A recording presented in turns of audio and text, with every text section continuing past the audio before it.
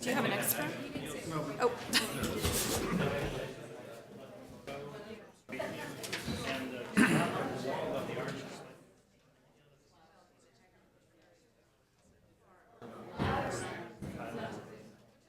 Thank you. Yeah, well, and I also fall under everything we can do is follow. Okay. Well, it's on your shelf.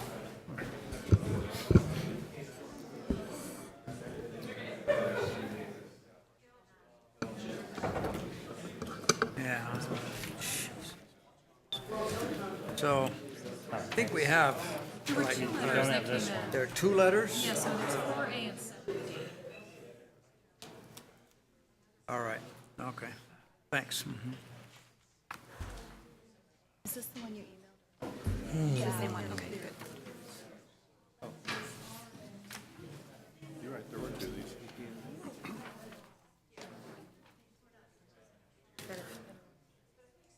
Still others. Here's another one. Stacy? And your kill switch is there.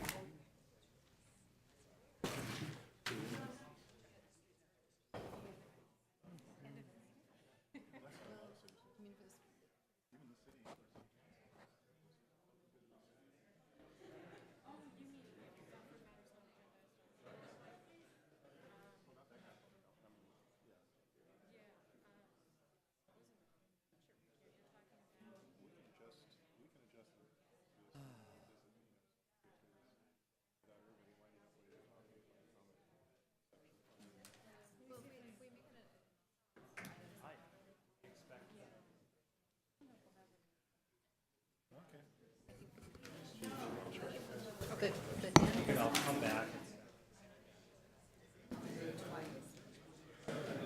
That was your bike and the engine of the fly.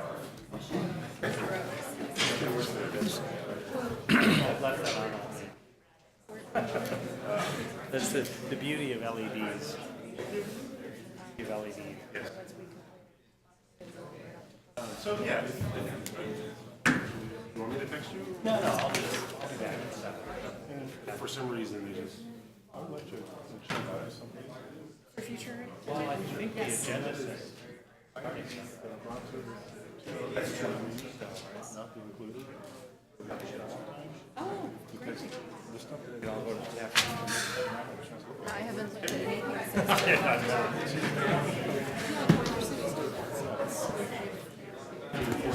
Good evening. I want to get that agenda. I'll add it to the January agenda. Okay. We'll go ahead and start the meeting. Please join us in saying the Pledge of Allegiance.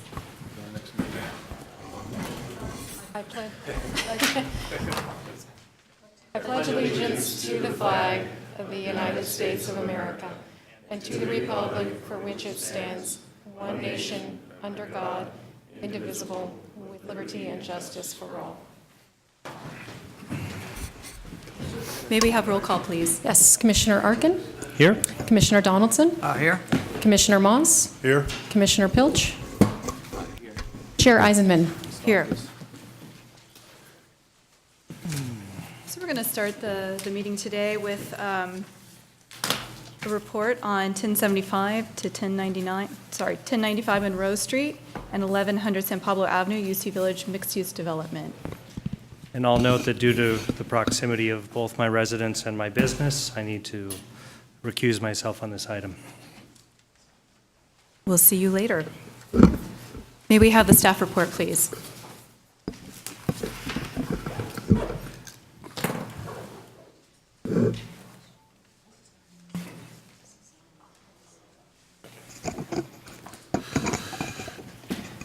Good evening, Commissioners. Thank you for, and members of the public, for adjusting your schedules this evening for a full agenda, and in particular to address some of the issues that came up at your last meeting regarding the UC Village project. In the interest of time, what I'd like to do is just start where we left off at the last meeting and review.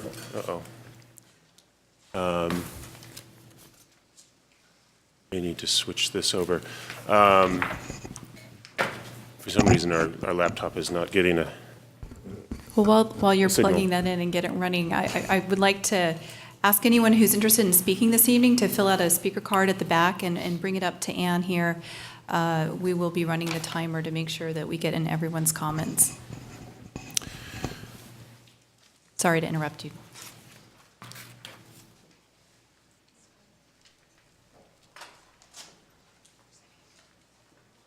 oops.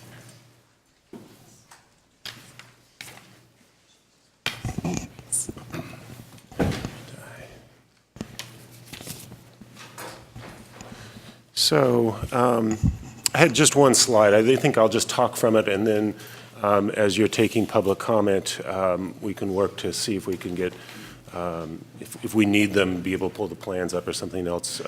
But I don't want to take the time at this moment to fool around with the computer. What I'd like to do is summarize the changes that we made to the various resolutions and associated conditions of approval. If you recall, there are 6 resolutions. Each project has 3 resolutions that involve both the tentative map and the design review for the proposed buildings. The tentative map establishes the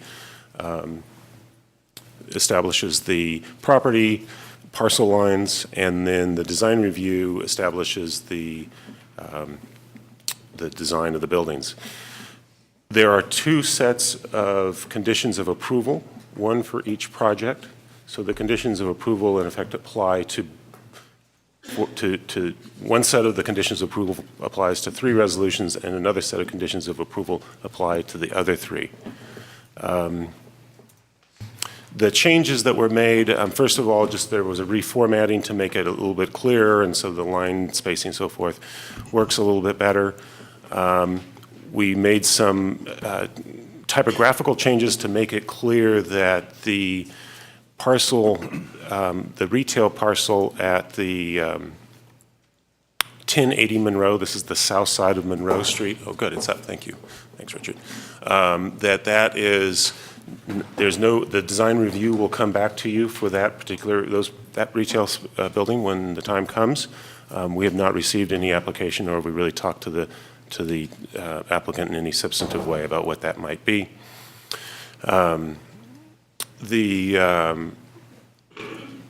We incorporated some additional findings regarding the public amenities that are required in order to, that were offered to the city in exchange for some adjustments to zoning standards in 2012, and so we incorporated some findings to make sure that those amenities are reflected in the approvals that are before you.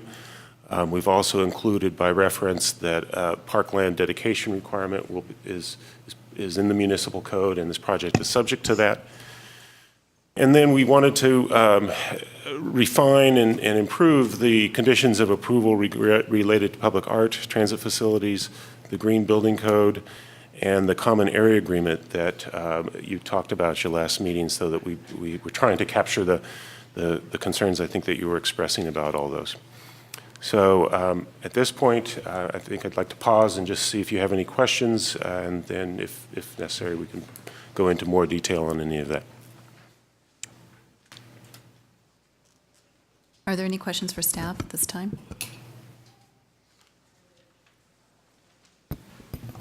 Let's see. Not at this time. Thank you. Okay. Any, We're ready to open the public hearing? So we should, were there any questions for staff at this time, No. based on Jeff's report? Okay, so we'll move to open it up to public hearing, and we'll call 3 names at a time. Yeah, And we're going to ask that you go ahead and queue here and be ready to step in so that we make sure that everyone gets heard this evening. Okay. The first 3 speakers are Ray Grabber, Zach Friedman, and Kingmin Lim.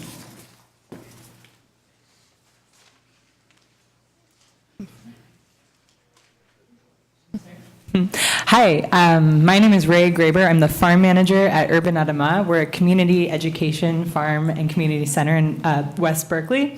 And I came to urge you to keep the gill tract agricultural land. I wanted to share a few things about our farm. We have seen over 20,000 visitors since we broke ground 2.5 years ago. And our farm has become a vibrant community education center where people come together from all sorts of different communities in the East Bay to share knowledge, to teach each other, to celebrate together, to discuss things. And it's become a really incredibly important space for community building in the Berkeley community. We've also given away over 26,000 pounds of food on our single acre. We grow on a little bit less than an acre. And our farm has become a really important place to increase food access in the East Bay, especially for the more vulnerable members of our community. And these two things, building strong community that crosses traditional community barriers and lines, and also increasing food access, I think are two of the most important things that we, as people who live in cities, can be thinking about as we move into the future. And also speaking from an agricultural perspective, farmland is extremely rare to come across in cities and is extremely important to preserve as farmland. Once we develop farmland, it will take hundreds of years to get back to being a rich place where we can grow. And the gill tract has never been developed before, and it's extremely, to me, it's extremely crucial to keep it as farmland, to improve our access to food in our cities, to teach people the importance of healthy food and how to grow it, and to have spaces where people can learn from each other, can grow food together, and we can be building stronger, healthier, resilient communities. Thank you. Thank you.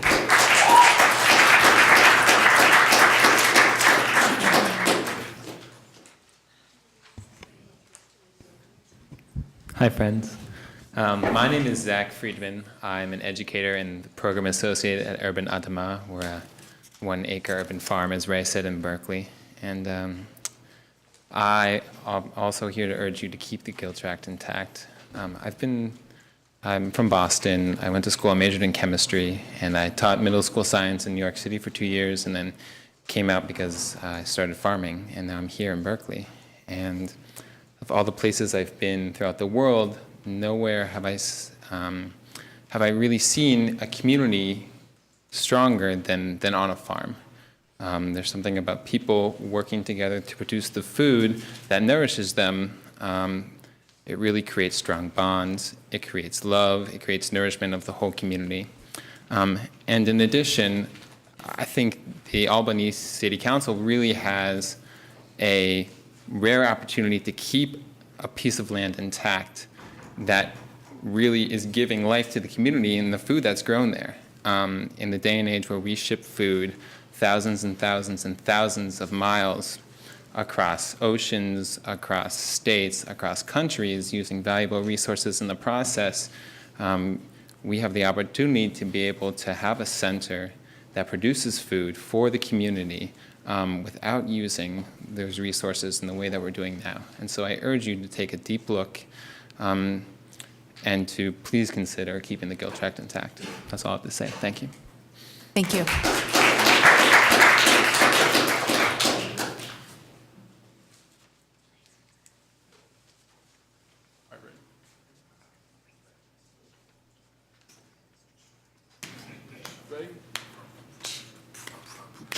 There's something going on in the world today with monoculture crops and pesticide sprays, polluted water and eroded soil, food traveling far needed to burn more oil. Some might call it a conspiracy by industrial agriculture companies overwhelmed by their insatiable greed in a profit-maximizing economy. But if you ask me, I say it's insane to destroy the earth for your capital gain, to deplete the land, to get our food here on the supermarket shelves any time of year. Okay,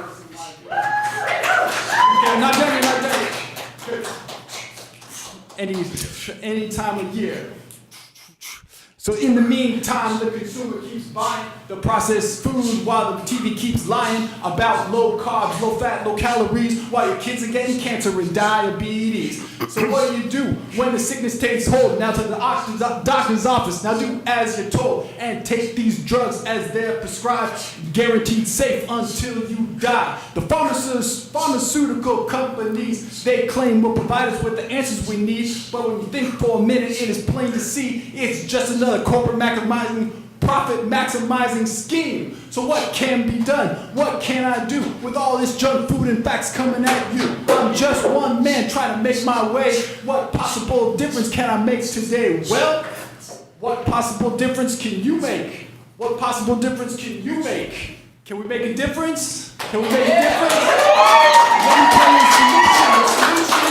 the solution to this problem is quite clear. We gotta start growing our food right here and get back in touch with the land. Let me mend your guilt track with these two hands. Thank you.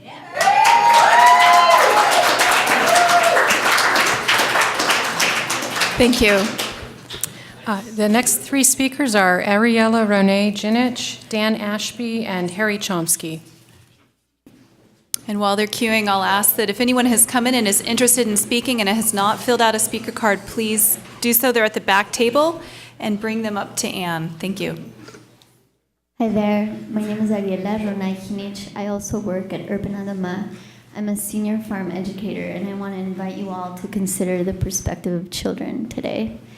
If you can imagine what it's like to be a 5, 6, 7, or 8-year-old growing up in the East Bay. Maybe you ride the bus to school or you ride your bike, and there's cars you need to watch out for, rules you have to watch out for. You spend your day, maybe your recess has been cut because schools are cutting recess nowadays. There's barely much time for you to feel your power as a child, to make something real. And when you walk on a farm and you make your own bread from scratch, or you get to touch an animal and see it look into your eyes and know that you're also there. Children are very different people when they're in green spaces where they can follow their curiosity, where they can feel their power in their breathing bodies. And there's not a lot of spaces in our city for children to feel that, to feel safe, to feel curious, and to feel passionate. I want to urge you to consider that this land is a place where children can grow and can develop as healthy people. There is so much research coming out right now. Richard Louv, nature deficit disorder research, that tells us that children's symptoms of anxiety, depression, and obesity are all tied to the lack of time and unstructured play as well as interaction with nature. So please, for our children, I urge you to keep the guilt tract intact. Thank you. Thank you.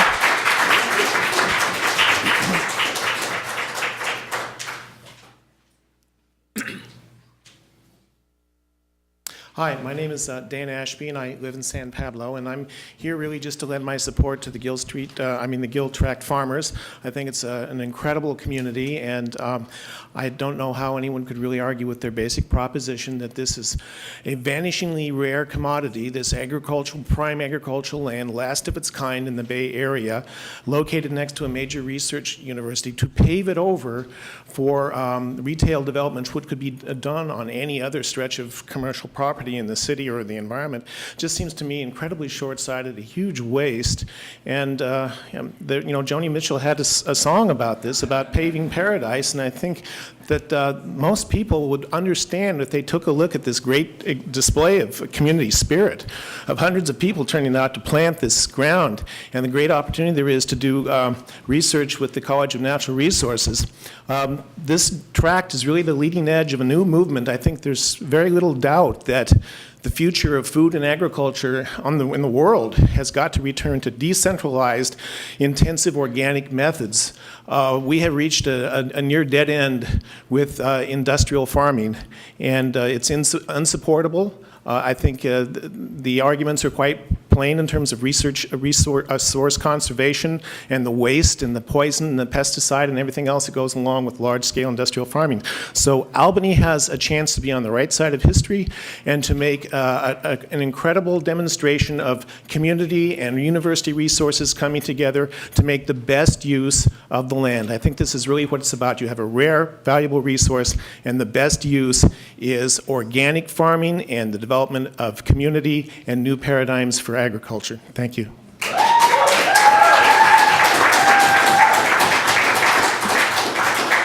Thank you. Hi, I'm Harry Chomsky. I'm speaking for Albany Strollers and Rollers. I want to thank the Commission and the city staff and the developers for all of their very collaborative and productive work in trying to make this the most alternative transit-friendly development it could possibly be, and we're very pleased with the results, and our group supports the project on that basis. And we did find one small point in one of the documents tonight that we wanted to bring to your attention. On page, let's see, the conditions of approval SP30 on page 9, where it discusses the possible implementations of the pedestrian and bicycle crossing of San Pablo at Dartmouth Street. We've talked about our preference for a hawk signal there, and the hawk signal is listed as option number 1. The other 3 options are much less desirable for us, sort of in decreasing order, to the point where option 4 seems like it would not really provide much safety for a crossing at all. And we're pleased that the maps that have been submitted show the hawk signal. It would be great if the language of the conditions of approval could be updated to reflect that as well. And we know that that's subject to Caltrans approval. So one suggestion for the language there is where it says the applicant shall implement one of the following 4 improvements. It could say shall propose the first of the following 4 improvements. And then at the end, add a sentence. If Caltrans does not approve this option, the applicant shall proceed in order proposing the other options. So I hope you'll consider. Hold on one second. I want to make sure that Jeff, I think he's writing as fast as he can. This was sent in email also, so you may find it there. I wasn't able to print it out, unfortunately. We have it in writing. Okay, great. Thank you. Thank you. Thank you. Okay, the next 3 speakers are Todd Abbott, Hank Herrera, and Ed Fields. Good evening. Todd Abbott, Albany Chamber of Commerce, Albany resident, Albany business owner. My father was a farmer. My grandfather was a farmer. My family's farmed corn, farmed cotton. I'm a farmer too. We farm a community. It's a business community. We have small businesses. We try to help. We try to nurture them, try to grow them. There's a community there now. There's a community there that needs help. The community is the business community on that stretch of San Pablo. It really could use an anchor store to bring more traffic, more nourishment to their community. A farm would kill that community. I've been around farms. I know a lot of farms. They're not sightly most of the time. They're not particularly pleasant to smell most of the time. And that's not what you want to have your store from across the street. So I just want to put that out there, say that there's a community there now, and you want to kill that community. Who can make that choice? Finally, I want to make the point that at this point, delay is denial. We need to act tonight. I think you know this, that it's gone on too long. If you're going to delay, just deny the thing and let's move on. But we got to move forward. Thank you.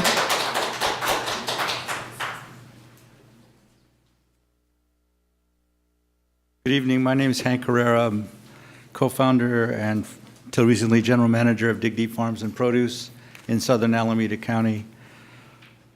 And I work on food justice issues, ensuring that people in neighborhoods that don't have access to fresh, healthy, affordable food get such access. And I just want to make the point that there are alternative ways of analyzing highest and best use of a piece of land.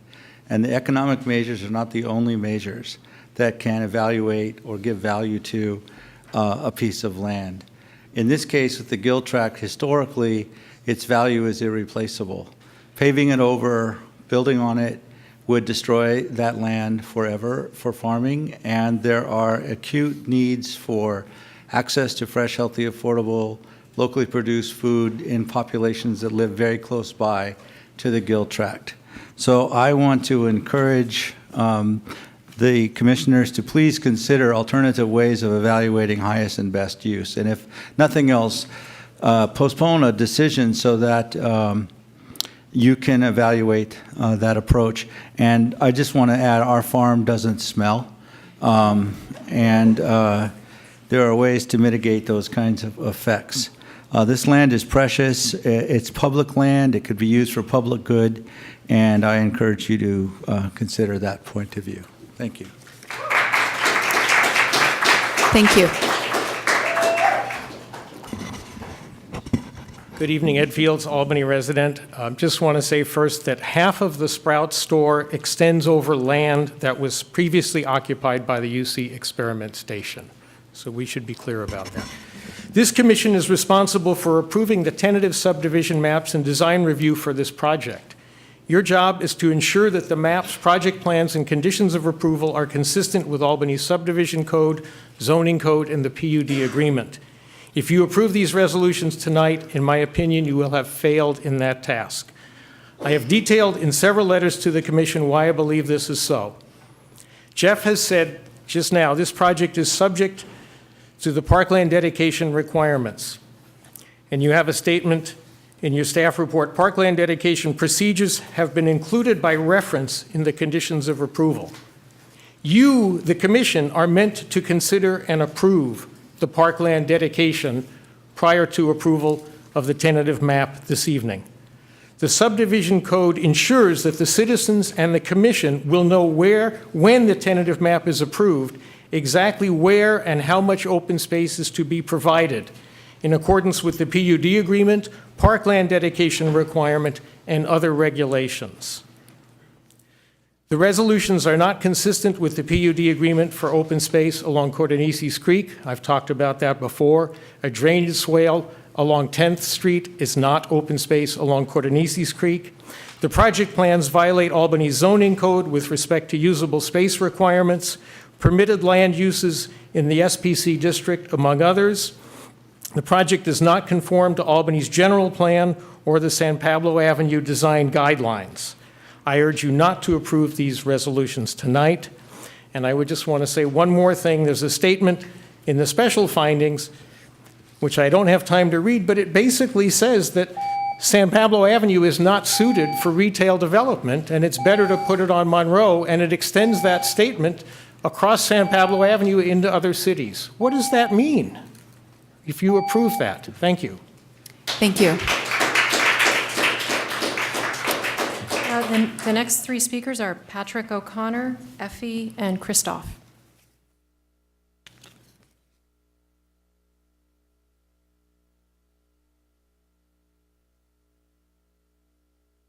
Hi, my name is Patrick. I work in urban farming at Dignity Farm, and the director of the Bay Area Seed Interchange Library at the Berkeley Ecology Center. A project which was started at the Berkeley Gill Tract by DeKalb agroecology students. So that's my connection with the land here. I'm just here to urge you not to develop the land for real estate. Agricultural land is really rare. It's created on geological timescale.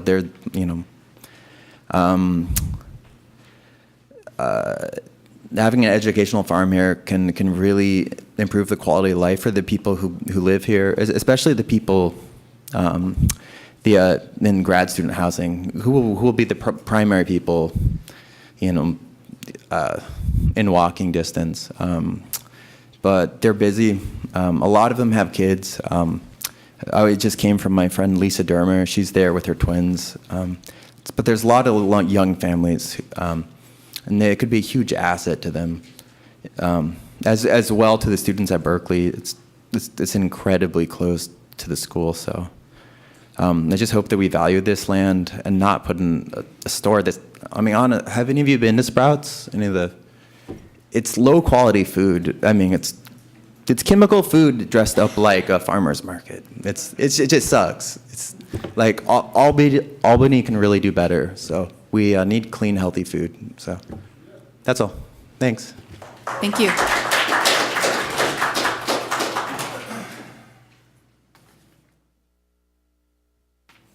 My name is Christoph. I just want to draw your attention to something you may not be paying attention to, which is Jeff Bond's employment history. Jeff Bond is a former employee of Capital Projects at the UC. Capital Projects is, of course, responsible for the development project that you have before you. That seems to me to be a clear conflict of interest. There's a set of interests that you need to keep in mind, I think, as citizens of California, just like myself, which is that that land over there belongs to all of us here. It's public land. It's not private land. This is really different than the usual thing that you consider. This is public land that belongs to everybody in California.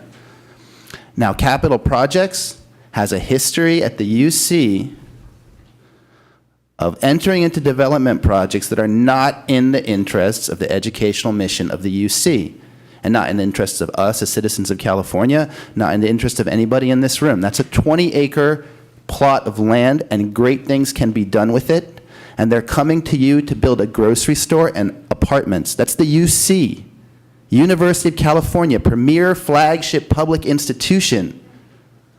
And they're going to throw that land away to build a supermarket, to build stuff you can build in any empty lot. And this man is coming to you from the same place, Capital Projects, that got us into the stadium debacle, $400 million in the hole. Guess what's on the line to pay off that debt that Capital Projects earned the taxpayers in California? Student tuition. Our tuition is going to pay off that stadium before those debtors are first in line for our tuition money now, thanks to Capital Projects. And here you have a snake in the grass, slides right over. It's a revolving door, very similar to how Monsanto does it. You build, you make a GMO product, then you move your people, slide them right into the FDA, and they approve it.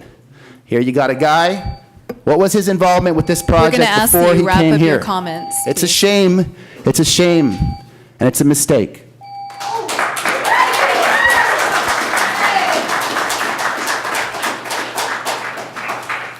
Hi, my name is Effie Rawlings. I'm a community gardener in South Berkeley and a graduate of UC Berkeley. I went to a meeting there earlier today with some faculty and some graduate students and some community members who are working really, really hard to build a coalition between community members and faculty and folks at the UC to create something on the north side of the Gill Tract that is honoring of the mission of the university and the potential of that land.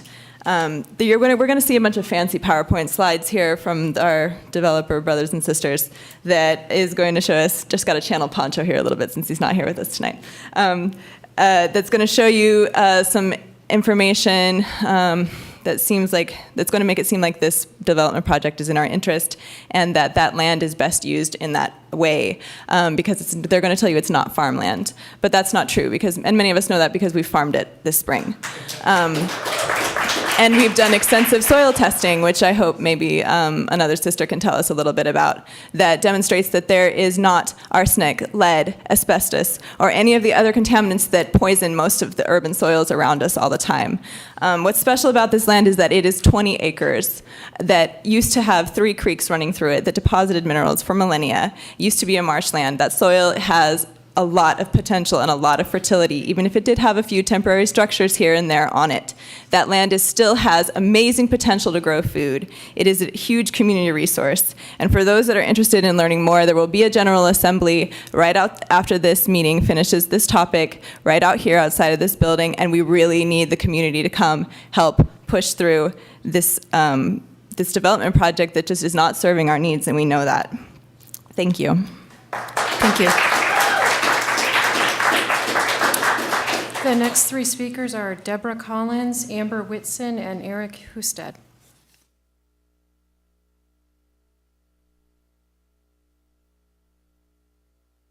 Good evening. I'm Deborah Collins. I'm one of the attorneys representing the Albany Housing Advocates. and Amber Whitson and Betty Stevenson in a housing element lawsuit against the city of Albany. We're here tonight to ask the city to, or the commissioners to not approve these resolutions on the basis that the city doesn't have an adequate general plan. You don't have an adequate general plan because you don't have an adequate housing element. Because state law requires you to make findings of consistency, including, in fact, it's listed in each of the resolutions that you're making a finding of consistency with your general plan. That approval would be void as a matter of law if the general plan is inadequate. You have to have a housing element. The housing element has to comply with state law. Any land use actions, including the approval of tentative maps, cannot be found consistent with an inadequate general plan. It would be per se inconsistent. So we would ask you to postpone this approval. This site is one of the sites that's listed in your draft general plan as the largest vacant site in the city that could accommodate affordable housing. You have needs for 553 residents in need of housing that the state has assigned to the city, and you don't have any place to put the housing. So this is premature to approve this as a senior-only residential upscale development with a grocery store. Thank you. Thank you.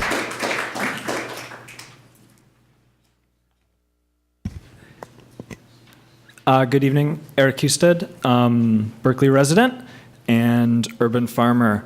Like some other folks in the audience tonight that I've heard speak, I come from a farming family. My family is currently in the process of applying for a century farm status in Michigan. That means farmland that's been held by my family for over 100 years. So I think I know something about the value of farmland. But don't listen to me. Listen to these think tanks. All of these facts that I cite, I can provide references to from studies about the effect that urban agriculture can have on local economies. An average family participating in a community garden program can grow between $500 and $2,000 worth of produce per family per year. For every $1 invested in a community garden plot, $6 of produce comes out of it nationally.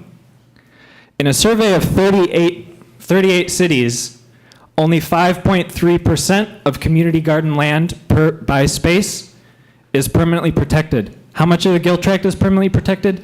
0%.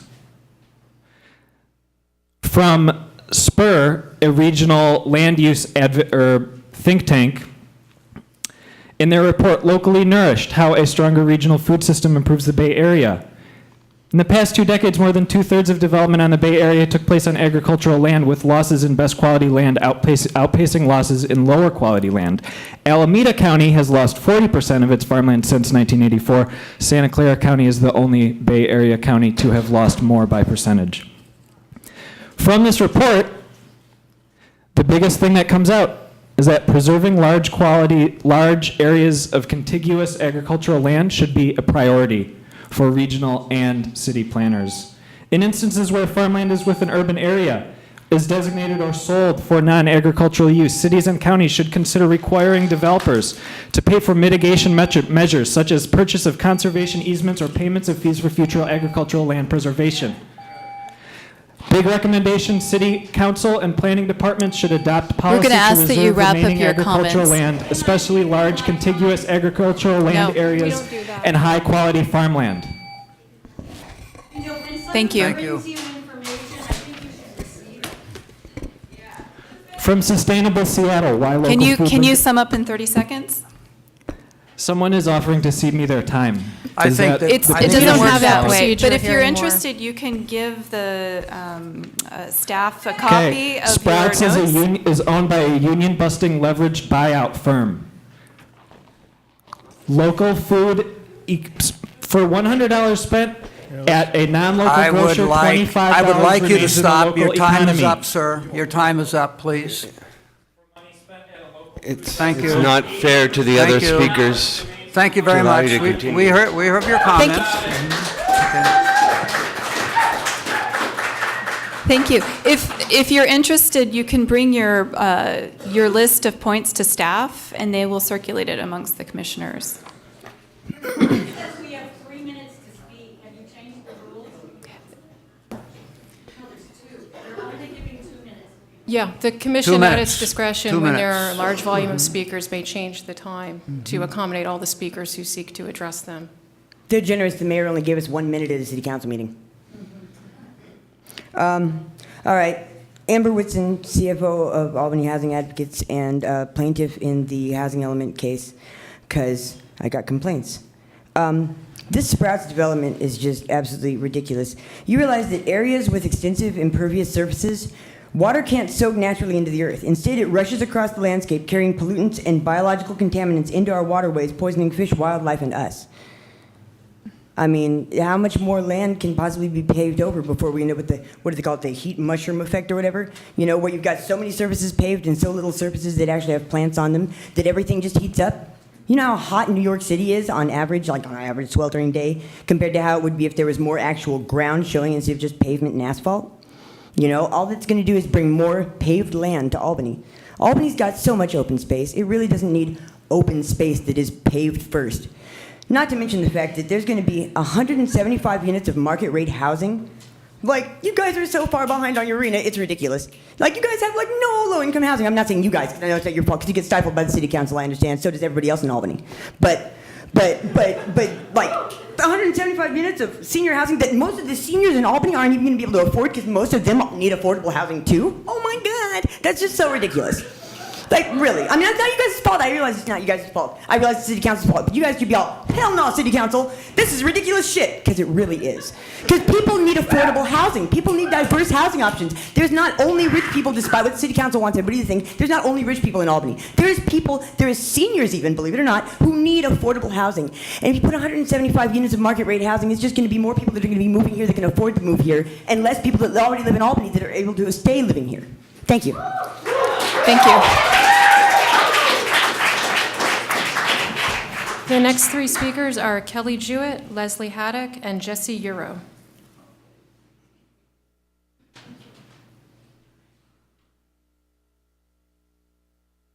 And how many more speaker cards do we have? 3. Okay. Kelly Jewett, recent UC Berkeley graduate, community gardener, urban farmer, and scientist. And I would like to address the commission the use of this land in mitigating climate change. It's a pretty cold winter, guys. We don't have many winters this cold. Things are changing. And farms and green space, the 100 trees that are going to be cut down by this development, those are all things that mitigate global warming and climate change. Agroecological studies have shown that urban farms, cities that have urban farms in them, as Amber was just saying, are on average about 10 degrees cooler. So we're dealing with, some pretty unmitigated global-wide average temperature increases. Don't you think you want your city to be part of the mitigation of that problem as opposed to adding to that problem? And a direct way to mitigate that would be, one, not increasing the amount of asphalt and pavement, to not cutting down the 100 trees that are planned to be cut down in this development, many which are rare and very old, large, and do a good job at creating a lot of clean oxygen for all of us to breathe here. I'm sure all of you know that the elementary school across the street from the Gill Tract has one of the highest rates of juvenile and youth asthma in the United States. So we should be thinking about giving our kids some clean air as opposed to more exhaust from a parking lot, as well as, farmland. It grows food, it grows healthy food, and also the act of growing more plants decreases the temperature of the air around it. So yeah, consider that, please. This is a different world that we're moving into. Let's leave it better for our kids, not worse. Wait.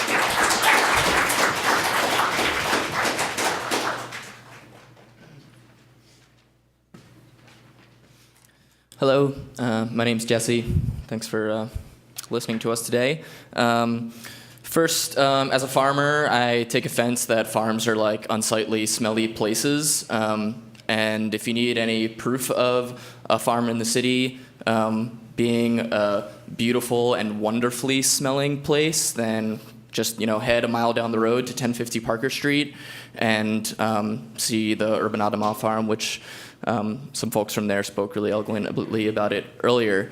I'm here to urge you to keep the Gill Tract as agricultural land and not pave it over with concrete. I'm sure there's reasons why from the perspective of certain people who would benefit the most from the type of development that's being offered, like why this is a good idea. But, it's pretty like status quo, business as usual type of development, and y'all can be the ones who approve that, and you'll be, mostly forgotten as the bureaucrats who approved this project. Some folks in the room might remember you as, the people, they're enemies from way back in the day. Or you have another choice, and that can be to support the creative, brilliant, capable people who have been volunteering their time and energy to create something really, really amazing and valuable in that space. And so, you can be celebrated as the people who supported that kind of visionary work that's being done. And so, that's your choice. And I say, less concrete and more carrots in the ground.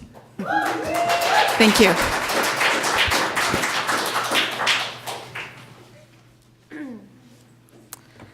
Hi, I'm Leslie Haddock. I'm a UC Berkeley student. And I wanted to address basically the same point that the previous speaker made, which is that we really are, as a society and this city in particular, at a crossroads right now where we can decide to continue paving over land and continue developing land, or we can build community assets. The Gill Tract is a community asset. Originally 104 acres has been cut down to 20 acres, and that's all we have left. There have been people from this community, farmers, UC Berkeley students, Albany residents who've been coming to you for 15 years, fighting to preserve that land for farming. And right now, the choice is today, right? I mean, you guys are here to talk about paving over a large portion of this land. And at the same time, building housing for people that estimates are $5,000 a month for rent, when at $10,000 a month for rent, when at the same time you're going forward with an eviction of over 60 people down at the Albany Bulb who have no other place to go. We're talking about the community that already exists in this area. Those are people we need to be talking about. We need to be talking about the kids at Ocean View who, as Kelly pointed out, are exposed to toxins from exhaust. The kids that came from Ocean View over to our farm when we were farming 2 years ago in 2012, they actually got to participate in the production of food. I saw a little girl trying to go take care of her strawberry bushes after the cops had sealed off the north side of the Gill Tract in tears, because because it was the first time that she'd had a chance to grow food.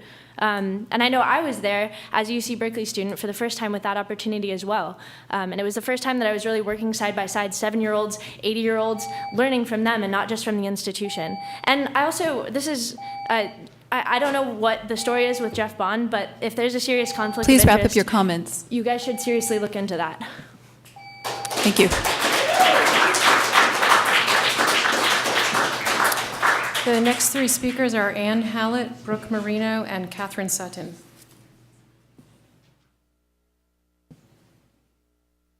Hi, I'm Annie Hallett, and I guess I'd like to speak for the 98% of the Americans that are being left out of a lot of these decisions.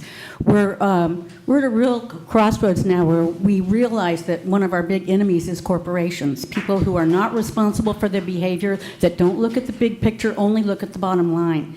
And our university, our treasured university, which is why we're all here, right? Because we're a smart group of people and we enjoy having intelligent conversations about things. The big thing we're looking at right now, the elephant on the tract, is corporate and business mind and greed, which will destroy everything in the name of the bottom line and profit. And this sweet little town, you call yourselves an urban village, has the power to stand up to the people that have taken over the board of directors of university and are now running it like a business. It's a disaster. I'm an alumni myself, and I'm very proud that this is the next wave. These are our next leaders. And we need to learn from them, all of you.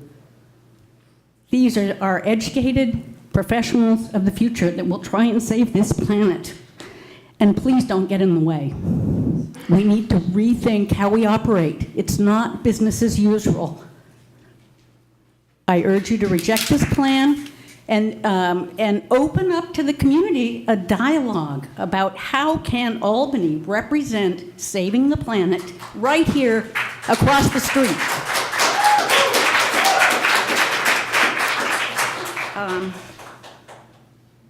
See if there's anything else. Yeah, I think besides corporatization, the privatization, taking property from the general public, which our parents paid for, inherited, we're having the same problem in Berkeley at the post office. It's up for sale. Our post office, somebody wants to make a big pile of money, and it's Dianne Feinstein's husband. It's a very sick swamp in the corporate world. Please stop it. Thank you.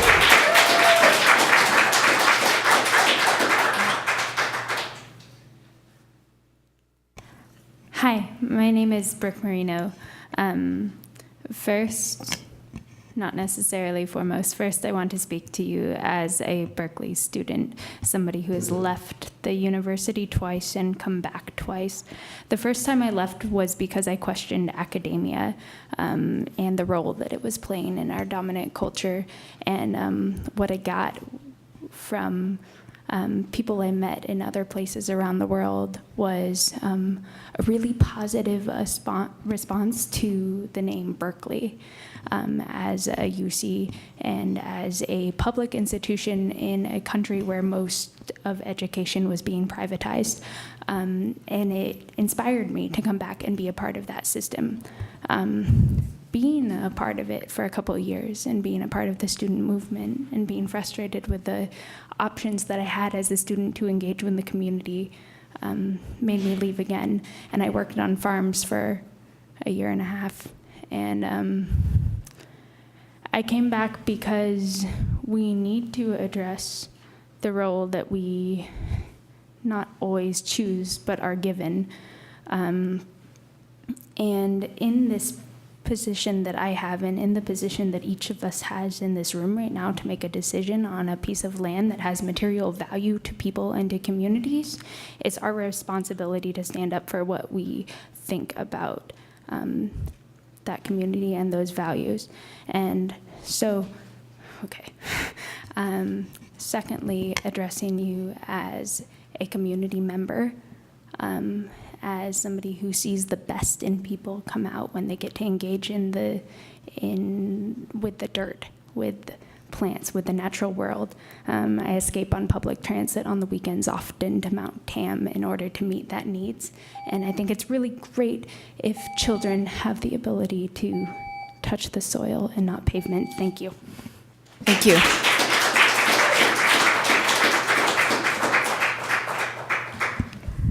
Hi, I'm Catherine Sutton, Albany resident.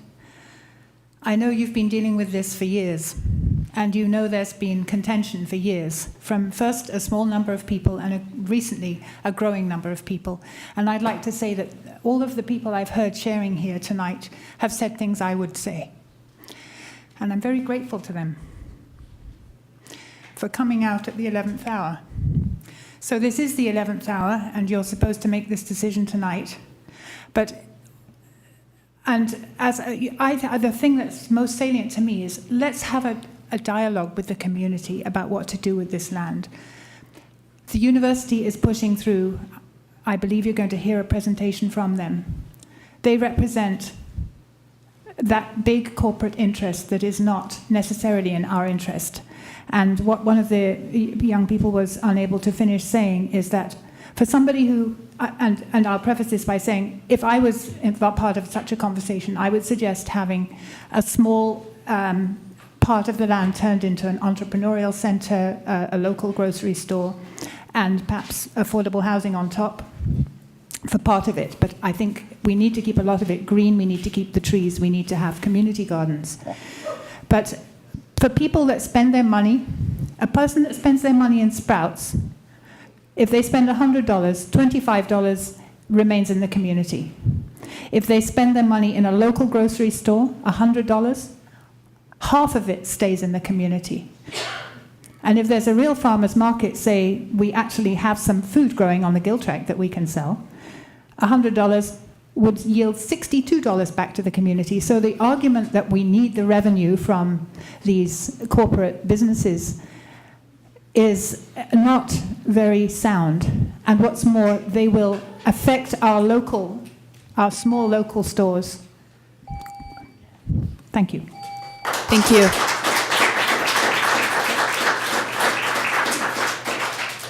The next three speakers are Maureen Crowley, Alan Eckert, and Clay Larson.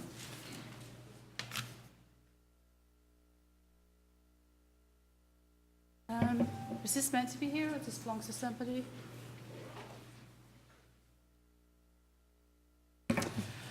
I presume you have all my previous speeches about trees, so I won't repeat what I've already said.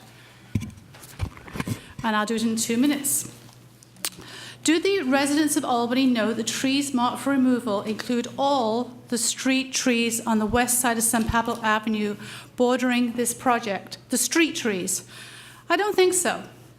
Some trees are not labeled at all. For example, there are trees near Monroe that should not be destroyed as they are outside the Sprouts development area. Am I to assume they are safe? How are you going to protect them? Where is this in writing? At the last meeting, I asked you to look into an unmarked California native tree. I cannot pronounce his Latin name, but it's a California black walnut. It's situated at the corner of the chain link fence you put up a few months ago. It'll be very close to the Sprouts parking lots and their proposed 15-gallon, 6-feet maple sticks. How are you going to protect it? The number 14 Tilia is within the 20-feet designated Village Creek zone. It's in good health, recommended for preserving. So why is it on the list to be destroyed? It doesn't cost you anything to leave this tree alone, nothing. The oaks. The oak is California's state tree, and we are morally bound to do our best to preserve these magnificent trees. You appear to be in agreement with the city's arborists as regards saving number 35, 41, and 43. Coincidentally, the smallest diameter trees of 3 inches, 2 inches, and 7.5 inches, thus the cheapest to transplant. But what about the additional cork oaks, number 40, number 60, number 62? They are all described in good condition. Their only crime is being in the way of the Sprouts development. Why can't you preserve them too? There's plenty of space on the west perimeter of the Sprouts parking lot. The city arborists also suggested number 31, 37, and 53 are well worth saving and suggested in a triangle. Why not? The Zelkovia, the fern pine, and the Americana, the elm, that your own arborist said was the best specimen I've ever seen and a very healthy specimen for the American elm. I'd like to keep going. I have some read-my outlets for you. In most areas of California, these would be considered heritage trees based on size, beauty, and rarity. The Deodar cedars. Tony W., the city's arborist. Maureen, could you please wrap up your comments Maureen, you're reading in 30 from seconds? the material you've already given us. We have it. We have that. I think that the time is up. We have what you have. Then could somebody read the rest of my speech for me then? We have it right here. You've submitted it to The us. public have not heard my speech. Your time is up. I think that you should sit down. I will assign the rest of my speech to somebody else. I think you're done. But I am going to say one thing. Thank you.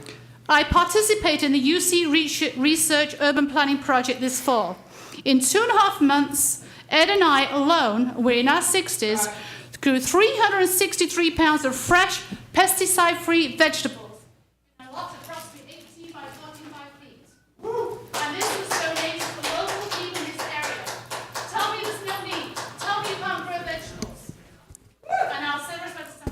Thank you.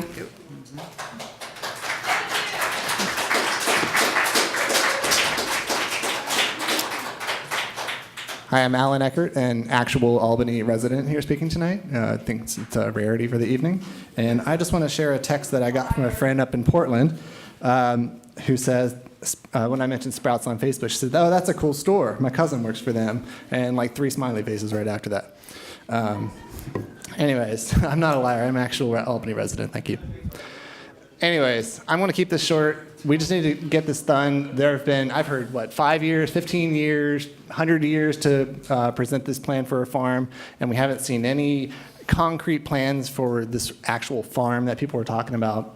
There haven't been anything beyond putting something there. Please, could you be respectful of the speaker? There are these ideals which sound great when you're talking about them, but when you actually start looking into it, a farm there, and I want to echo what Todd Abbott was talking about tonight, it doesn't help the businesses that are in that area. It really needs an upkeep, and this is our southern gateway into Albany, and it really needs to not just show one plot of land, but it needs to think of the entire community and the surrounding businesses, the surrounding people that live there and that would be able to go there. And I would enthusiastically shop at Sprouts and just come right down and hopefully cross over the new intersection interchange in that area on my bike and really enjoy the trip there and back. And I would also be interested in one of the bike carrier plans if that ever comes into fruition one day. Thank you. Thank you.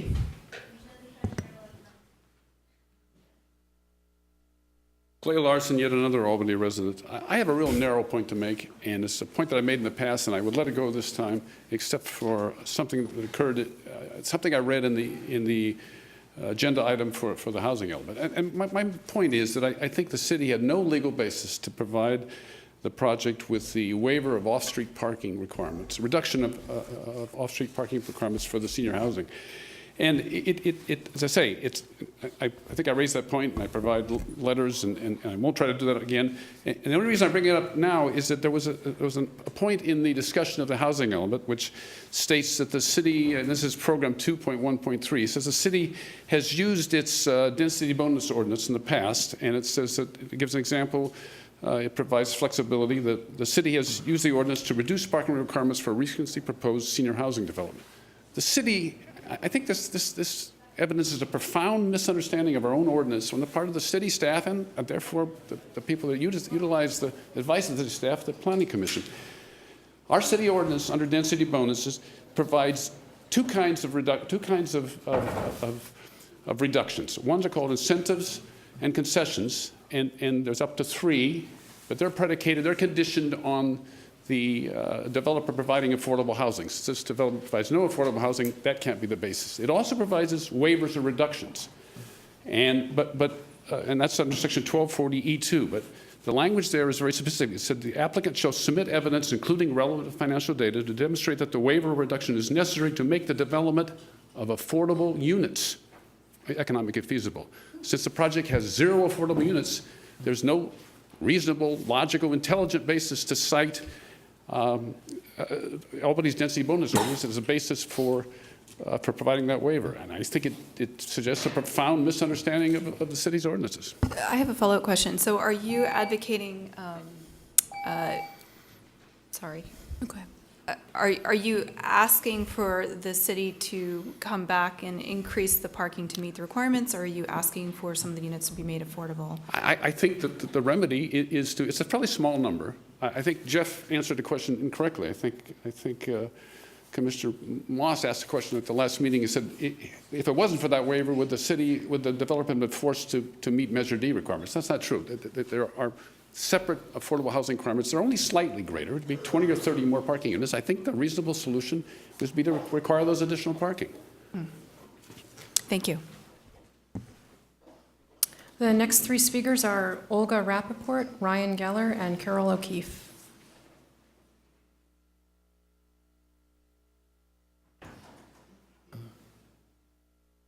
And if anyone has recently joined us, please, and you're interested in speaking, fill out a speaker card in the back and bring it up to Ann.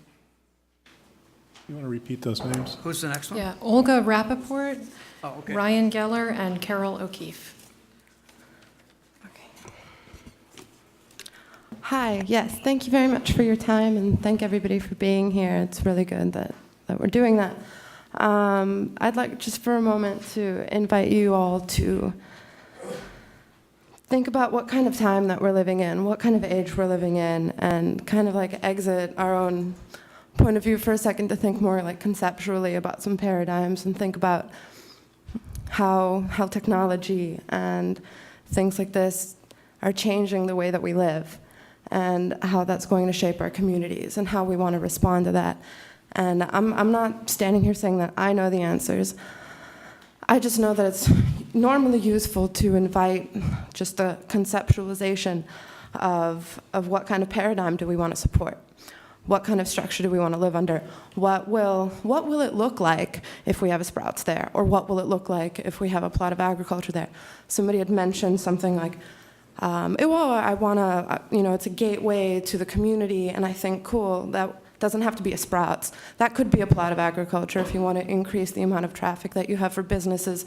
I imagine a place that attracts an entire spectrum of residents from ages toddler to elderly would also increase foot traffic and be very good for businesses. I'm inviting you to consider short-form options and long-term options. Short-form options, I mean, you have a parking lot, a business, revenue generation, blah, blah, blah, that sounds great. Long-form options, you have to consider what kind of city we want to live in, what kind of community we want to have, and what it's going to look like after, all the money's been spent on the resources and on labor to do all of these things, and how that's going to affect the way people interact with their lives, with their food, with their reality. This is a mecca for food already. How do we want to represent that? Is a Sprouts a good representation of that? Because I'm pretty sure this area has a really fantastic spectrum of farmers markets that are accessible to a lot of people, and I'm pretty sure that the community represents an interest in expanding that and not contracting it. What kind of steps would we have to make that happen? What kind of steps are we making? Thank you for this dialogue. Thank you. Hi, I'm Carol O'Keefe, another real live Albany resident who's actually attended many of these meetings and read a lot of the materials and can tell things that are accurate and not accurate in what you've heard here tonight. So I support the staff recommendation. I'm thinking particularly of the benefits to Albany because a development like this is part of the City of Albany's Climate Action Plan, and it will also bring substantial economic benefits to the city. And as a senior, I could afford to live there if I wished. And I would suspect, based on patch articles and conversations I've had, that the great majority of Albany residents are very eager for this to happen. So I encourage you to take action tonight in support of this project and in accordance with the staff recommendation. Thank you. Thank you. The next three speakers are Ellen Davis Zapata, Peggy McQuaid, and, go ahead. I didn't mean to interrupt you. You can go ahead and read those. No, go ahead. It's your time.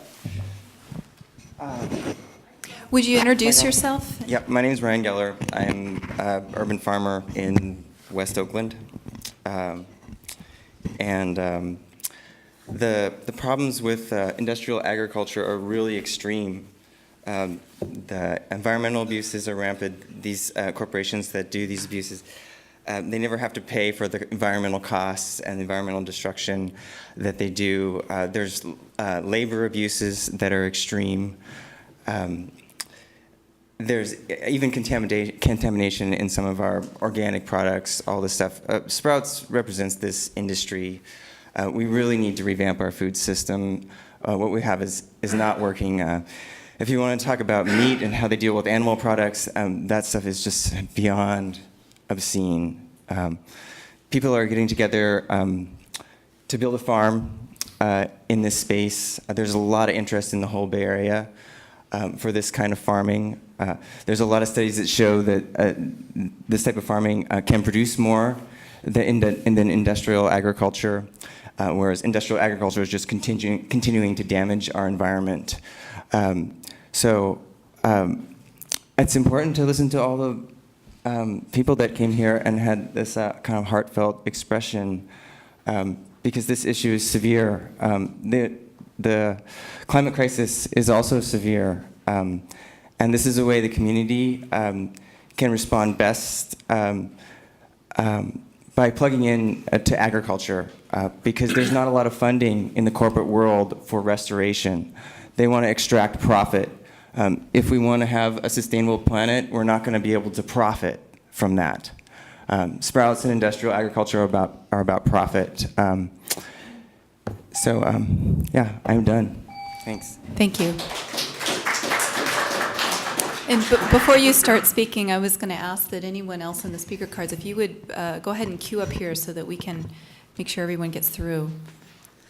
My name is Ellen Davis Zapata, and I'm a resident of Albany, and I have been since 1965. And I think that's an important point here, because there are a few of us who have spoken who are actually from Albany and are going to be here, have been here, and will be here, we hope, in the future. Now, I moved here in 1965 with some little tiny kids, and those kids are now, some of them live here, some don't. And I speak for people that I've been active with in this town for many years, and lots of people have, and they want to stay here.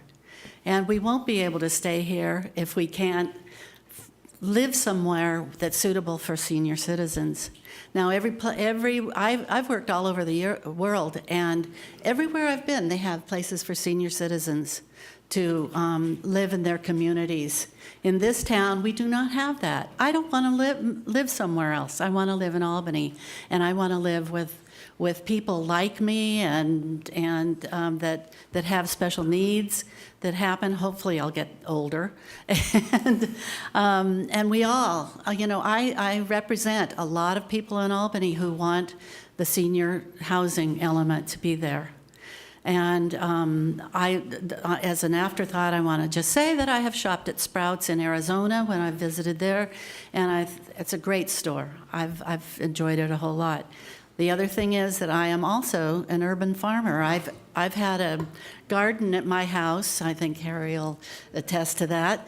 And I live in an apartment now, and my neighbors and I have taken crappy ground and made it into a garden in our apartment house. And I think we all can do that in our homes. And so I support the project. Thank you. Thank you. Good evening, Commission. Peggy McQuaid, another real-life Albany resident for more years than you care to know. I'd like to thank the staff, especially Jeff and Ann, for all your hard work over far too many years, and the Commission for all of the time that you've spent on this project. And as you consider this project, I want you to consider the parcels of land that we're talking about, and not the parcels of land that are adjacent, that are close, that have different uses. We need to focus on the part of this property on Monroe and on San Pablo. I encourage you to approve this tonight. It's time. On your agenda, it's listed as old business. This is really, really, really old business, and it needs to be finished business. You've heard over and over the value spoken to you by various Albany residents, the value of the property, the revitalization, the public art, the boost to the economy, a store in town with good food, a revitalization of this area that's underutilized. So I really encourage you tonight, approve this, and let's move on. Thank you. Thank you. The next speaker was Joe Seller?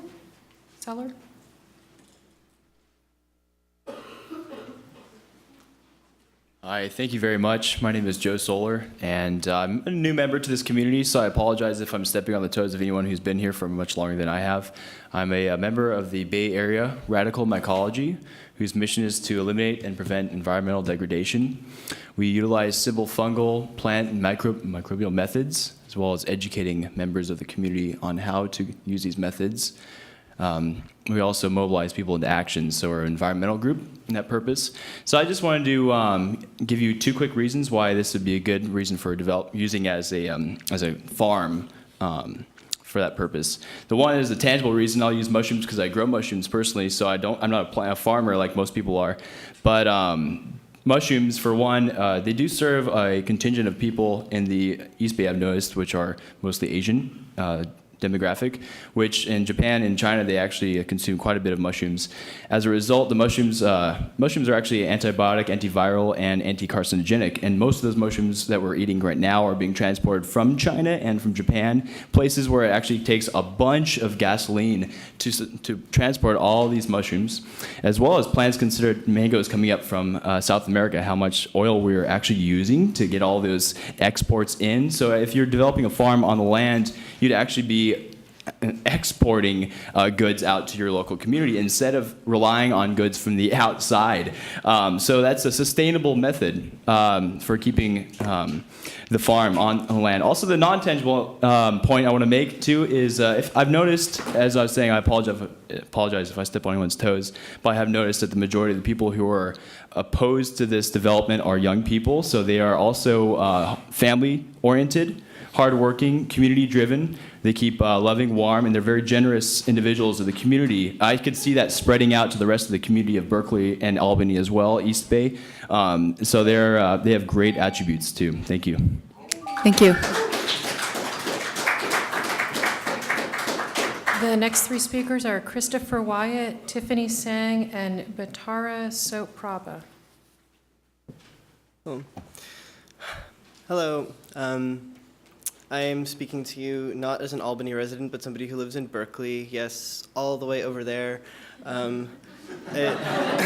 it turns out... What's your name? My name is Christopher Wyatt. This land and the future of this land concerns more than the people who just live right here. The existence of a Sprouts grocery store might not impact me very much where I am, but the existence of this land, either as wildland or as farmland, is definitely relevant to me. And to people in a much larger region than just the Berkeley-Albany area. I think that this issue is a really prime example of the way that rhetoric and symbolism is really detached from material reality when we're talking especially about environmental and ecological issues. The thought that a grocery store, no matter how well certified in environmental building practices is not a more green, does not have a more ecologically sane footprint than a piece of wild land or a farm. It's absurd to think so, and I notice this happening everywhere. That it's just a total contradiction. This land, in and of itself, is kind of unspectacular. There are some trees. There's a creek that runs through it. It's not the prettiest piece of land, but over the course of a couple of centuries, I mean, the land of the East Bay and the whole Bay Area metropolitan area was turned from land that looked like this into concrete and into lifeless surfaces that to the point that it's hard to find any spaces where we can actually come outside, come together, and try and create alternative economies. I'm not against human uses for land, human economics, and I think that the question is, what kind of an economy do we want to have? Thank you.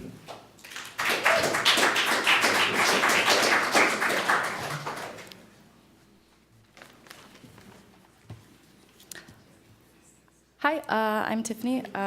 First off, I wanted to speak on behalf of Maureen, who didn't finish her statement, and she wanted to say how trees 82, 83, and 84 are candidates for transplanting, but now they've been tagged blue for relocation, and as stated earlier, reports recommended preserving Albany's street trees, but the street trees are now designated to be destroyed, and I guess we would like to question the accountability of that action. For myself, I wanted to talk about the Giltrakt Farm as a community asset. We've talked about how it's an asset in terms of food production. As you know, the soil is Class 1, and this is a rare commodity in the East Bay, and this is based not only on soil quality, but this characterization of agricultural soil and its potential is also location-specific. And you've heard testimony about the geological history of the land that makes this so. I also wanted to talk about the Gill Tract as an asset in terms of a place where people become activists. I think we can all agree here that society has become increasingly insular, and at least for myself, the Gill Tract has been a place where I learned to critically analyze social problems and how to articulate them. And I think I can speak for many people in this room when I say that the Gill Tract is a community asset not only for its agricultural value, but for this value also. And I think it's really important to learn how to be a part of a village of people that are accountable to each other. Through my experience at the Gill Tract, I have learned this, and I think this is a really great learning lab that is more than agricultural, but can teach people how to have a productive dialogue between institutions. Can you wrap up your thoughts, please? And popular voice. My last thought is that in this vein, the Gill Tract is a really compelling place where the community can learn to have power with each other rather than power against, which is the paradigm that's being set up here. Thanks. Thank you.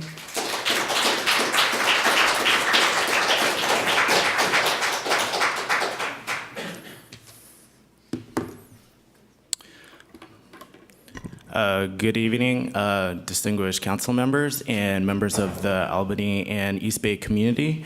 My name is Batara Suprabha. I'm speaking on behalf of East Bay communities and urban farmers. I'm actually a alumnus of UC Berkeley and currently a research assistant at UC Berkeley as researching on conservation and resource management. And I'd like to speak to you all tonight in regards to the Gill Tract as we know it. I like to take it back to the basics. I'm a human being, and so is everybody here. And so as a human being, we all have the right to attain basic needs. At the very minimum, food, water, and shelter. And so I don't know about you all, but my parents taught me that we should never waste food. And I can tell you that Sprouts grocery store, and any grocery store, has the tendency to waste a lot of food. And you can speak to many individuals who dumpster food from the grocery store's trash cans. And I can tell you that if we utilize the space as a community resource, we would not have a problem in wasting food, because there are many people outside of the borders that are suffering, and we try to donate as much money as we possibly can through those international aid funds. But how, instead of doing that, we can actually do it right here, right now, in the vicinity of the East Bay community. I'd like to segue into the space as a community resource in that I'd like to state the City of Albany's mission statement. I'd like to quote from their website. It says, "The City of Albany is dedicated to maintaining its small town ambience and responding to the needs of a diverse community." And in responding to that, I believe that if Albany really wishes to maintain that urban village by the bay, by adding a development like the Sprouts Market, it is actually going to be withering away and nullifying that mission statement. And if I like to lastly wrap up my statement, if, again, back to the website of the City of Albany, it tries to say that Albany residents enjoy a world-class entertainment, shopping, and all the benefits of living within one of the most interesting metropolitan regions in the world. I think that instead of having a grocery store such as Sprouts Market, by having a community resource such as the Gill Tract, where it utilizes the farm field school and other various ways to be a beacon of information and innovation for the food movement around the world, I think it would attract more people to the City of Albany. Thank you. Thank you.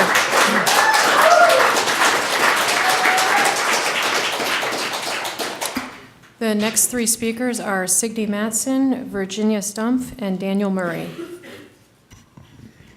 Signe Matson, Albany resident since 1970. That's about 43 years, so 5 years less than Ms. Zapata, but a reasonable amount of time to qualify as an actual Albany resident, I assume. I'm also a graduate of UC and a teacher for 30 years, and you know my face. I've been active trying to maintain the Gill Tract as agricultural resource for this community and beyond. I want to, say yes, I do support the comments of basically all of the people that have spoken to you in support of maintaining this place for sensible, useful community purposes.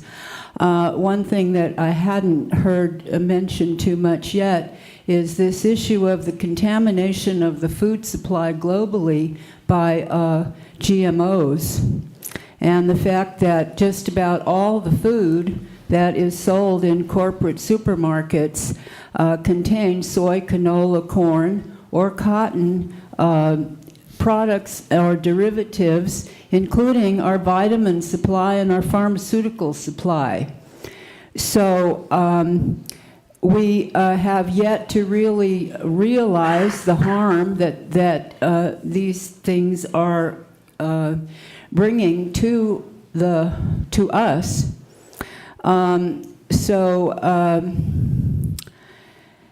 Institute for, well, anyway, I can't quote the resource now, the man that's done all this research. But beyond that, very few people have spoken about the problems with the senior living facility, which I've raised before. So, can you bullet point your thoughts? Well, about the senior living facility, I've raised the issue about no windows that open and a reliance on 24/7 air conditioning, and what are they going to do when the power supply goes off for a few days. Of course, they're going to be serving this GMO-contaminated food to the old folks and the pharmaceuticals and vitamins. So thank you very much for listening. And thank you. If you guys could step up, you'd have a lot of gratitude from a lot of people. Thank you.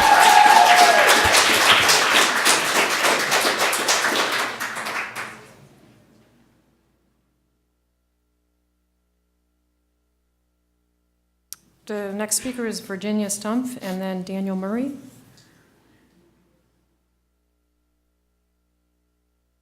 Go ahead.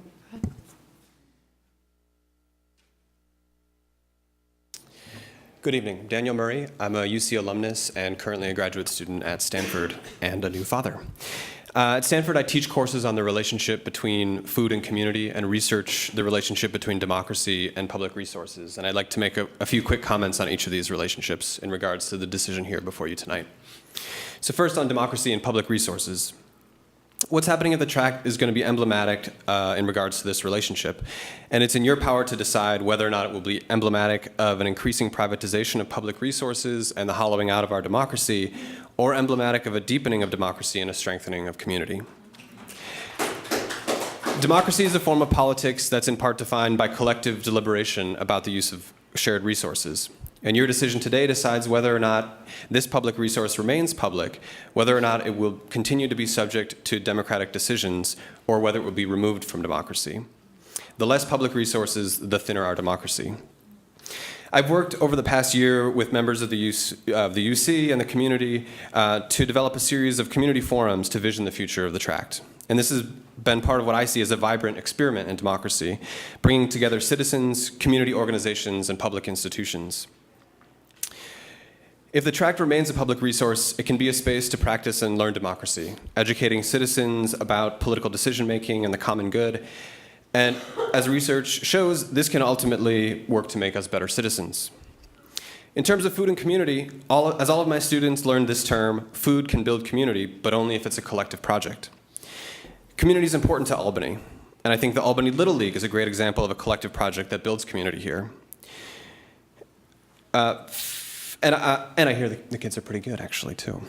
The track can be this, too, strengthening the bonds that already exist and building new connections. Shopping at Sprouts, we may say hello to one another, but will not build the kind of community that working together on a project like the Little League or the farm can be.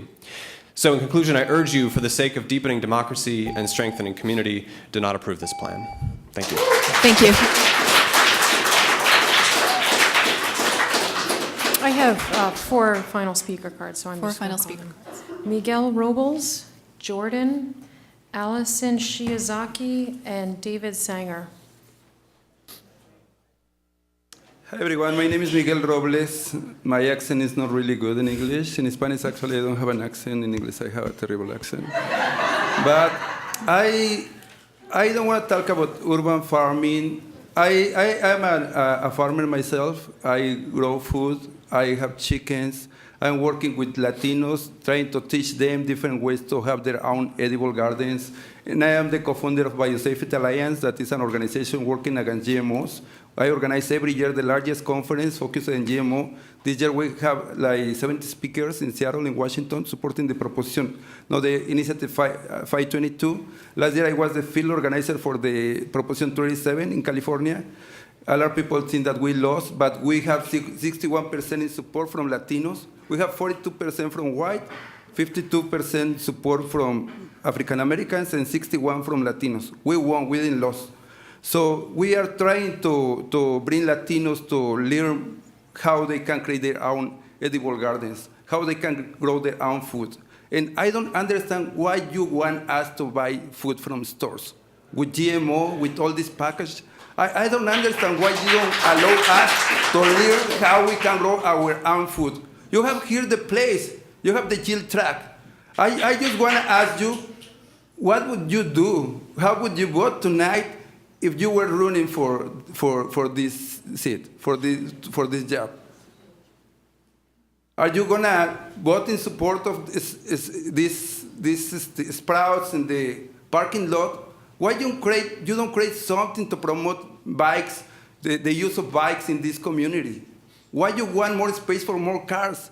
Every time I pass by this intersection, I get crazy with all these cars running around, and you want more parking lots? Why? Are we going to be part of the problem, or we want to be the solution? And I really want to ask you, personally, as an individual, as citizens, what would you do if this was your electoral campaign? What would you tell people? That are you going to open a store here, or are you going to keep the yield track? They are your voters. What are you going to tell them? That you're going to give preference to a corporation, or you're going to give preference to the public, to the community? I just want you to think before you vote tonight. Thank you. As if you are running your campaign today. Thank you.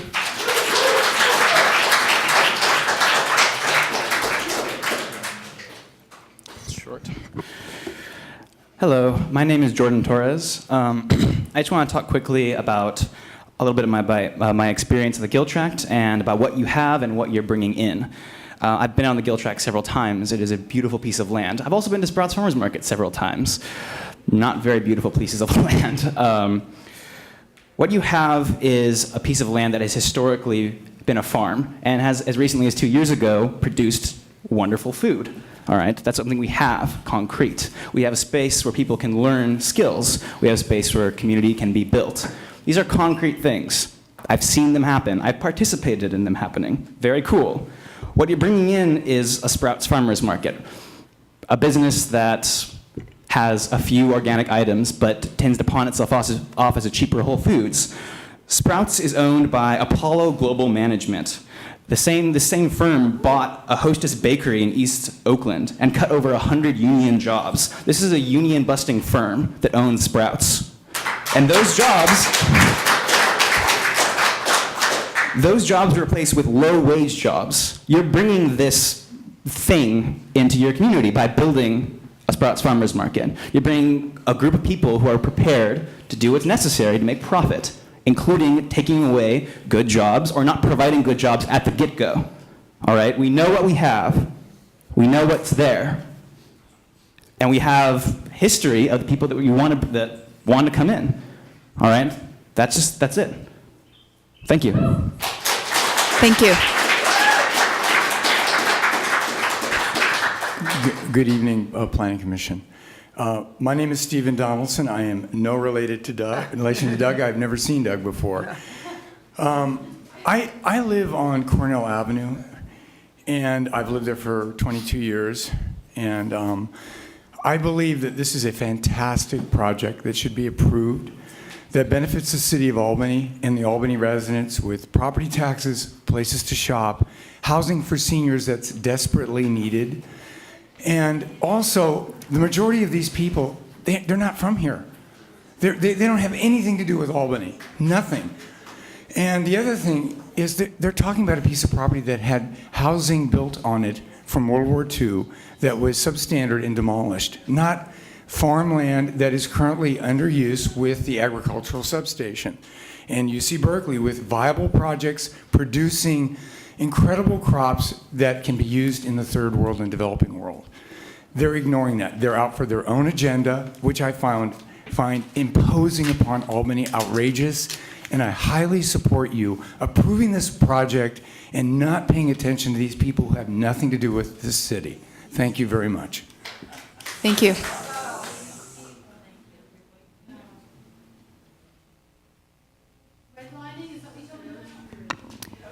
Let's be respectful. Hello, my name is Allison Shiozaki. I am a graduate of the UC system. Studied at several of them. My father served in the police department here, and I was born and raised in the East Bay area, so I feel a strong connection to the land. Since graduating with a Bachelor's of Arts in Community Studies at UC Santa Cruz, I have come back to the East Bay and looked to find jobs that would be meaningful and sort of something I could feel in line with the change of times, and that we need to look forward. I think the time that I spent at the Giltract has taught me a number of things, and it's promoted me to go back to school, and I've just finished my appropriate number of credentials to apply for a permit to be an early childhood educator as of today, and I've also gone on to study permaculture, and I see the really striking overlap of these two fields. I was also a project participant in the fall, and a lot of my vegetables were donated to a private preschool not far from here, along a couple of blocks from here, and facilitated that through other students in my early childhood education class who teach music in that school and came to the Giltract on the open day.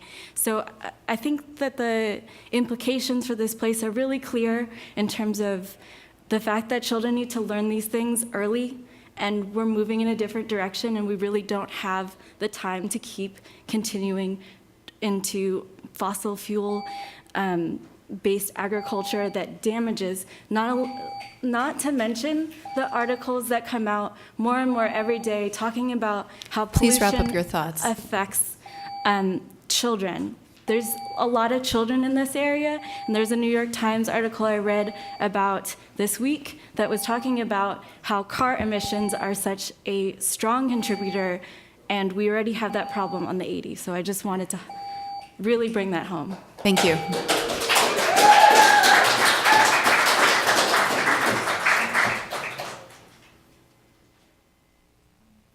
Hi, David Sanger, Albany resident. I'd like to remind the council, of course, that there are 18,000 people in Albany. So if you just imagine these walls weren't here, that's around us, that the other 17,950 people, and who's in this room is a really small number of people from Albany, and many not from Albany. The Gill Tract was never developed. I'm sorry, you've heard the Gill Tract has never been developed. I've been in Albany long enough to remember all the student housing that dropped over that southern part. It's not prime agricultural land. It's not rated at prime agricultural land. The council has a rare opportunity to keep this land intact. I don't know what form of government that would be, that you could simply, if I had a business and wanted to open a shop and the council told me, we don't want you to have that kind of shop, we want you to sell something else. I don't know what kind of government that would be. No, excuse me, let's be respectful. So consider the children. You need a lot of open space for children. The Bay Area has more open space than almost any metropolitan area that you can think of. Albany, we need to support decentralized organic farmers. Have you been to the farmers market? Have you seen the prices? I can't afford to shop there, and I have a healthy income. It's very expensive. To be part of global warming mitigation, I currently drive either to Berkeley Bowl or to Trader Joe's to get my shopping because there's no good store in Albany. The Safeway expansion was killed. So if you want to reduce traffic, you approve this so that people don't drive so far. It's ridiculous to think, I mean, it's just basic common sense. All these people have to shop. I don't know what they're thinking. Mr. Sanger, hang on for a sec, kill the time. You know, what strikes me is this is an open forum where we should be respectful to each other, even if it's a different opinion than our own, because you'll learn something. So I would appreciate that the comments be held back at this point until Mr. Sanger's finished at the microphone. And I think that that's only respectful, and I appreciate this community being very respectful to everyone, not just Albany members or Albany people that live here, but the whole East Bay as a community. So please be respectful, even if it's not the same opinion as yours. Thank you.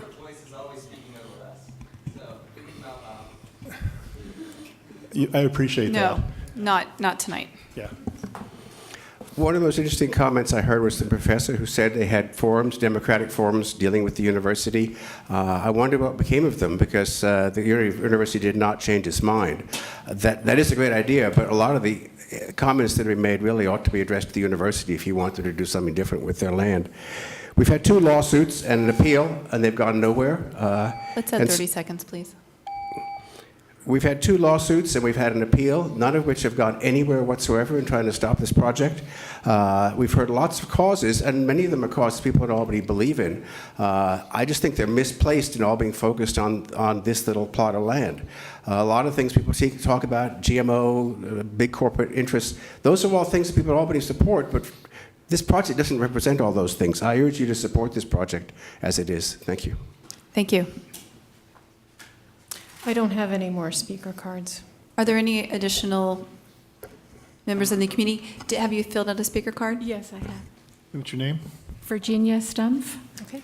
Did you receive it? Yes. I just want to say that I am one of those people from this area. I moved into the village in 1975 with my husband and toddler. And, you know, we used to walk over to the Gill Tract and enjoy the trees. There was an awful lot of cement on San Pablo Avenue before they put the trees in the center. You know, my husband and I bought a home here in Berkeley, and we refurbished it, bought a home in Kensington. Unfortunately, the home was lost in an acrimonious and Contra Costa kangaroo divorce court, I call it. And we lost our apricot trees and our apple trees and our wisteria in our backyard that my kids used to enjoy. I've been apartment living ever since. This was in 1985, we lost the home. My husband returned to the East Coast. And I've been a single mom, raising 2 children here by myself, starting over, back into the village, 1986. My rent was $287 a month. So I could afford to finish my degree at Berkeley, which I didn't finish, get my teaching credential, and try to make a teaching career at the age of 40. It was difficult. There was a lot of discrimination. I was a single mom. I was poor. I know the 2-tiered system started way back then. I felt it, and I experienced it. But my son was a city council board member representing Albany High School. He got $0 in scholarship. He was #1 in the chemathon, the math athletes and went to UC Berkeley Engineering Computer Science with no support from Albany High. Albany, this school district is a very tight group. I don't see how they could have the same board of directors 30 years later, and I just see the same people. It's just very tight. But anyway, I do appreciate having some open space and a park to walk to with benches. And keep in mind the have and the have-nots, those who have yards and trees, and those of us, the rest of us, out here in the cement jungle. Thank you. I have one more speaker card, Alan Riffer. Good evening, Alan Riffer. You've heard a lot of comments and would ask you to go back to what you came here to do, which you well know, and most of the people know, I think, to focus on the agenda items that you have before you. Lots of things that have been said that could react to, but particularly the gentleman from Berkeley and Stanford, and I forget his name, I apologize, I'm not good with names, but that he talked about democratic process, and we have a democratic process. Some of us have run for council and been successful, and some have run for council and not been successful. We had an election 13 months ago. President Obama recently said elections matter. Albany had an election. The leading vote getter, now our mayor, was someone who supported the many, many pieces of the approvals that have led to this process tonight. Another of the people who was elected was a member of the Planning and Zoning Commission that brought it forward to the City Council. And the third was also supportive of the project.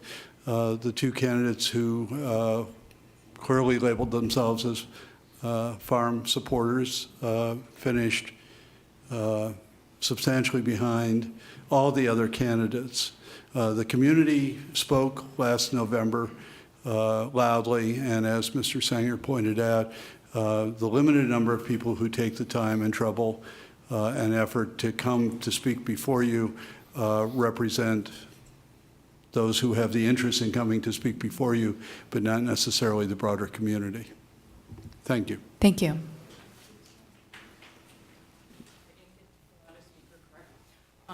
My name's Lisa Kleinbub, Albany resident, member of Albany Housing Advocates. I just wanted to bring before you that all of the members of Albany Housing Advocates are Albany residents, and so our concerns about affordable housing are the concerns of Albany residents, including Amber Whitson, who is a resident of Albany as well and lives out on the Bulb at the moment. I also wanted to say that I appreciate the concerns of people around urban agriculture and those issues, but for me right now the most important issue, because most of that agricultural land is not what we're talking about here today, is the fact that we're building many units of unaffordable housing. And I do think there are definitely seniors in this community who can afford that housing. However, there are many people who cannot. And I also think we do not need to look at ourselves as only Albany. We are a broader Bay Area. We are part of the broader Bay Area. And we may live in a small community, but our community impacts and is impacted by every other city in the Bay Area. So I just wanted to say that. Thank you. Thank you. Excuse me. Lisa, would you please fill out a speaker card so we can get your the spelling of your name correct? Are there any other speakers? I have no more cards. Okay. Anyone that hasn't filled out a speaker card? Okay.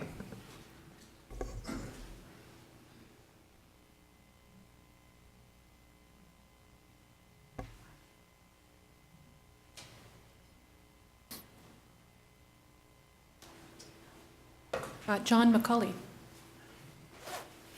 Yeah, hello. My name is John McClung. I'm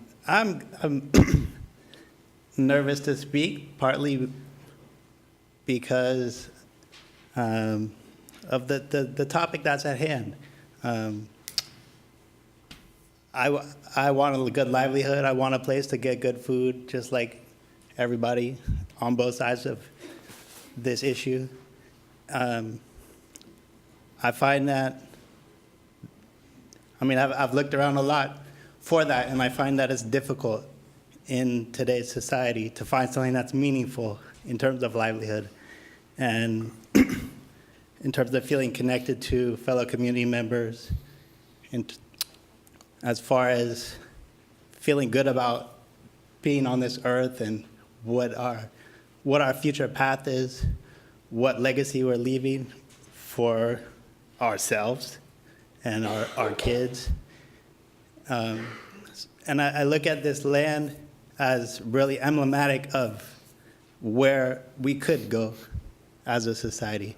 Thinking about it as a university, public university land, that it's the eyes are on us. I'm from Berkeley, I'm born and raised, been here 35 years. I've been growing food in the area for 20 years, and it's like people hardly know the vast potential of what we can do here, and the Giltrap could be an educational center for all of us, and I encourage UC Berkeley to realize this resource that it has, and for the city of Albany to encourage and move forward in a positive direction. If we miss this opportunity, we'll find more of the same, and turn on a public radio any day or look in any paper, think about the dialogue of the day. We don't need more of the same. There's plenty of spots, I will wrap this up, there's plenty of spots dilapidated or unused that could house grocery stores. And we'll need that in the meantime, but we need to find viable alternatives that we can feel good about, that make us better human beings. Thank you.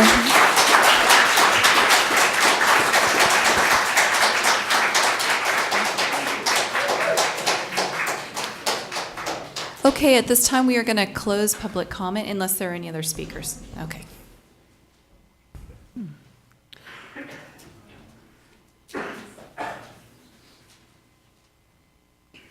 Maggie Barrett.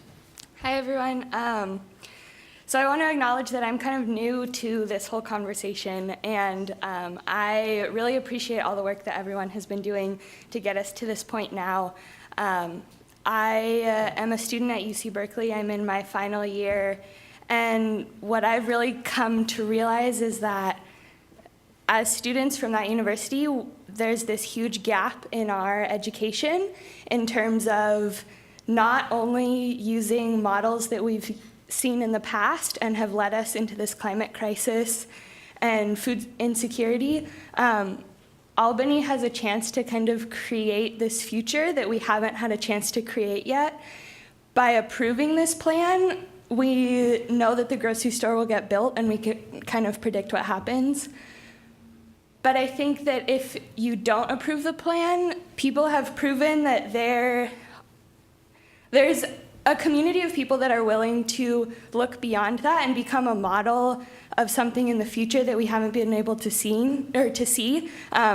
Rural farming schools exist, but in terms of a metropolitan urban center for agriculture that could involve the university and the community of Albany and the greater East Bay, this is an incredible opportunity for that. And on campus, those conversations are starting to happen already.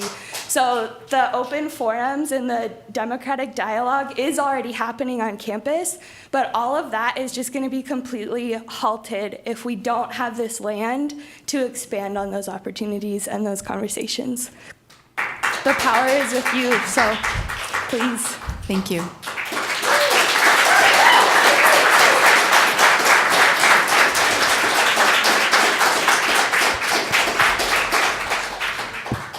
Any other speakers?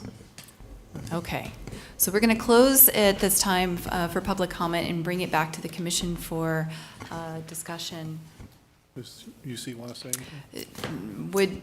I was told that UC is not doing a presentation tonight. Is that correct? If I may. Yes. All right. I think we have some issues here. So I think I should like set the stage first of all. This commission has met at least 3 times. We've had 3 public hearings. This is the 3rd meeting we've had, or the 4th meeting we've had on this particular application that's been submitted to us. We scheduled at the last meeting, we scheduled this to a date certain with the idea that there would be some changes made in the resolutions because we weren't quite ready to adopt them at that time. So I think we have a great deal of basically paperwork to go through tonight to carry on to that. In fact, my expectation when we finished the last time was that if we scheduled to a date certain and to an early start, that we wouldn't have to have a public hearing at all, and that we could finish our work from the last meeting. And I think that's still in front of us. We did have a public hearing. We've had, 45 speakers or so. Our agenda called for us to be finished with this item at 7 p.m. It's now 8. I think that we probably owe an apology to those other applicants on the agenda that coming up because we're running so far behind schedule here. But I think that we should come back to the commission and go through the resolutions one by one or in whatever order is appropriate to take them and consider them. So, thank you. Okay. I just wondered if staff or the developers wanted to respond to anything in public comment. Not necessary, but just wondered if you did. Okay. Okay. Seeing none, we're going to bring it back to the commission for discussion.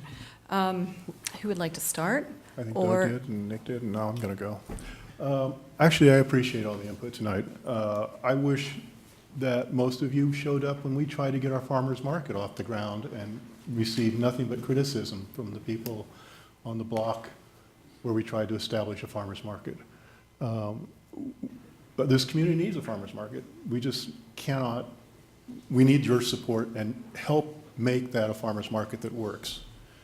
So I'm kind of disappointed that it didn't draw out more people here when we discussed the farmers market issue, which will be coming up again probably in 2 months.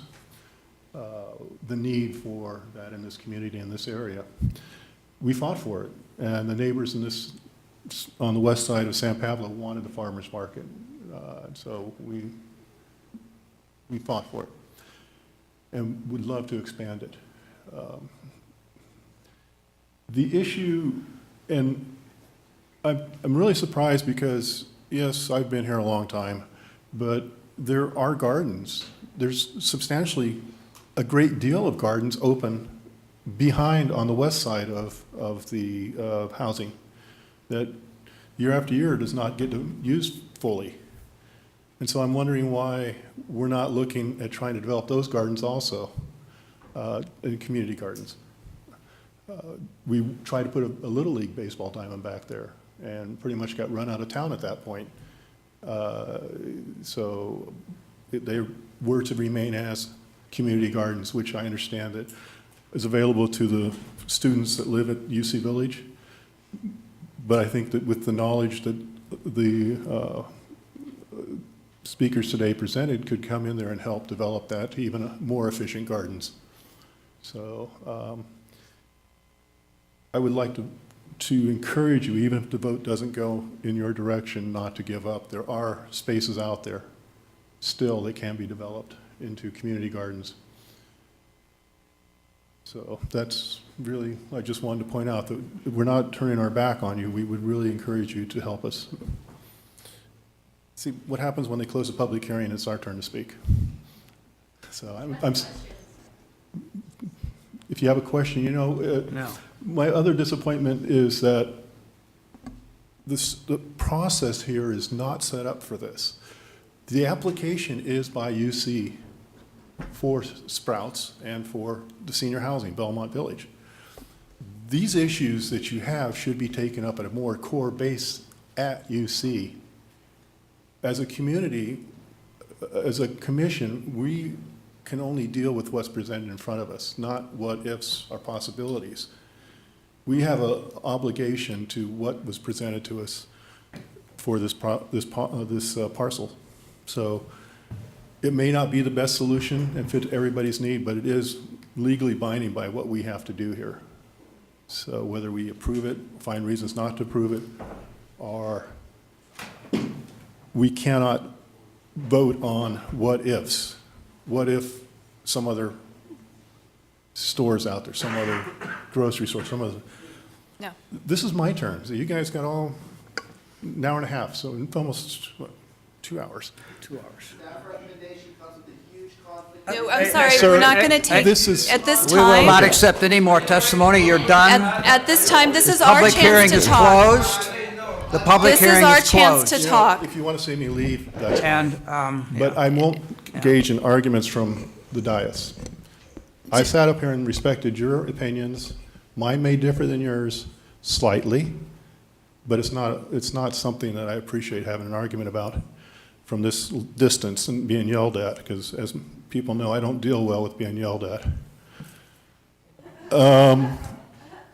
So I think that we have to respect what was presented in front of us and try to do the best we can here. I would have think that the base core of this should go back to UC and their application if there's complaints. Phil, I agree with you. But let's move on. Phil, I think your point is very well taken. Yeah. And the global issues that have been raised here tonight are simply not really relevant to the application that's in front of us, which is very specific, very detailed for a certain number of acres, for a certain kind of development. Excuse me, done you know, we've work been on it very before, clear about so. being respectful, Yeah, and we've listened to you, and this is our chance to have our comments. We can ask you to leave. We can ask you to leave not so nicely. So please be respectful and let the commissioners be able to speak their thoughts. And that's the right approach. So please continue. I guess what I'm getting at, Doug, is I think and this commission always tries to find some compromise, however small it is. And that's where I was pointing out that there's other space there available that could be utilized better than it is now. So anyway, that was it. I think that's a very good point, yeah. I just agree with Commissioner Donaldson that we were here to complete the work of the last meeting, and at the last meeting, some minor changes were brought forward, but at the last minute, and we were not prepared to go over those changes. Now we've had the appropriate time to look at those changes, and I think we just need to address any final concerns with the paperwork and move on. I would like to thank again the staff and the developers and all the public who have been through, who are here tonight and been through the whole process, and thank you for your ability to compromise and to negotiate and to make this the best development it could be. It's certainly not perfect, and no development is, and it is time to move on. And I am ready with a few minor issues, or maybe just the one issue to approve tonight. So can I just ask if for some background, what I understand is that the developers, again, being very open to negotiation, have agreed that the hawk signal across San Pablo is the one that they would prefer as well, and that they will bring to Caltrans. So the suggested change to this language of the conditions of approval just formalizes what's already been agreed to. So I'm wondering if first the commission would take a straw poll, if the commission would be willing, if they think this is a good change to make to the condition of approval. The hawk signal. I had no problem with that, at least in principle. I might have one problem over a little bit of the wording, but that was it. But in principle, I don't have a problem with it at all. This is the recommendation from the Albany Strollers and Rollers. Correct, Yes. yeah. If it's their recommendation, and then I would be willing to wrap that into the language. I have probably a couple of comments, even typos in each of the 6 or 8 documents. It would be Okay. good for me if we went through them one at a time, I Okay. guess. And Could I just follow this certain one order, through, yeah. and then that's it? I don't have any further comments. So, if I'm hearing that commission would be okay with the change, would staff and developers be okay with that, with the change suggested? Hang on for a sec. I have a little bit more input on that one. Oh, sure, absolutely. I actually think we should take out all the other options and just go with the Hawk. And because if you present options to Caltrans, then they have a shopping list to go through. If we just go with the Hawk, so this is our best shot, this is what we want. I'd be nervous about that because I know Let me finish. how difficult it is to deal with Caltrans. Yeah, let me finish. If Caltrans then decides that this is not acceptable and we've fought for it, then we can go back to them with an alternative at that point. But to have a shopping list when we walk in there, I don't think it's a good negotiation strategy. I believe that's exactly what is trying to be said here, is that first they go to Caltrans with the Hawk, and then only if Caltrans says no, then they proceed down the list. Okay. So I believe that's the spirit of this. Yeah, it does. It's not clear here in the statement. That's why I want to state that we go in with one. If, in fact, it's not acceptable, then we can go back. But this just says goes through the options. Well, it says propose the first of the following 4 improvements, that the applicant shall propose the first of the following 4 improvements. That's the language. So it does, that is the spirit, that they would bring that, which is the agreement anyway, they would bring that first to Caltrans. Okay, I would just take out, see, this is where we have a problem with the wordsmithing, because I proposed the first of the following 4. I'm just saying, propose 1, the Hawk. And if that does not go through Caltrans, we can come back and look at other options. What is the difficulty of coming back? Or what, if it doesn't work out, if we give them one option? It's really just to formalize what's already been agreed to, rather than what was in the EIR, which was just a list, kind of a shopping list, and it wasn't necessarily explicitly said which one was the preferred one.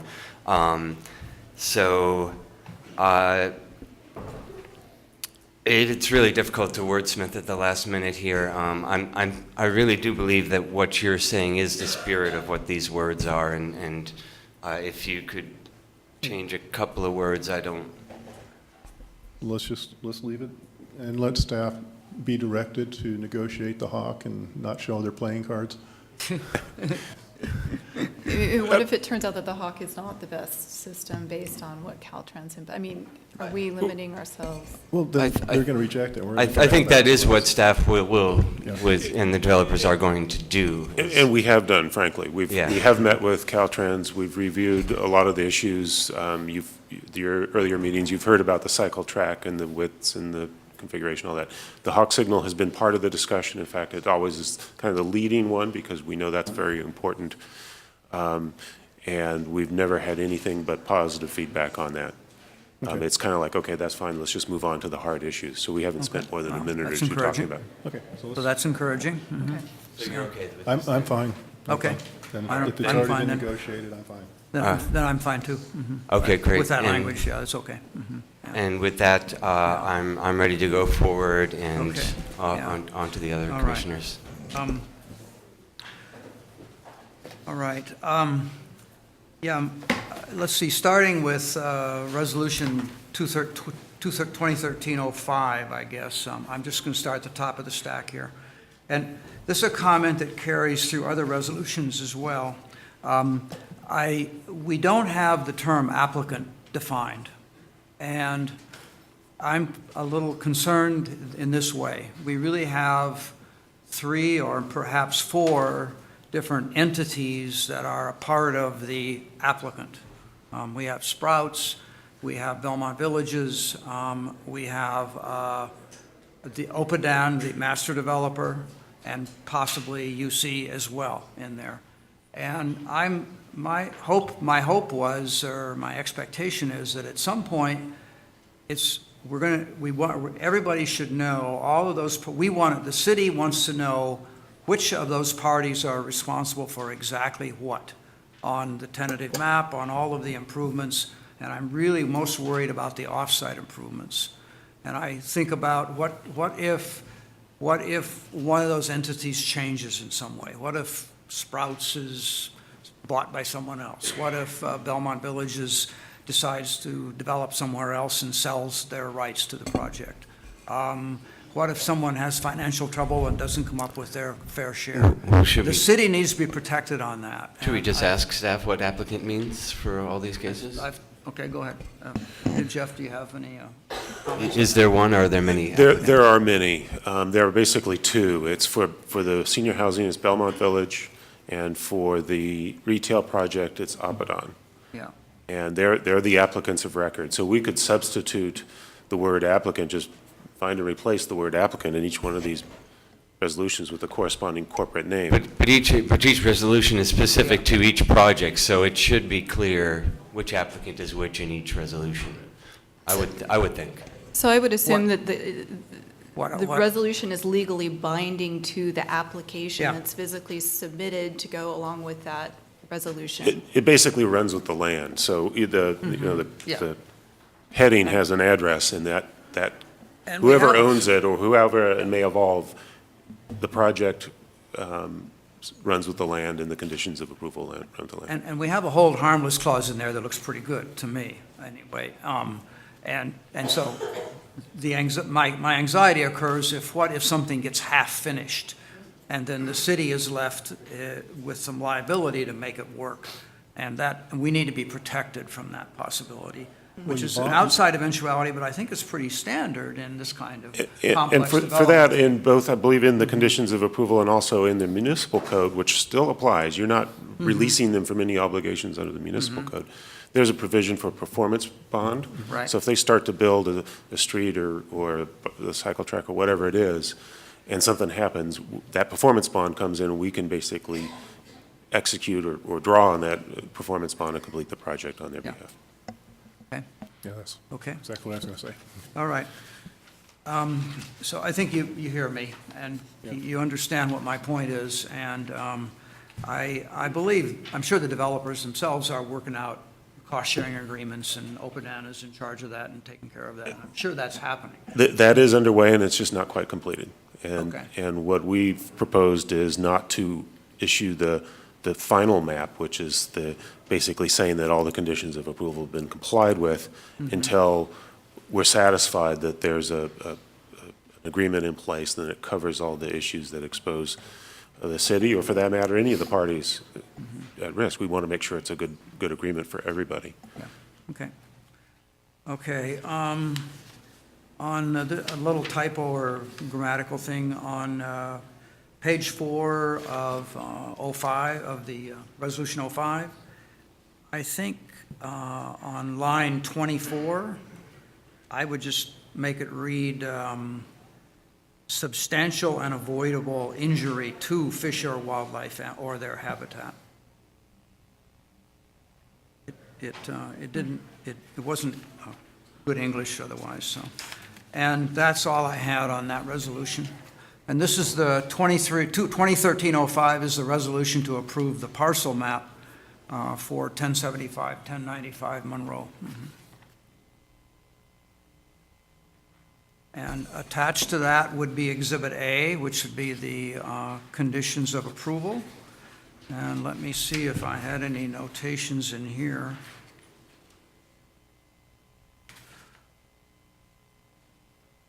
Oh, another minor typo. On page 9, line 5, condition SP 29, I think it should read, they shall deposit funds with the city. The word deposit should be added.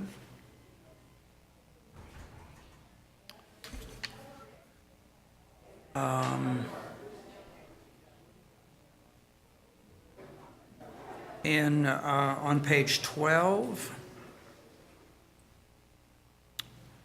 on line 20, I would delete the word please, and I would say applicant shall provide detail on the route condition capacity of the Scepter. I'm sorry, I'm not sure what you're talking about. Okay, it's on the conditions of approval, Exhibit A for 1075, 1095 Monroe. Okay. Page 12. All right, thanks. Condition SP 35. I just, want to delete the please and make it applicant shall. So I think it needs to be mandatory. Okay.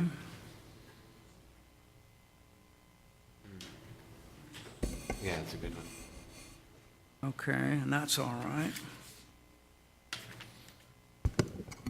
Bear with me, this is a pretty long document here.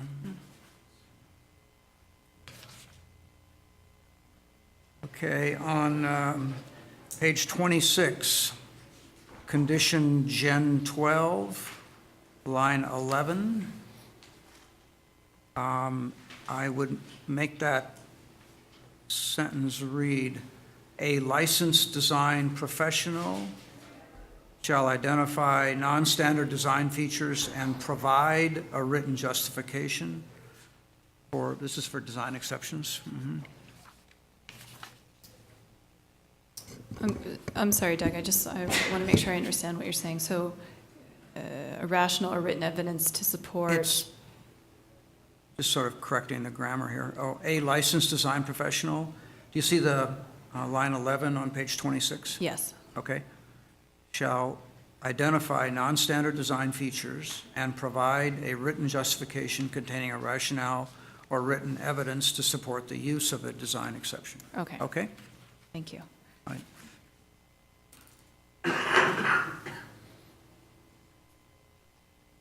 Okay. That's that. On page 33, and in this and other places this occurs, operational best management practices. You refer to them as bumps, B-U-M-P-S. I've always thought they were BMPs, but I've never seen them as bumps. It didn't. Anyway, I've always used the acronym BMPs, and that's it for that one. Could I keep going? Actually, Well, let's finish your comments. What? Let's step back to number 12 because I didn't get a chance to interrupt you. You were on a roll. It doesn't say who actually approves these alternatives for non-standard design features. Oh, yeah. So whether that's going to be, normally it's the building official. Okay. That in was this on case, page 26, was it? Page 26, line 12.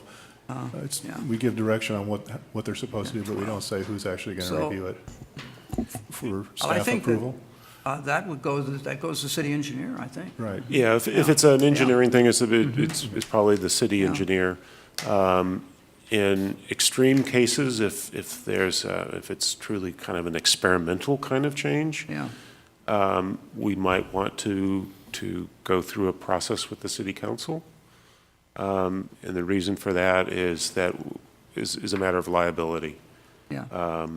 That if there is an accident of some sort, the city is often liable for those things, and we have to be able to demonstrate in the record that we've done our due diligence for allowing it to be constructed. So usually 9 times out of 10 the city engineer can do this, but in some cases we might want to bump it up, or to the commission for that matter. That might be a better venue.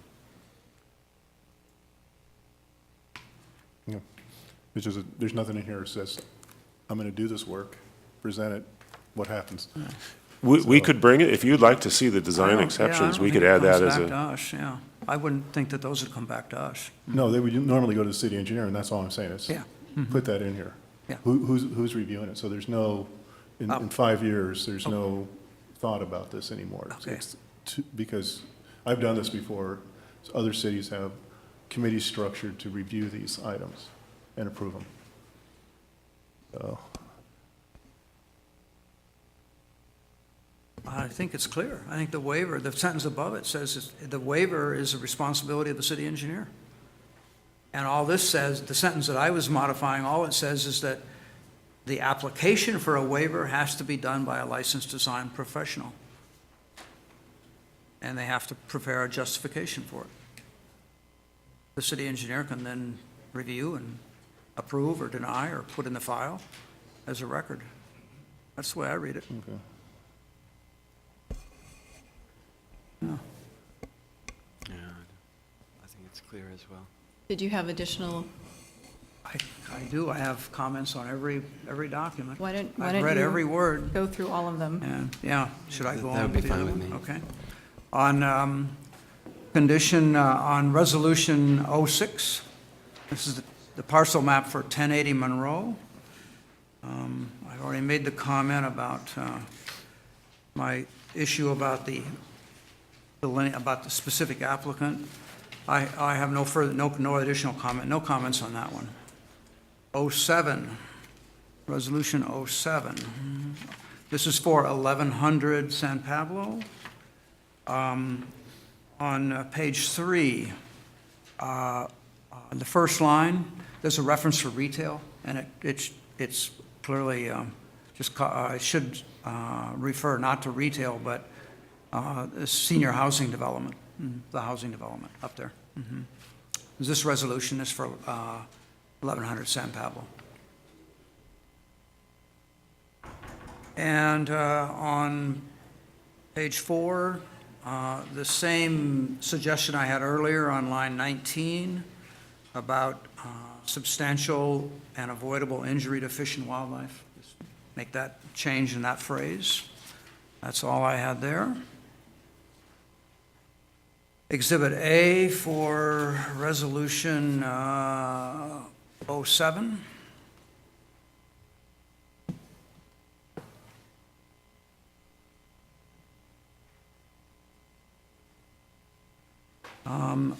Condition SP 29 on page 8.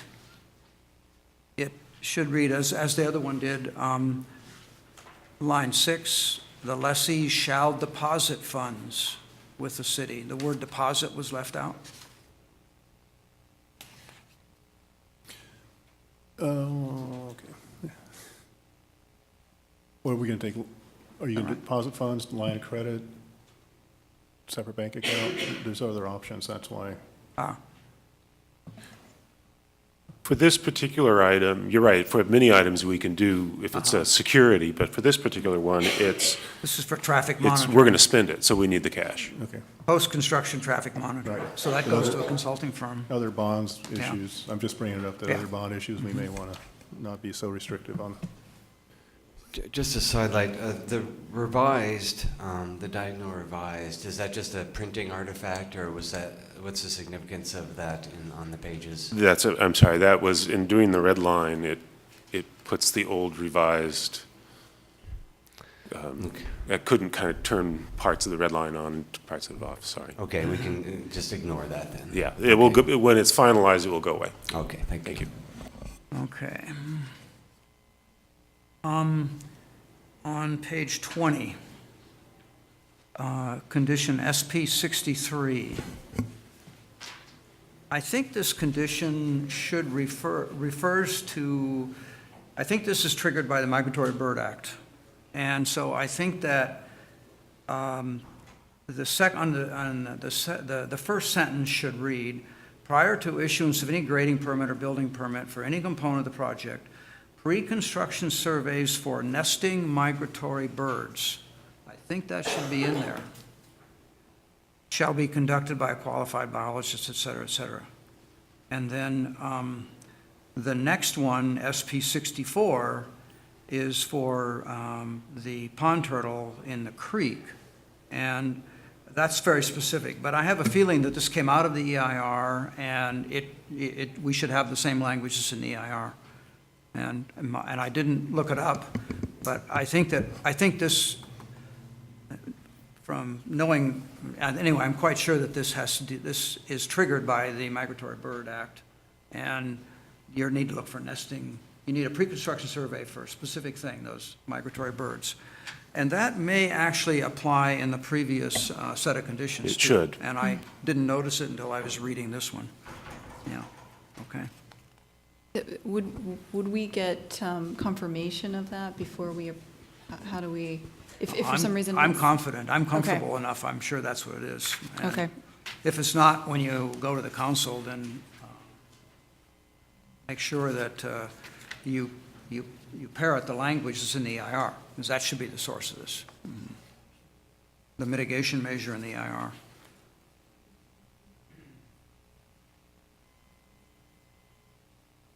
Okay.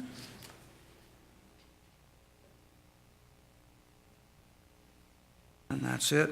Again, I had the same question with whether they were bumps or BMPs. And did that? We'll change that to BMPs. I think the spell checker may have Okay. made a yeah. suggestion there. Oh, Sorry. yeah, made it.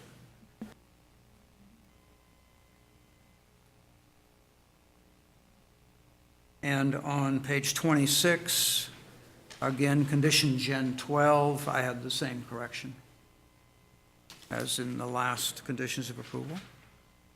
Okay.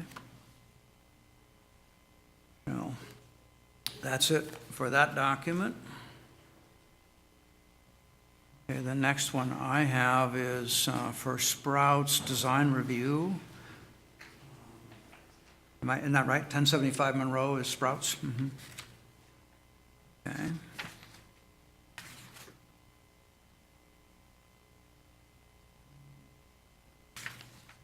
Nothing, no problems there, no issues there. And then resolution 09, design review for 1095 Monroe, that's the corner retail, I think.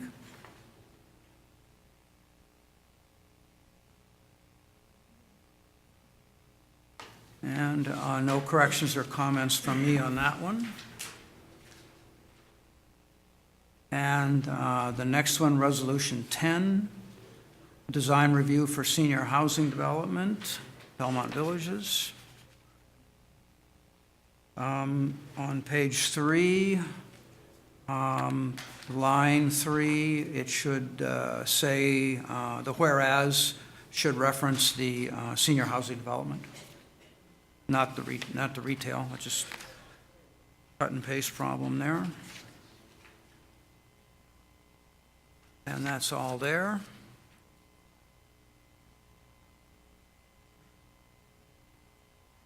And the last one, number 11,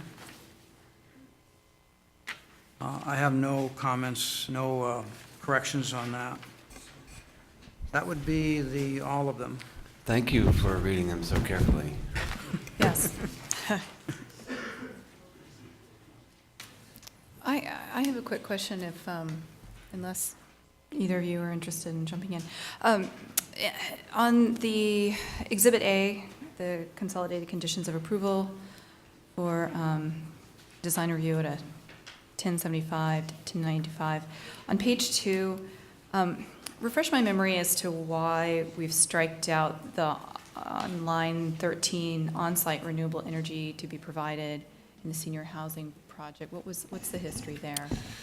Yes, thank you for asking about that.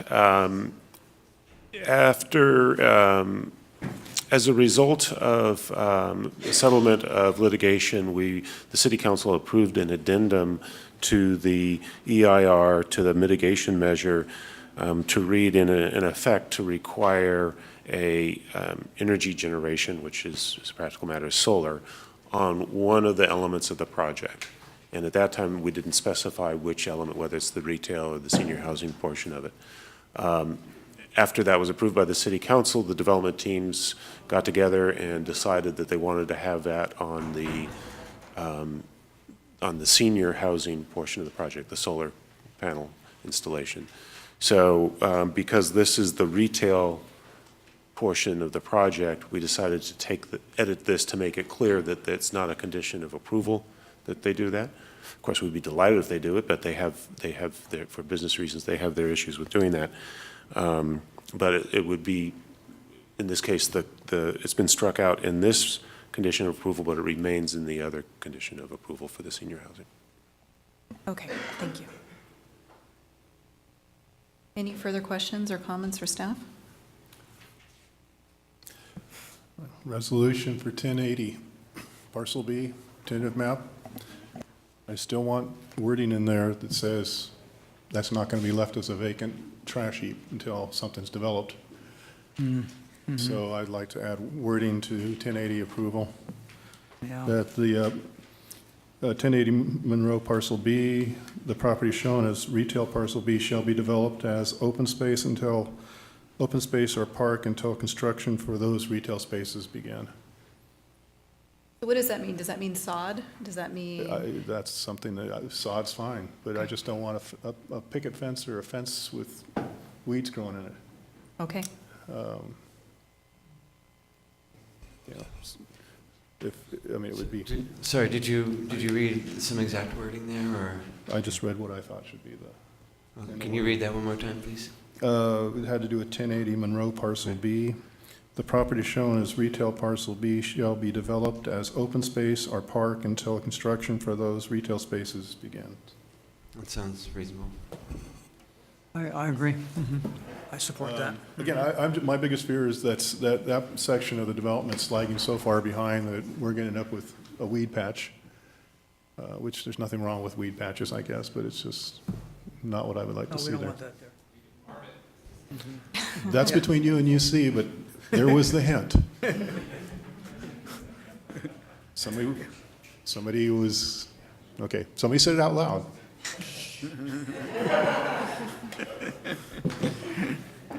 Actually, if you were here at the previous meeting, I did make that recommendation. So that would be my preference on that, and I hope I have the council's agreement, or the commission's agreement and the council's agreement on that. So that would be an additional whereas clause, or excuse me, an additional on resolution. 2013-06. Right. Okay. So just make sure we'll place it in the right place. We'll add a whereas clause that's the commission's desire that property shall be developed as open space or park until construction of retail spaces begins. Okay. That sounds, I'd like to have that in there. Also, in a more general note, I found when I was reading these, there's a couple of places where you say that something shall not be done, and then you said or something else. That really should be nor.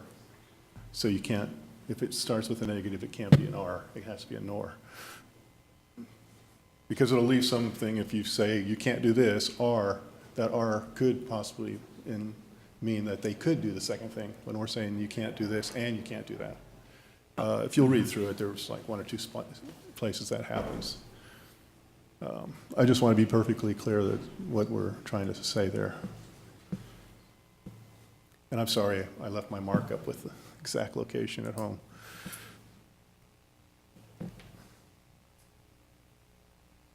And that was it. Okay. Thank you, Doug, for going through it. Yes, thank you. Okay. A lot of the Thank you. same concerns. Well, I mean, we can continue comments, but in the interest of time, maybe we should go ahead. I think we're ready to vote. I think we should move forward. Okay, well, you want to do this in order, or do you want one? You want one individual for the six, or you want one over umbrella? I think as long as wish to vote. Excuse me, you don't need to vote unless you wish to vote separately 6 different times. You can make one motion and then vote on that one motion if that's. Let's take a if you're straw all- poll. Is anyone interested in pulling an item from the vote? No, I'm comfortable voting on them all. Okay. We can vote on them all at once. I'm okay with that. Okay. All right. Okay, do I hear a motion? Well, we're going to have to do this. We're going to have to, I move approval of Resolution 13-05, 13-06, 13-07, 13-08, 13-09, 13-10, and 2013-11 with the amendments and modifications discussed here at this commission, and all the findings and conditions in the staff report. I'll second that. All those in, That includes your addition? Right, with the discussion. With the shall nor. Yeah, Okay. yeah, sure. And the addition about, with respect to 1080? Right, that included That's in that there? because Okay. I mentioned things the items we discussed and Okay. here at this meeting. Okay, okay. any further discussion? Need a second. No, we have a second. Okay. Okay, here we go. All those in favor? Aye. Aye. Aye. Motion passes pending a 14-day appeal period. Okay. Haven't heard that before. So the appeal period is 14 days. It needs to be submitted in writing to the city hall, city clerk, or community development department, and there is a fee. Okay. So we'll take a couple moments for the room to clear for item, let's see, 5A, in which I am recusing myself, and Commissioner Donaldson will right. take the reins. All right. Is David back, or? We'll let David.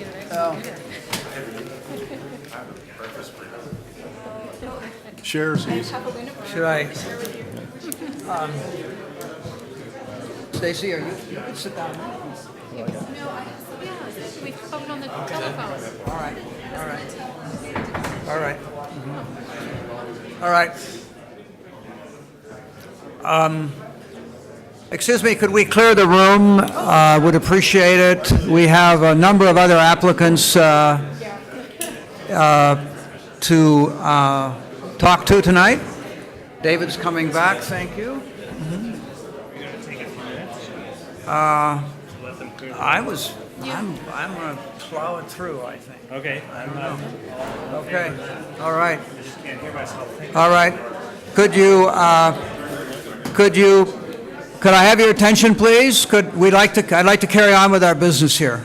We now are, it's 8:40, and we can now start item 2, our consent calendar. So we are going to be a long night tonight. We have a large agenda, and I'd like to keep it moving. All right. All right. The consent calendar tonight has one item on it. It's a project at 922 Ramona. Is there anyone on the commission who'd like to pull the item for further discussion? No. I hear no one. Is there anyone in the audience and out there who would like to bring this, address this item? 922 Pomona. Seeing no one, hearing no one, I'll take a motion. I'll move approval of the consent calendar. I'll second. It's been moved and seconded to approve the consent calendar. All in favor? Aye. Aye. Any opposed? No one? Okay. Consent calendar has been approved. So your project at 922 Ramona has been approved, and there's a 14-day appeal period, at which time after that, you can go in and get your building permit. Okay. Thank you. Now, Stacy, where is she? You know what, I just realized she's actually recused on the next item as well. Oh, is she? So we could. Okay, so I go with that. The next item Public comment. is public comment. Well, okay, I'll take it. Stacy could do that. Is there anyone here tonight who would like to address the commission on any items that are not on the agenda? Seeing no one, I'll move on to the next item. This is item 7, and it is, what is it? 1017 Ordway, do I read that right? Yes. That's correct. The next item is 1017 Ordway. This is an item that the commission has addressed once before. It's gone to the city council. It's been redesigned and come back. And is there a staff report on 1017 Ordway? Yeah, this will be Thank a fairly brief staff report. This project was brought to you in September of this year, and at that time you approved it with a roof deck. That decision was appealed to the city council on September 23rd. And the council heard the appeal on November 4th, at which time they remanded it back to you because the design of the roof deck as well as the access to the roof deck had been changed substantially from what you originally approved. So this is an overview of the roof deck. This is what you approved in September, and at that time, as you can see, the deck took its access through a roof hatch. In the appeal form, the appellant indicated that that did not meet the egress requirements of the building code. In reviewing that with the building inspector, he confirmed that in fact it was inconsistent. So what the applicant did was redesign the access and deck. So this is the revised plan. You can see there's now a stairwell that goes from the second balcony to the roof deck. The deck has expanded by about 13 square feet. And this was the revision that was presented to the City Council. This is also the north elevation that you originally reviewed. Because of the change with the exterior stairwell, there were some changes to the north elevation. So here you see 2 windows here and obviously no stairwell. And now there are 3 smaller windows here and then the stairwell here to this tower element. So for your purposes this evening, you are being asked to weigh in on the roof deck changes, the window changes, and making a decision. I have a question of staff. Any other questions of staff right now? I missed the September 11th meeting. Was there a parking exception for this project? There was indeed a parking exception. That was approved? That was Okay. approved. Okay. Yeah. Okay. And that was not appealed, or was not part of the appeal. Okay. All right. All right. Any other questions of staff right now? Is the applicant or present, and would they like to make a presentation? Thank you. Come forward.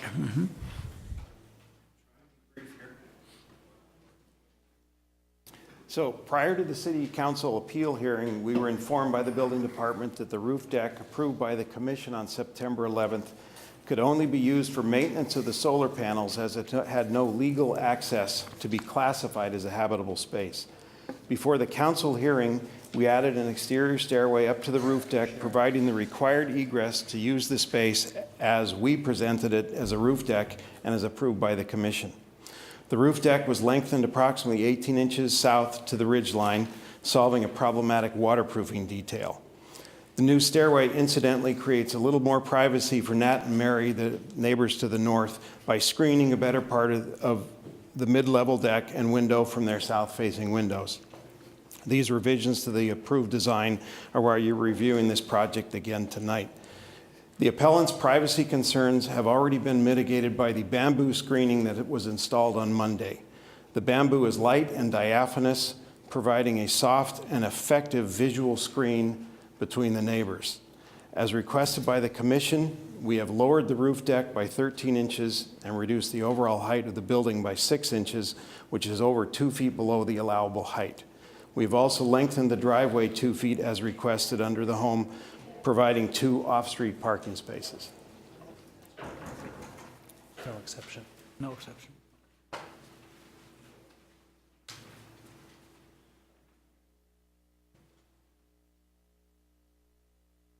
Do you have my presentation? It's on the laptop there. On the desktop. There you go.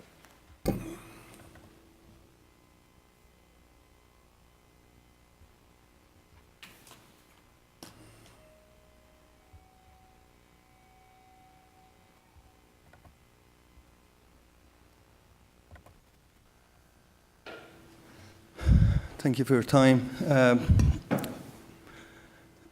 I'm going to address the need for or the choice of roof deck.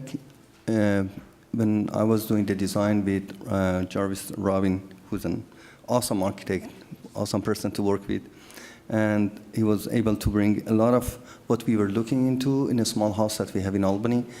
I've talked about this in past. We've been living in Albany since 1981, and we had this house for about 10 years.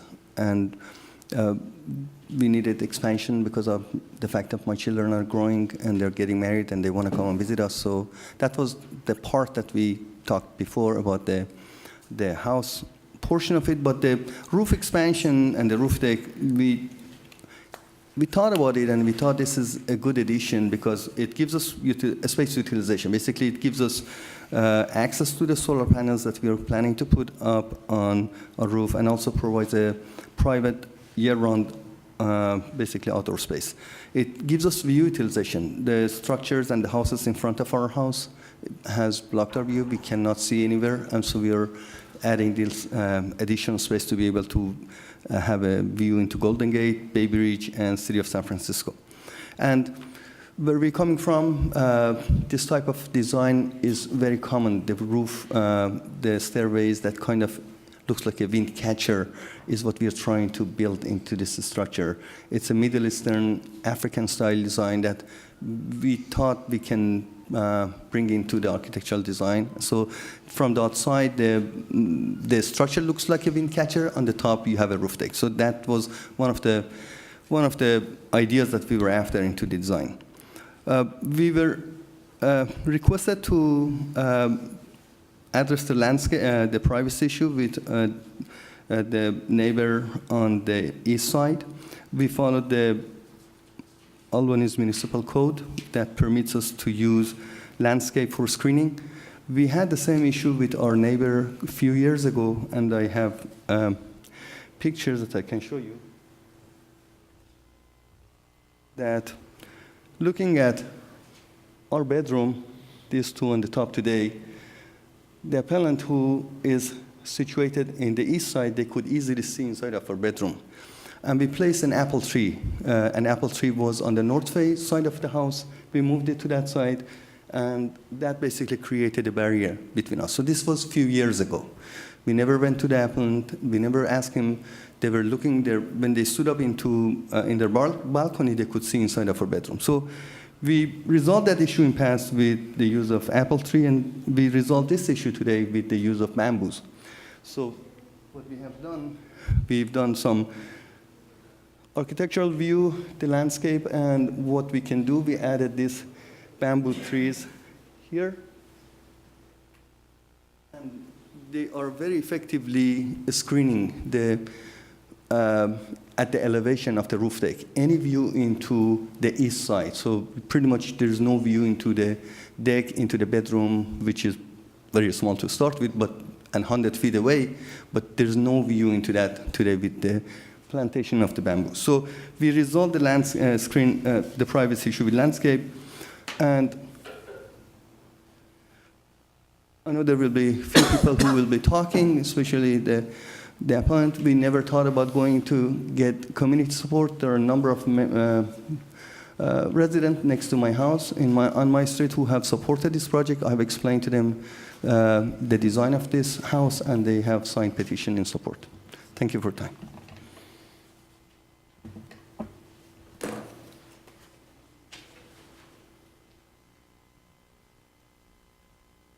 Okay. Any questions of the applicant, either speaker? No? All right. Is there anyone else in the audience? I should open the public hearing now, I think. So is there anyone who would like to speak on this application to the commission? I have 2 speaker cards. Andre Paczynski and Susanna Mirandin. Thank you. Mm-hmm.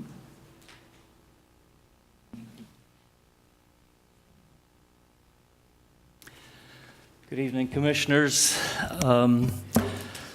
Thank you for hearing me. It's been a long evening, and It's just starting. I appreciate what we've all been through. As you may recall, I bought this house, my house. I'm immediately to the east of the applicant. I bought this house 23 years ago and remodeled it with my wife. We made an eat-in kitchen with a deck immediately adjacent, which opened onto the view of Mount Tam and the bay. And frankly, that's where we spent, that's where we spend all our time in the house. That's our main space for living. I understand that we don't have a view ordinance in Albany. I'm an architect. I'm a design commissioner in the city of Lafayette. I deal with these things all the time. Did I do something? No, I understand also that we need to use our urban space more intensely, and I can't object to that. However, I do want to point out that in an urban fabric that is so tightly woven as we have here in Albany, there are issues when we build, and some of those issues are, for example, blocking light and creating shadow on our neighbors, and also privacy. And in the case of privacy especially, we have so little of it, quite frankly. We are so closely close to each other. We live so closely to each other that it's very precious, and we need to preserve as much of it as we possibly can.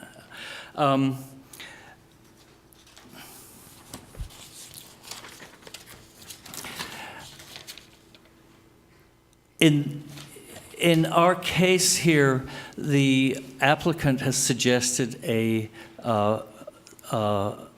screen of bamboo.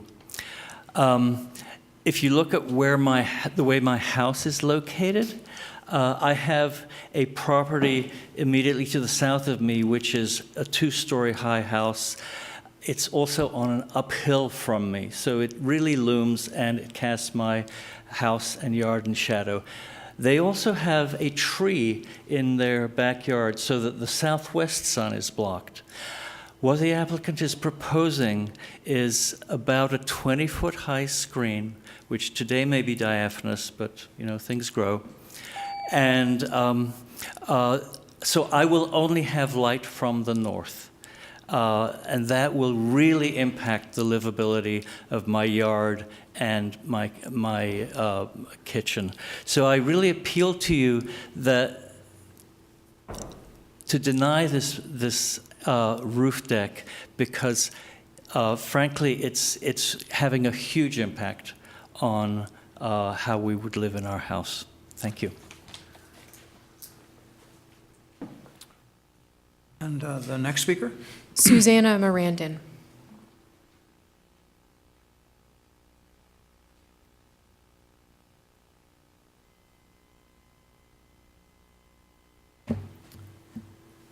Hello again. I've been to 3 meetings, and I actually came to the city council where this project was passed back to you guys here. So first, though, I want to actually commend Ollie and his wife for their graciousness through this whole process. Ollie has expressed to his neighbors and myself that we can come to him and express our concerns, and that he wants to work with us.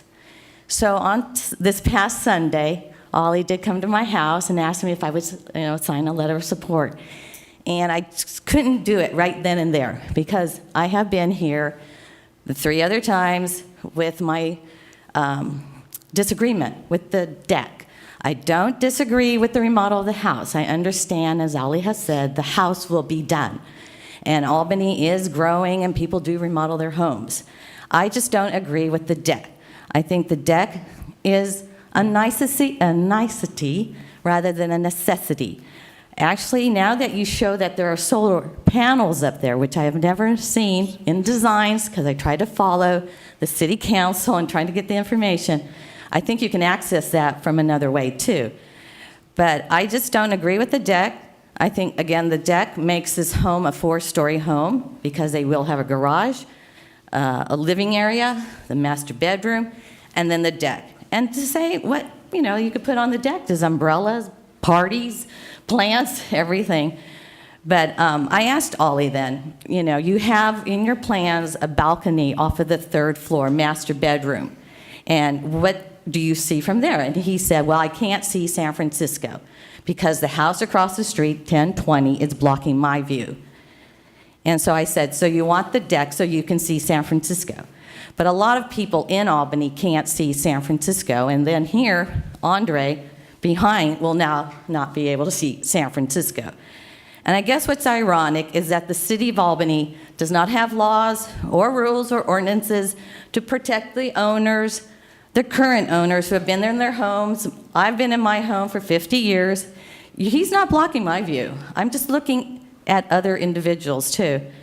But if somebody wants to build up, individuals lose their view. But if an individual wants a view, they can build up. So and they stay to your code of 26 feet and whatever inches. So that's all I want to say is that I just want to go on record, and it's not to say anything against the family.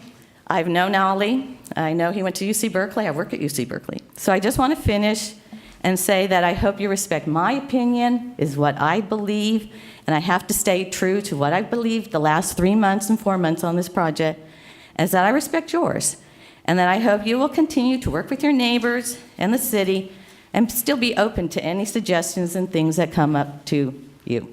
So that's what I want to say. Thank you.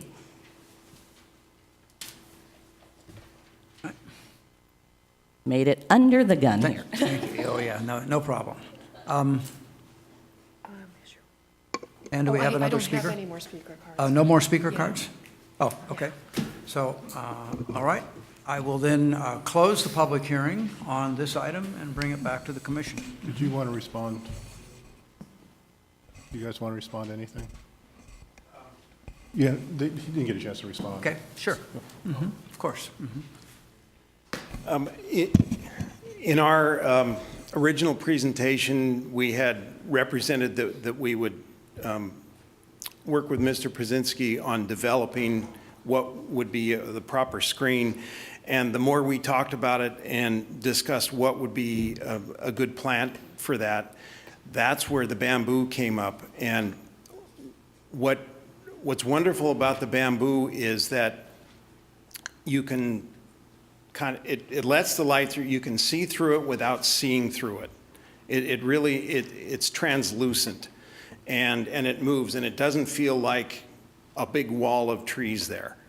The bamboo that was installed this week is in containers, so it's not going to start going under everybody's house, and it's contained.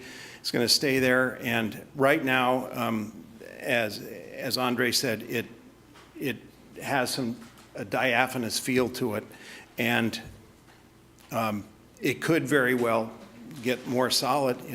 Be willing to go in there and keep it at a level where it maintains something more of a screen as opposed to a wall. That was why the bamboo went in there. It seemed to be the best way to solve the problem of privacy without creating a wall.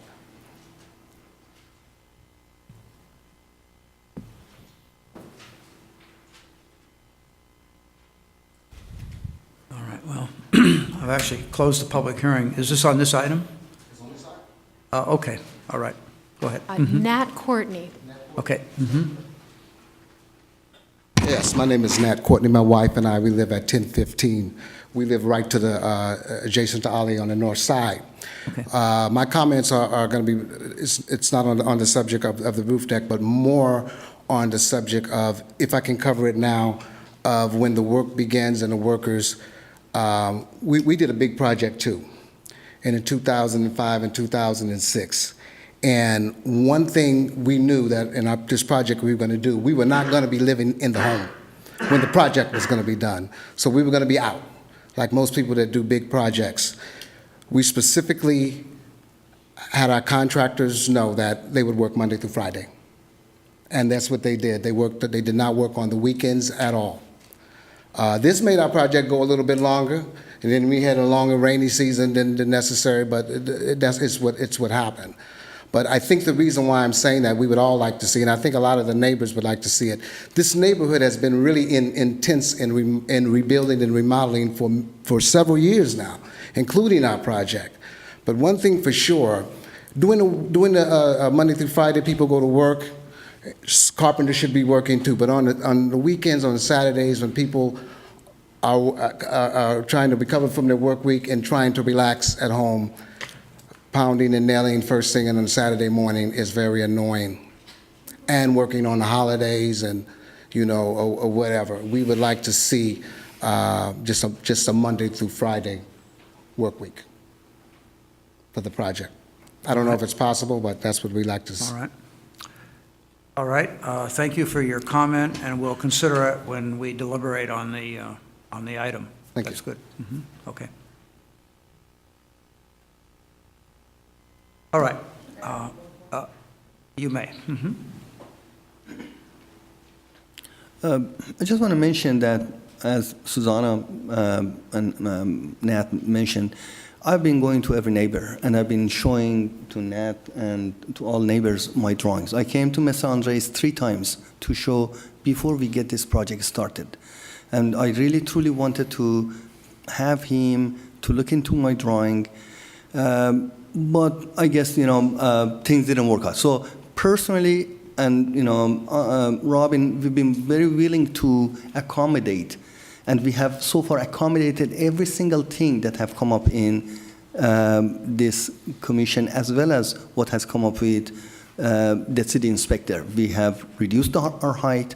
It's not a 4-floor house. It's 26 and 8 inches. It's shorter than many neighbors who have recently been permitted. We are well below 28 feet. We have no intention of having parties up there. If we were that type of person, I think you should have heard from us for the last 10 years. We are not going to be disruptive to the neighborhood.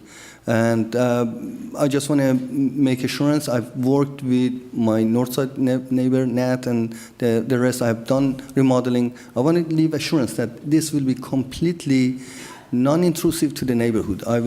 I've walked to each one of my neighbors when I got the signatures, and I promised them that my first priority is not building a house, is making sure that my neighbors are safe during this process. And that promise I will carry through, and I will not let the neighborhood be ruined because of the fact that we are building a house. So just want to go on the record that, we are very willing to get this thing done. And the first person actually I went to was Mr. Andre, per Mr. Robbins' recommendation, but he either doesn't live in that location often, or somehow I couldn't, get a chance to talk to him. But that's the history, let you know. I have a question for you. Yes. Can you come back here? Would you be willing to limit your construction hours to Monday through Friday? I will be willing, yes. Is that a yes? Yes. Okay, thank you. Sure. I'm sorry, that's a yes? Yeah. Okay. Yes. Thank you. That was it. I was nothing major. All right. I don't believe there are any other speakers. Am I right on that? No other speakers. All right. So we'll close the public hearing again, and I'll bring it back to the commission. Who would like to start? You haven't been around. Go ahead. Well, I recall saying quite a bit last time, so I was interested in hearing from the others. All right. But you're so insightful. Back to your court. I guess okay, I'll start. It's very okay. simple. It's a nice design. I did have, and I still do have concerns over the roof deck, but it is under the height limit. If this was other parts of the country, we'd be calling sleeping decks out there. So it's not setting a precedent. I think that the issue for me on this now is who maintains the bamboo. If it gets into a condition that's not acceptable to the neighbor, who gets to maintain it? And so I'm wondering if we can condition that the bamboo shall be kept in a condition that the neighbor finds acceptable and reasonable. And I don't know if that's, there's some issues in Albany where this situation has arisen, not in front of this commission, where there's a higher house or lower house and they're putting screening vegetation and just grows wild and takes over and is all of a sudden 40, 50 feet tall. I'm not sure what the limit of the height of the bamboo is, but what they tell you sometimes isn't accurate, so it can grow quite high. And so maintaining it might become an issue. And so my concern would be that there'd be some mechanism for the neighbor to have some input in maintaining the bamboo screen. All right. Nick, do you want to go ahead, or I haven't really laid in. I'm happy to talk about it now if you want to defer to me. This is a new item to me because I wasn't here on September 11th. So. Go ahead then. All right. I have concerns about the idea of a roof deck. And that I have to look at, I think the design is nice. I think the design is good. I think the way that the access to the roof deck is even integrated into the stairway is a good design, perhaps even an improvement over the previous one. But I'm worried about, I'm looking at our design review guidelines, which say that when you have an FAR over 0.45, you need exceptional quality design. We hold projects to a higher standard. And a couple of things I saw here, one is a parking exception, but I believe that's been remedied now. So if there is no parking exception, then that takes away one of the arguments that I was trying to balance to myself. Another one is that this applicant apparently had an illegal or a secondary residential unit that's now being converted, and I have a problem with that. I don't think that we should look askance at that. I think somehow that might enter into my equation and into my discretion in looking at the overall project. And then there's the idea of decks on the roof. In that part of Albany where we have some hills, but they're sloping, moderately sloping hills, we're in a situation where 2 feet, 3 feet up or to the side can make a difference between a good view or a not so good view. It's difficult to remedy. And I'm worried that if we start approving roof decks, that there could be a precedent that would encourage other people then to want to have a roof deck on their house on Ordway or Ventura or one of the streets up there. I just think that we could see kind of a more roof deck ideas coming into us because it is hard to get good views when you're from the homes and from the uphill homes in that neighborhood, and there are advantages to moving a few feet one way or another, and often a deck, standing on the deck will provide a view that you can't reach from being in the second floor or on a balcony, and that's exactly the situation here. So I'm inclined to say no to the roof deck. That's my first inclination. I think I have encouragement to do that from the design review guidelines that call for a high level of scrutiny on homes that are right at the top of the FAR, and this one is. Mm-hmm. That's my thought. Nick? Mm-hmm.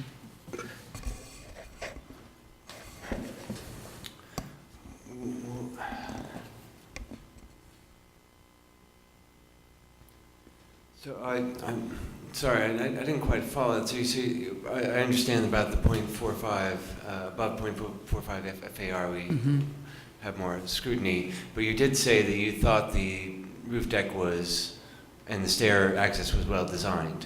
I do think it's well. I don't have a problem with the design, but I think that allowing it is like granting an extra privilege, it's an extra part of that house that we wouldn't normally grant. I think it's a big extra. And that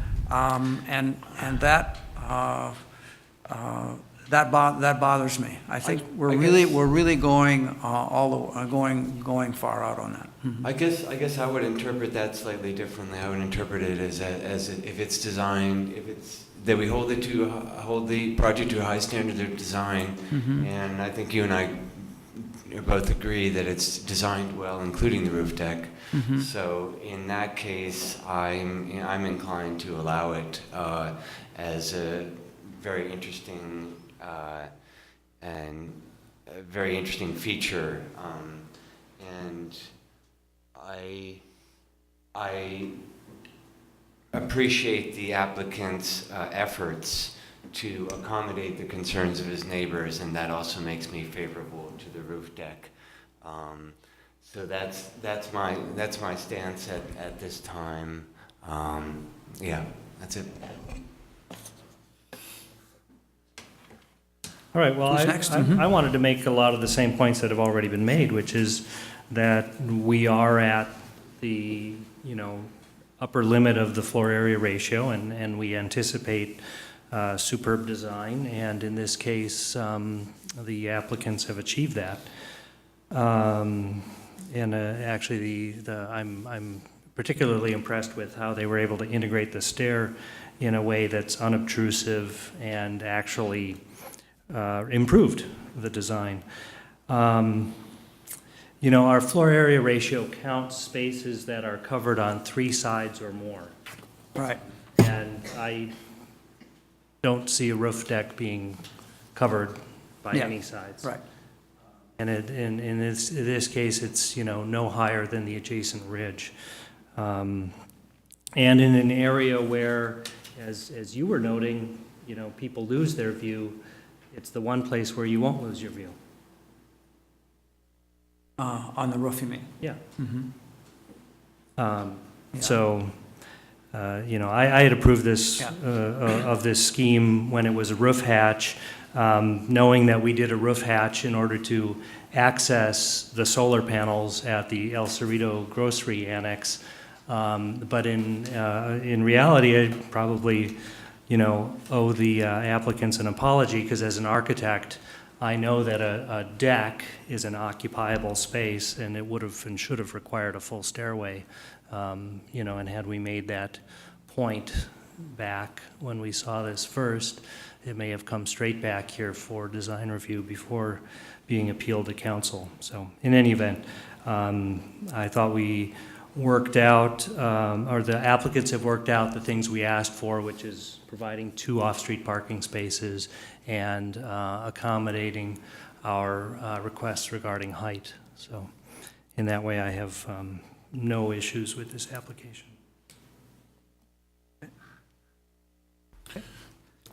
Just to comment on I think some of your concerns. I'm not sure roof decks like this are not a bad thing. It offers some different feels. I mean, you can be in your backyard, you've got the growies around you, you're at ground level, but this actually allows you to be raised up and get the views, the light, the air. And I go back, this is Albany, so I mean, what, you use this 6-7 times a year? And I think that's actually, if they're well integrated into design like this project is, I'm not sure I would have a problem with seeing more decks like this. Because I think it does bring something very livable to the home. Dealing with some of the privacy issues is another part of this, but I think actually the design actually is a very positive thing to living in the home and being able to go out, get some air, see a view, get light and air. But I wouldn't want to see these just slapped up, 2x4s off the roof and then a platform. I would want to see them well integrated in the design. I think that also taking into consideration where it is on the property. I think this is far enough away that it does, front and back shouldn't be too much of an issue. But then you get the concerns about the sides. And if you look at this design, you've got 2 big, huge windows just below the roof deck facing the side. So if they were in one of those spaces, they would still be the same level of privacy or lack of privacy. So in this case, I think it's well thought out. I would like to see, it doesn't bother me. I think that I would be given the way that this is designed. I find it acceptable. I think that when it first came to us and they had a roof hatch in, my vote was for it because I thought there's no way they're going to be able to get much up there. A couple of chairs and a 6-pack of beer, I'm not, But now my concern is umbrellas and screens and trees and, you know, to continue that vertical. So I'm not sure we can put a condition on it. There won't be any umbrella table types up there, but regardless, it wouldn't stay up there that long anyway. The wind would take it away. It does concern me that we might see that a more intense use up there that could then bring in more physical elements that would cause problems, cause issues. But in this case, I can support the applicant. All right, we don't have to be unanimous on every decision, so I will accept the motion.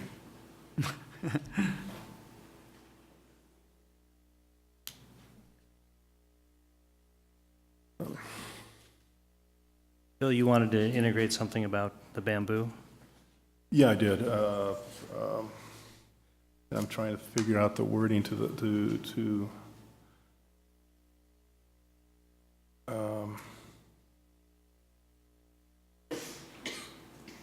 okay. I'm going to move approval again of PA 13-047 with the additional condition, with the findings and conditions of the staff report, and with the additional condition that the bamboo that was planted be maintained to the satisfaction, reasonable satisfaction of the neighbors, and that the maintenance required to keep that in reasonable condition shall be the responsibility of the owner of the property. And that, yeah, that should do it. Monday through Friday? Oh, yeah. I appreciate that. That's a little bit.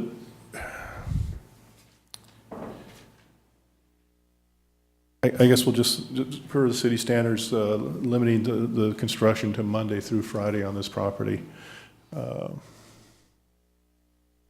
The issue I'm struggling with, just I'll throw it out there for further discussion, is that sometimes construction takes place inside the house. You got a carpet guy that comes in or a tile guy that comes in.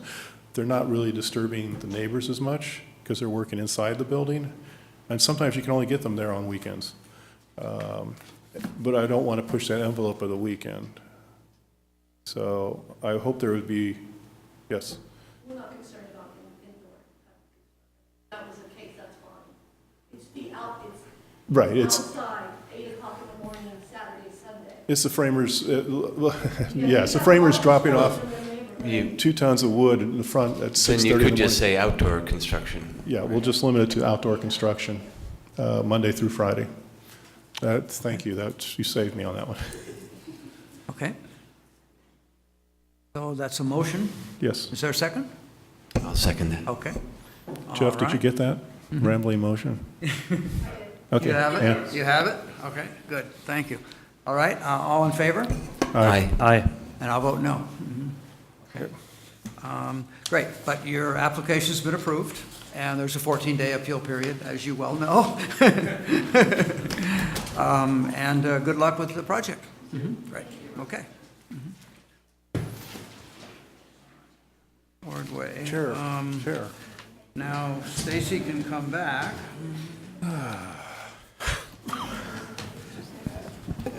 Can we take a 5-minute break? Oh, sure. 3-minute break? Okay, I think it's a good idea. We'll reconvene at 9:25. Where's the food?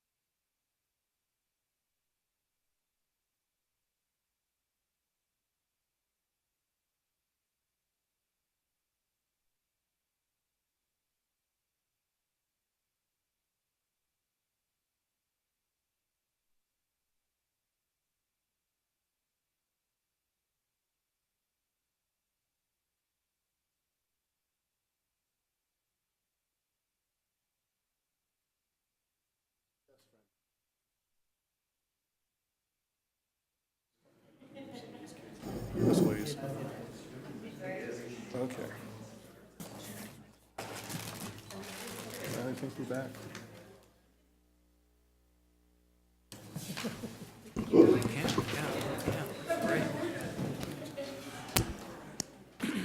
Thank you, Doug.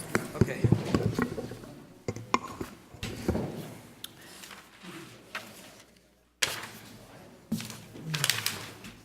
Wait, sorry. 7B.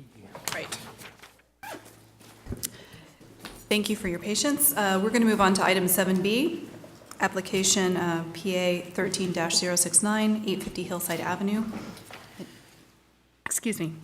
The new 2-second-story addition. May we have the staff report, please? Yeah, before you this evening is the formal request for new single-family construction at 850 Hillside. Previously, 2 study sessions were held, once on July 24th and most recently on October 30th. With each review that the commission had, recommendations were made to the applicant to reduce floor area ratio, to design the building to have more of a relationship to Catherine's Walk, and to play with the building materials and textures. So before you this evening are revisions to the previous drawings that you looked at on October 30th, and I'll just quickly go through them. So this is what you saw on October 30th, and at that time, the commission discussed, this is a view from Catherine's Walk, having more of a relationship, more of like a front door, front entrance relationship to Catherine's Walk, and further reducing the building mass by keeping this area open below and cantilevering the living space above it. So this is now the revised elevation before you this evening. This is the new view from Catherine's Walk. What the applicant has done is obviously they've eliminated this lower level and they have this portion of the home on supported columns, so it is open area below that does not count towards the floor area ratio. They've modified the front entrance, and so now the wall is basically in 2 different planes. There's this projecting tower element, which you have more visibility of, really faces out to Hillside, and then this rear portion, which faces to Catherine's Walk. There's also a door to access the property. One of the suggestions that was made to have a door access so that it has more of a street appearance from Catherine's Walk, to be treated like a corner lot. This was the previous street elevation that was presented to you. And again, you had made recommendations to modify the wall massing. This is the revised elevation that you're looking at this evening. So the garage doors continue to be recessed. There no longer is a roof overhang over this portion of the home. There's this floating tower element that's supported by a column, and then you have it separated with this rear portion. The applicant in their submittal provided an FAR illustration to show how they derived their calculations. This area here shows you where the pillars are exposed. This is the ground floor, so this is, in essence, the building footprint. And then this is the living area, which is supported by the columns and cantilevers over that space. And I believe with this revised design, the applicant has a floor area ratio of 0.53. They installed story poles at the time that the public hearing notice was sent. And so I've included photos of the story poles for you so you have some idea of the scale. This was taken from Catherine's Walk, obviously, given the slope looking towards Hillside. And then this is taken directly from Hillside at the street face. The applicant has a presentation this evening. I also received some speaker cards, and I received a letter from one of the neighbors who was here at the start of the meeting but was unable to stay for the duration of the meeting, so I will pass this to you. Thank you. Is the applicant here this evening? Would you like to come forward and present your project?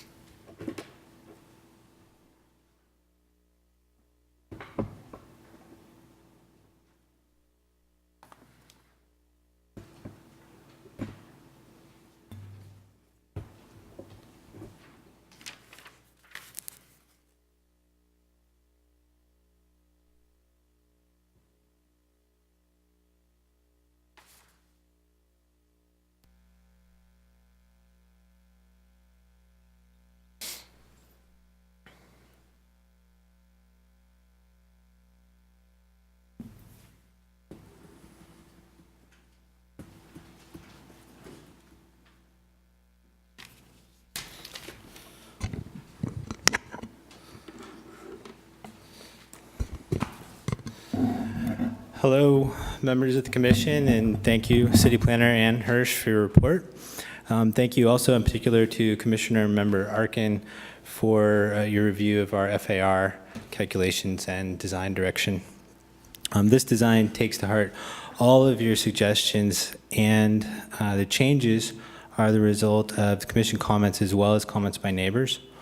The design process for this property began when I first looked at the property well over a year ago now, and when I was given the Hillside Overlay District requirements and the Albany Residential Design Guidelines. It was explained to me that design requirements had changed since the area was first developed and that these were the guidelines I was to follow, which now pertain to all properties in this area of the Albany Hill. Here we see the height of our proposed home in relation to the Hughes house at 856 Hillside and the Pons house at 840 Hillside.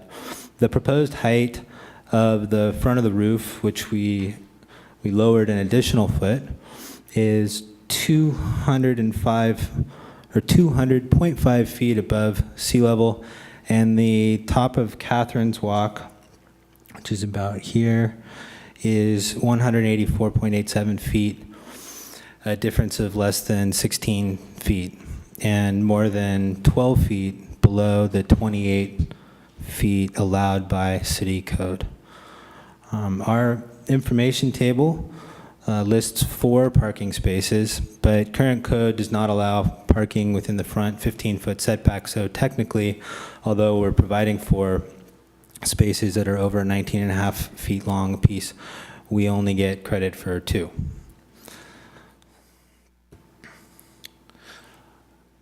These are some of the design concepts that pertain to what we're trying to do with the project. Of course, the 1929 Villa Savoye is shown here, as well as some residential projects by Studios Architecture. This is Eric Sieberkropf's house in Inverness, which relates to the exterior look next to Catherine's Walk that we're trying to achieve. This is Daryl Robertson's reading room on Snow Mountain. That is what we're aiming for the reading room in this house. Some roof terraces, a curved wall of glass. I think that's in Florida. The board form architecture shown here is from Saw Architecture, which is Dan Spiegel's firm. This is down in Menlo Park. And this is an old world interior that we're trying for down in the area below the garage. And some of Patrick Blanc's vertical gardening, which we hope might fit in to some of the sort of recessed cave area around the entry, the lower entry, if possible, but that's not part of the current presentation. Our particular site considerations are to minimize building height above the street, to use redwood siding in context, have a dedicated planting strip to Catherine's Walk, and articulate the building mass to preserve views. This shows the topography of the site is less steep than the surrounding lots, which results in the building being massed slightly higher than the adjacent lots. And we've minimized the height by using a downslope driveway, a flat roof, and keeping the ceiling heights to 8 feet for the 2 floors on the uphill side. Here we see the view down Catherine's Walk and the Ruxton's home on the right at 846 Hillside. And this is the Hughes house at 856. This view is of a story pole from the sunroom of the Hughes house at 856. We met with Claire Yu this Sunday, and per her request, we're now proposing to shrink the building another 2 feet to preserve her view of San Francisco and the Golden Gate Bridge from the sunroom.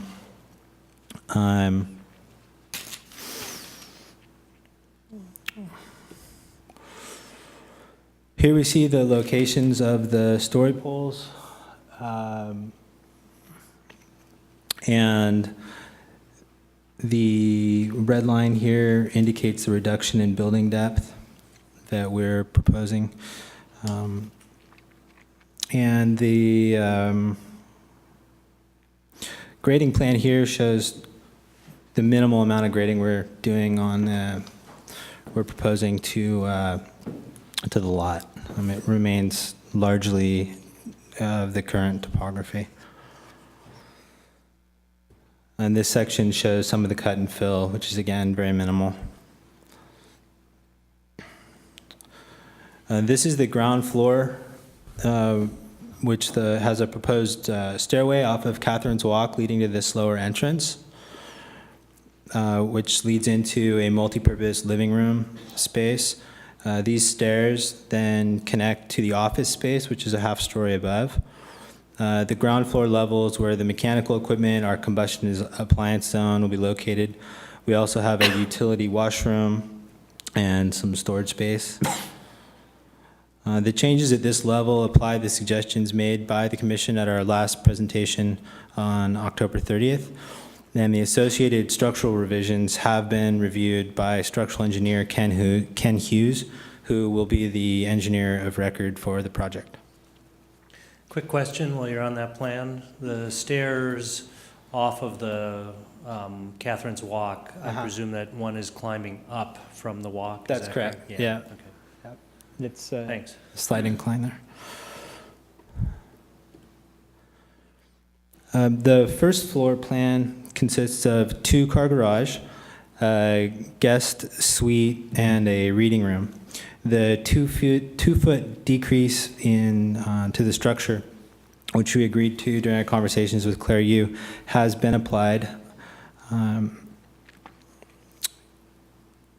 a notable change is the unenclosed entry area, which is now open to Catherine's Walk per the Commission's suggestion. We're excited about this entry change because it allows visitors to knock on the front door at the main living level. We also enlarged the entry landing and created an entry space to give a more proper entryway design. 3 architects reviewing the plans all commented on this much needed change.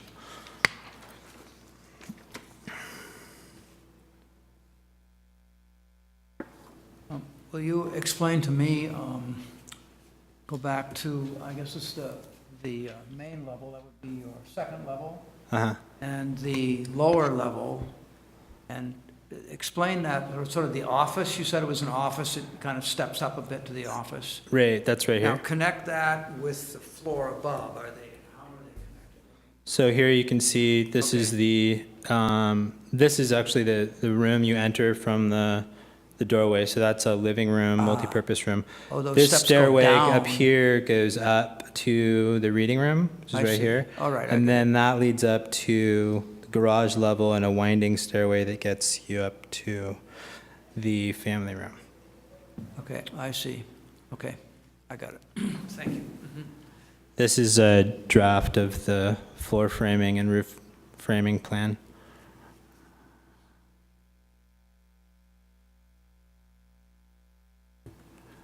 Here are proposed elevations.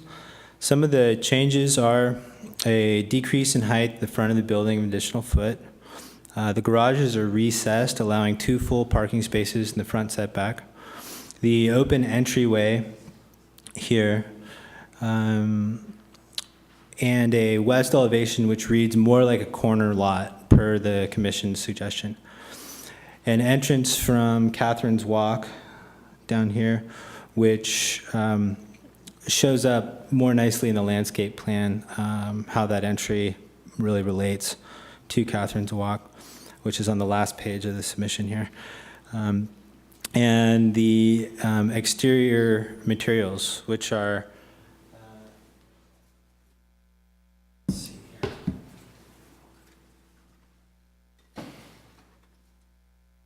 Pretty simple. The redwood rain screen. Here's an example of the redwood. This is actually from the mill that I'm going to be using, hopefully. And this is a white paneling for the panelized front and rear sections. Some bronze powder coated or Kynar painted metal for the fascia and around some of the windows. And of course, some of the glass, and especially on the rear facade.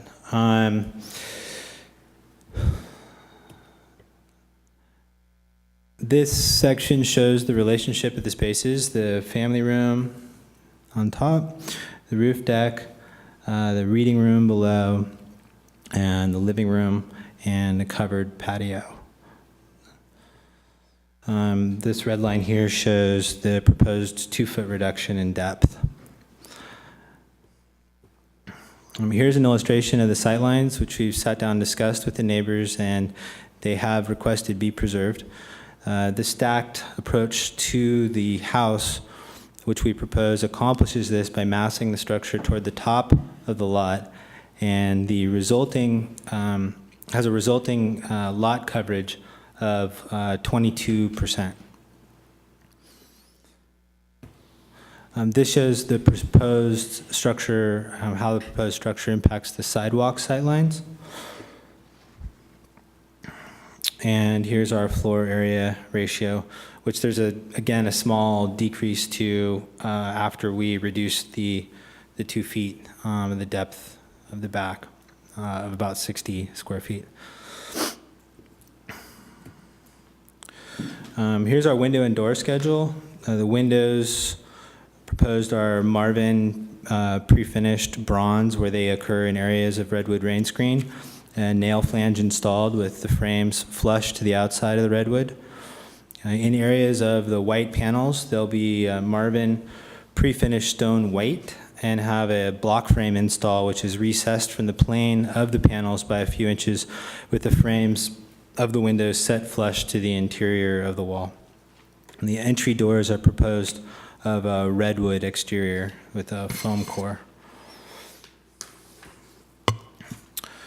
And this shows the proposed changes to the west elevation, which treats the location as a corner lot, opening it up to the walk and giving a nice opportunity for a green belt of planting and an entrance off of the walk. The exterior materials are indicated as the redwood, a white panel rain screen with plaster around the garage area, and board form concrete in the area underneath. Here we show I'm showing the interplay of the volumes and the forms expressed. This shadow study confirms that the overhang and brise soleil are working, and we're getting solar gain when we want it in December and almost none during the warmer months of the year. Here is my source for salvage redwood up in Crescent City, an example of redwood rain screen. This shows the proposed corner detail. The background for an exterior application would be black, not white, so you wouldn't see these white lines. And here's an example of the feeling of the exterior we're trying to achieve on the Catherine's Walk side. And this is an example of a redwood stairway, which is the look of the entryway.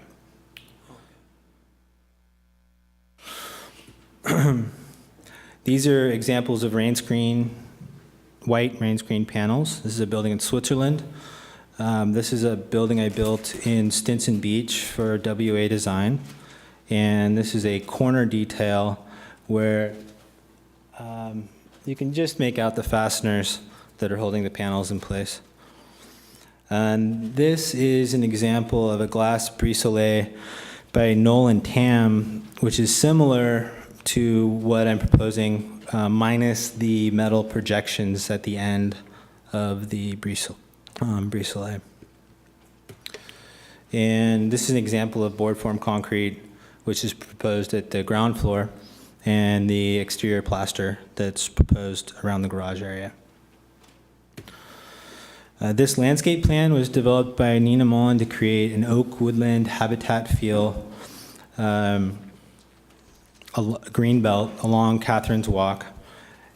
And it's difficult to see, but there's a black line here that indicates an open mesh, open wire mesh fence that wanders through some live oaks and then returns to the building here.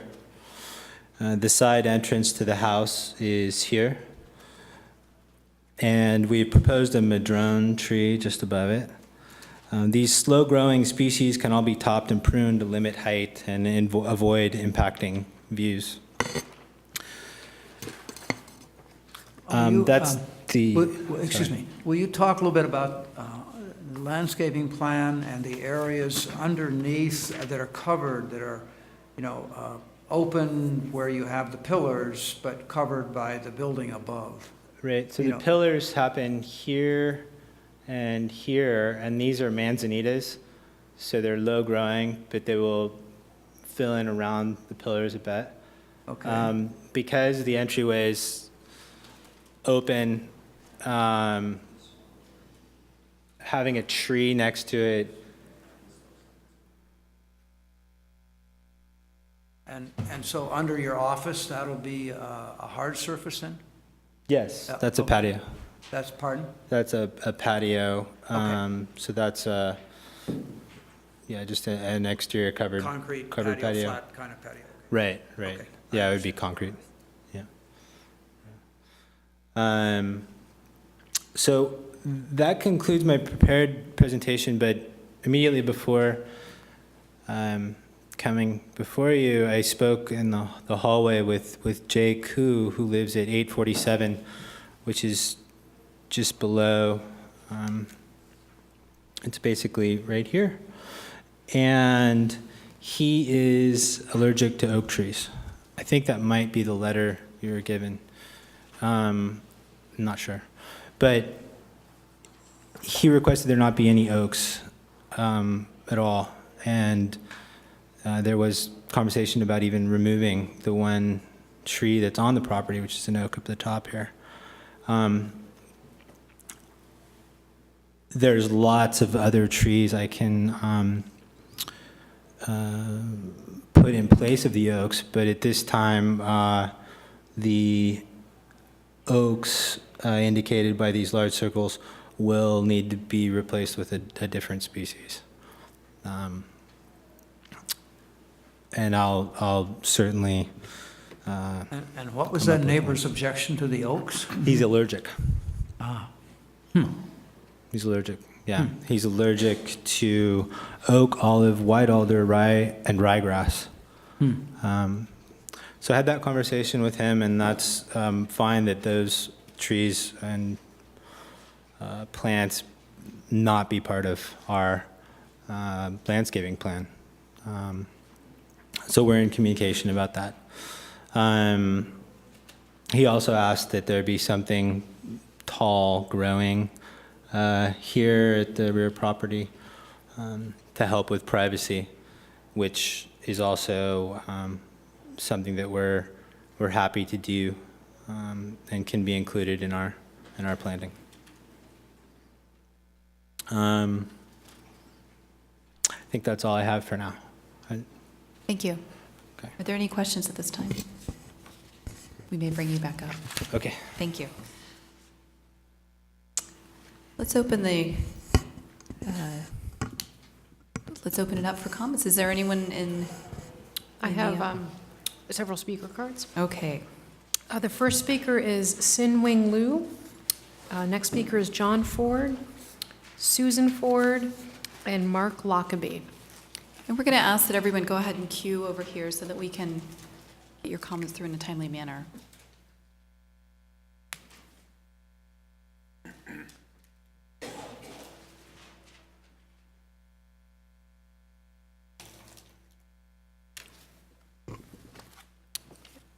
Is Mr. Liu here, or did he leave? Am Am I under the impression that I could read? Yeah, this oh, yeah, letter you for- can, For yeah. Sheen Wong, I think it's Sheen Wong Lu, lives at 861 Hillside Avenue. She's my next door neighbor. She asked me to read this for her. Since the height poles are in place, I can see that the new house will block the views from my front bedroom and living room. I feel this will lower and downgrade the value of my house. I think on the whole Hillside neighborhood, there are no houses with bedrooms or living areas on top of the garage. Why does the owner want to build a house this way? The only reason is for every room to have a view and enhance the value of his house. A friendly neighbor should not only think of their own interests. Another big concern for me is the privacy and security. This family can look into my house, and I'm not used to that, and it worries me a lot. I don't want to put my window shades down all day long. I hope the new owner can respect my privacy. And she feels she's from China, and she feels in a democracy the majority rules. And I believe she did sign the petition. Thank you for Thank you. Next speaker? John Ford, 841 Hillside. The process of the 850 Hillside being developed has, I felt, been somewhat disappointing to many of the neighbors. The expression of the neighbors to keep the general appearances within certain norms seems to have been ignored. Statements made by the commission members do not seem to reflect the direction we seem to be heading. Let me give some quotes. Commissioner Pilch was concerned about how the house would look in relationship to other homes. Commissioner Moss, this is one of your city reports, felt the project was too top-heavy, noted the back wall was massive and should be changed. Commissioner Donaldson, concerns that the building was too big and that there was nothing on the bottom, particularly as it made this house a lot taller than nearby houses. Commissioner Arkin, concerns were that the project was unnecessarily tall. Project constructed this way could create an opportunity for people to build illegal units in the space below. And suggested taking advantage of empty space under the reading room, developing more relationship with the garden to the rear. In other words, bringing the house down over the back and taking advantage of the gardening in the back of the house. Commissioner Moss also recommended playing with some vertical aspects and massing. At no time have I heard mention of sight lines from 841, which is my home, 861, which is Sheen's home, which she just had an article read for her, and 840, which is, there's all these home sight lines. 840 is the Fawn House. In particular, I'm referring to the recent pop-up area next to Catherine's Walk. I know that this breaks up the straight lines of the house, but it really adds a big block to a lot of the view. I think particularly Sheen next door to us loses view of San Francisco with that. The sight lines from these homes and being reduced will also greatly reduce the value of the home, because we have to all be aware that value is that the view is part of the value. Only by walking in this area, especially coming up Catherine's Walk, can one really appreciate the massiveness of the wall adjacent to it and the massiveness of the house. Thank you very much. Thank you.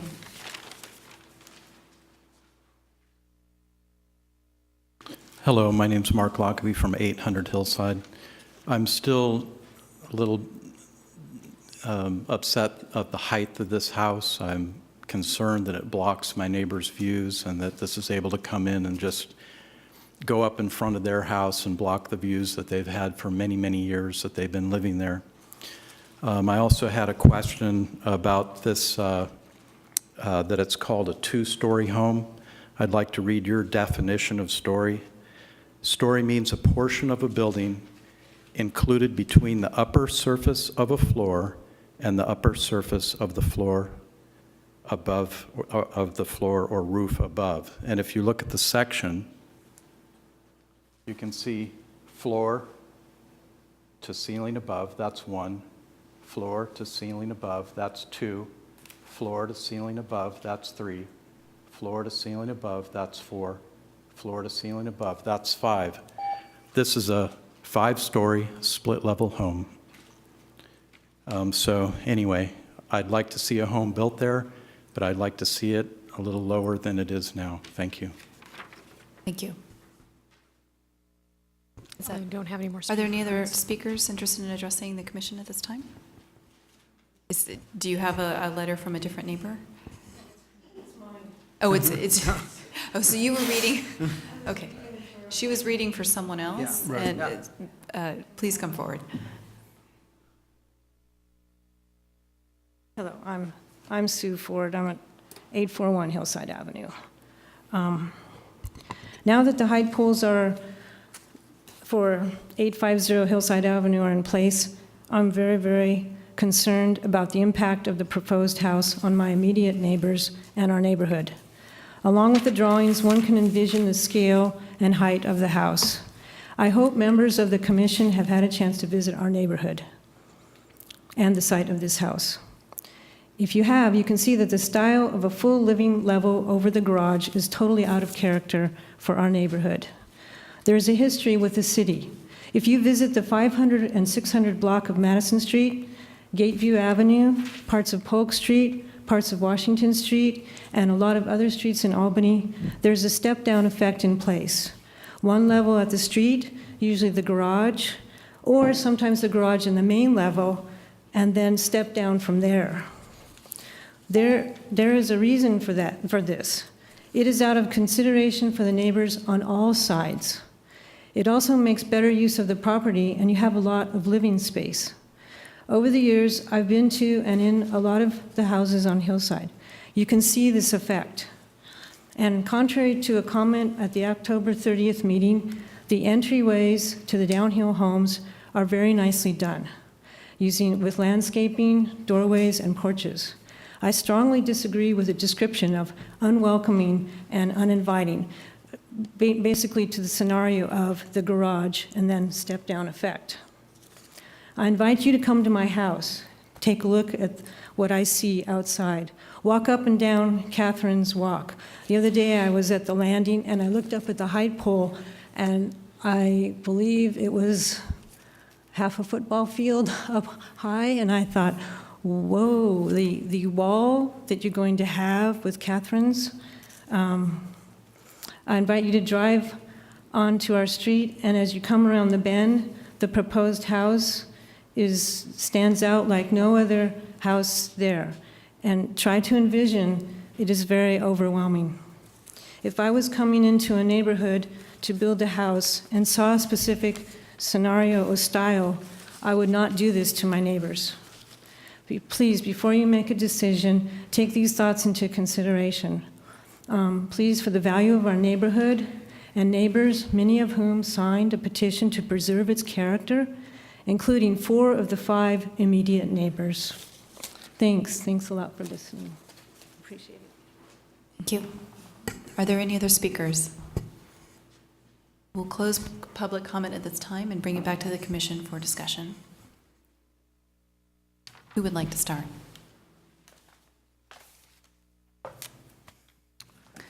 No.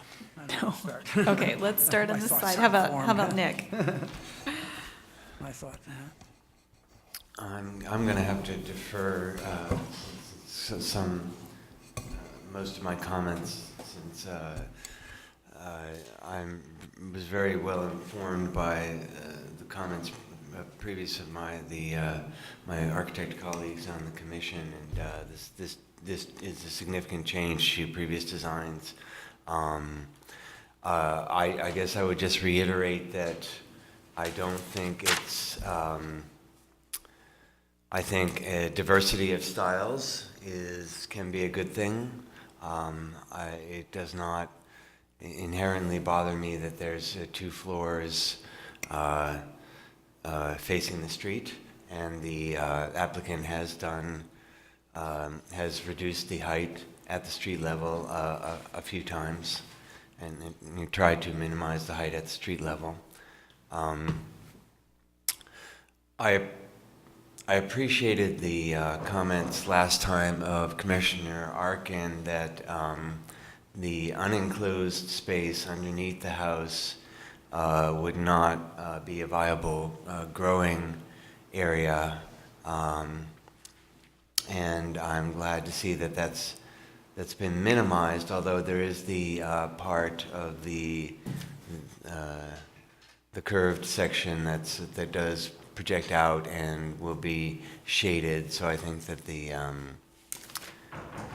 it's hard to say, but I think that the growing grass under there, if grass is intended, it might be problematic.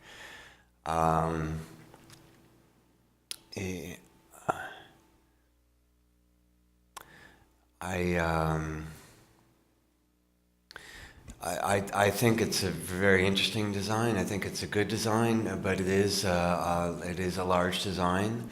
Again, to that, I'd like to hear more of the comments of my colleagues before I comment more on that.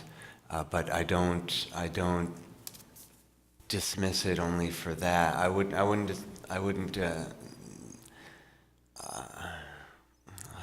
How to say it?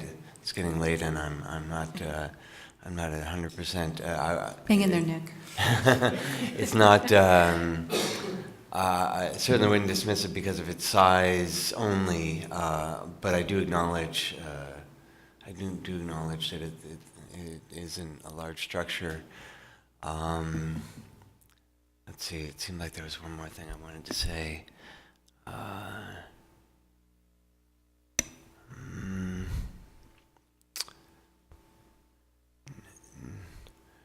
No, I guess not. I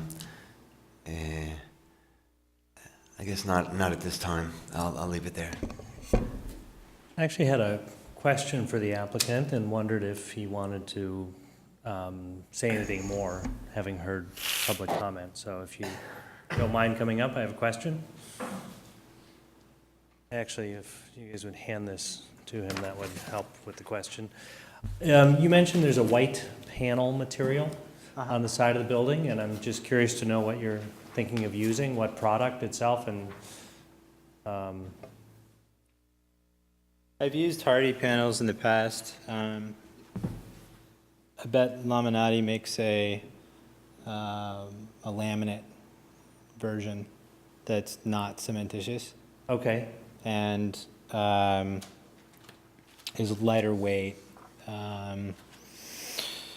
And comes in slightly larger sheets, so it's a bet Laminati. The color noted on the plans is color 819. It's an off-white color. okay. Would you mind passing that around? I'd be curious to see it. Thank you. And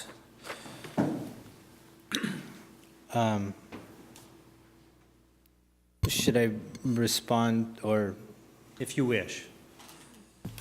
I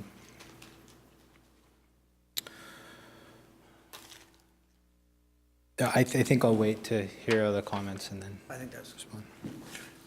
Okay. Well, I'll just keep going.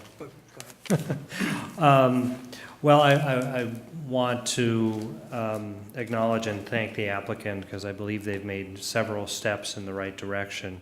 But before I discuss what those are, I think it's important that we acknowledge some of the discussion that we've heard this evening, which is largely about how the view is changing. This has been an empty lot for a long time, and now it's not going to be an empty lot. And that obviously has an impact. We acknowledged that at our last 2 hearings and have asked the applicants to make changes to bring the project into conformance with our floor area ratio. as well as, well, and by doing that, it has gotten smaller, and having met with immediate neighbors about views, it's gotten even smaller still. As was discussed at our last hearing, I believe the commission is comfortable with the location of living space above a garage, as it brings more eyes onto the street and has more of a front door than a garage door, which is what the majority of the other projects present as their public face. So that hasn't changed. In fact, I think it's been improved. So that was the first thing on my list, is that the entry now is more pronounced and the garages recede. So I'm happy to hear that. It's more open to, and there are connections to and from Catherine's Walk. It complies with the floor area ratio, at least in my opinion, and I can entertain how others now feel about it. I think I was the one who had the most of the concerns regarding that. Solar control has been addressed. It steps down the hill, which is desired in this district. So it is doing what we in our zoning ordinance promotes and suggests. It meets the ground well, and I think that's where some of the best improvement has been made. And it provides the potential for more off-street parking. We can't count it as parking because it's within the city right-of-way, but in reality, the distance from the edge of the sidewalk to the front of the garage doors easily accommodates the parking of an automobile. And in areas, especially on our hillside sites where parking is limited and people are often parking on curbs, I think this is a good situation.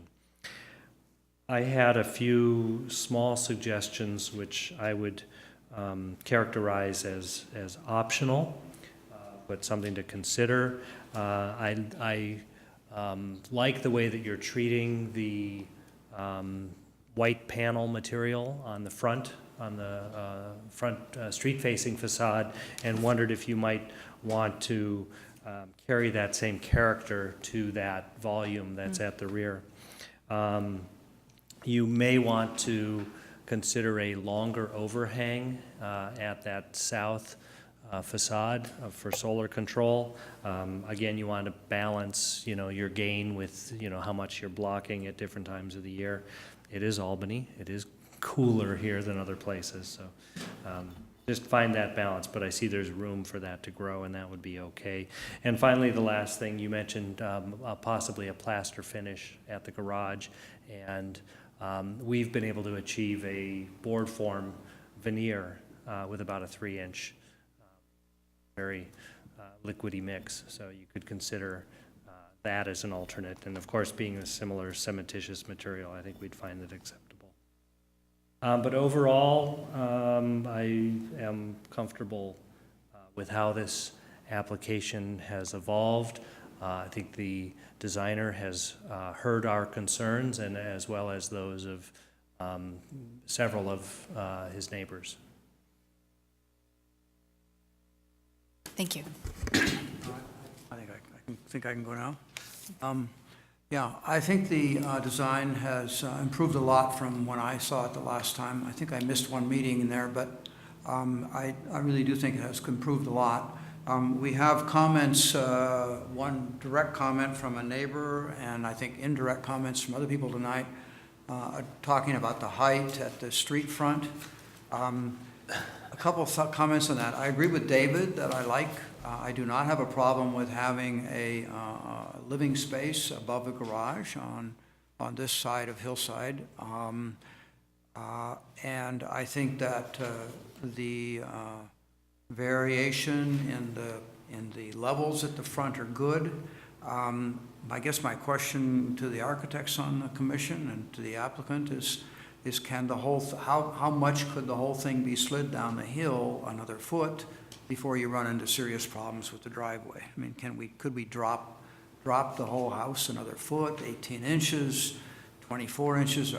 And I think that, at some point the driveway will be too steep to be workable, but pull it back a little bit. Otherwise, I think the design is very interesting. It's a complex floor plan, but I think it's one that can work. I like the variation of materials. I like the glass looking out to capture the view. And I think that the landscaping will greatly benefit this site, and that unlike your first go-around, it's quite sensitive to Catherine's Walk, and that was one of my concerns and comments before. I'm glad that you took David's suggestion and make an entranceway or a secondary connection to Catherine's Walk. I think that's a good move, and it helps integrate the whole lot better with the Catherine's Walk. So basically, I think it's a very interesting and attractive modernistic design, and that it would look well on that site. But if it can be dropped down a little bit, I'd like to see that happen too. Mm-hmm.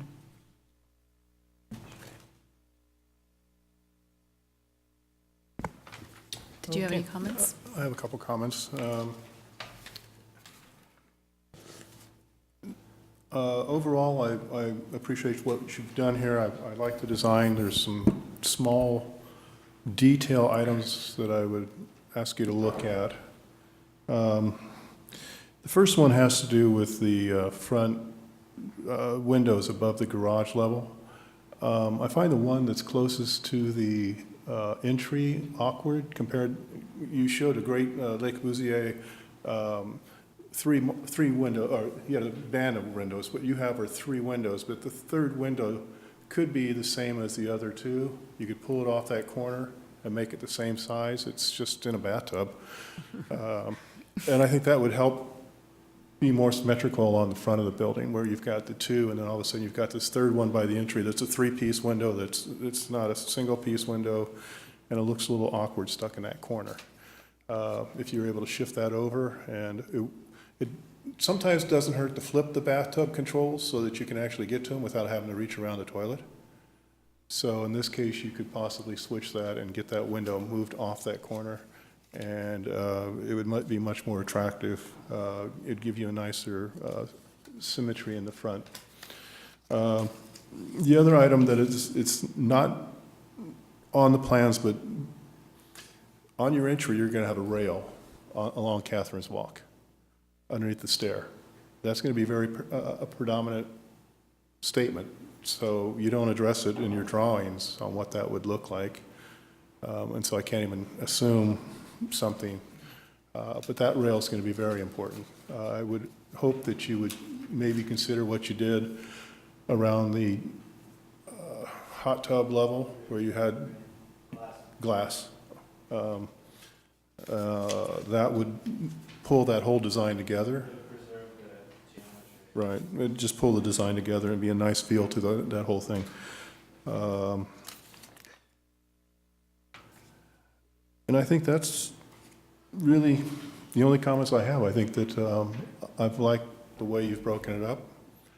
One of the things that I looked at was the other thing is the corner post that you have at the garage on the south side. If there was a way you could eliminate that and cantilever out the 4 feet, it would be a very attractive corner there. Yeah, you can see it in the center view at the far end. You've got a post kind of hanging out there. If you could cantilever that out, it would make a very striking statement on the design. And it would not be hard to do that because you can turn the framing. You got a long framing. You can turn that 90 and cantilever that out, and it would really make that second story feel like it's actually floating above the garage.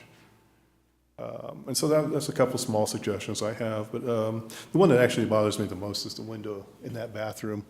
It doesn't really fit in. Is it the 3 division, or is it the fact that it's right on the corner? It's both.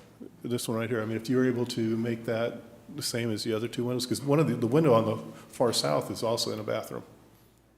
So if you made that more symmetrical, I think that would be a kind of a stunning front design.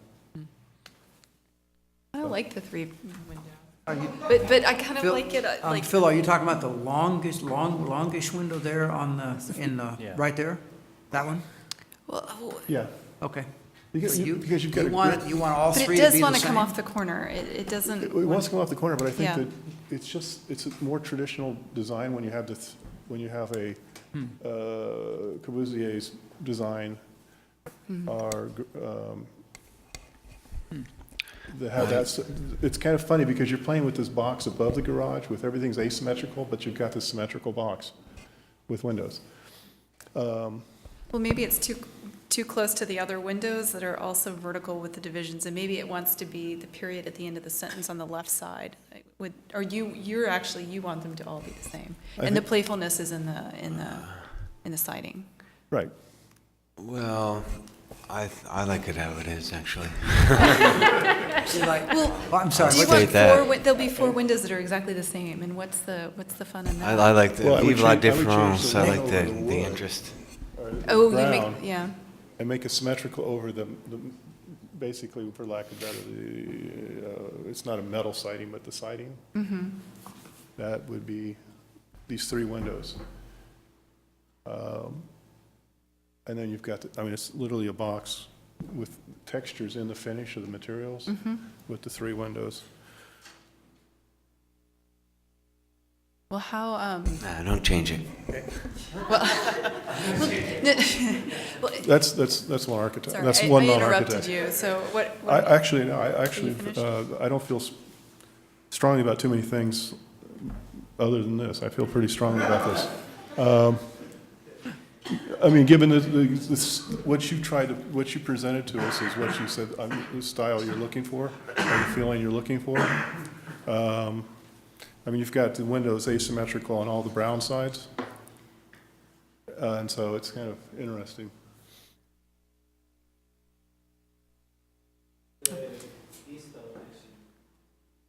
You know what, we'll have you come back up to make any comments in a moment.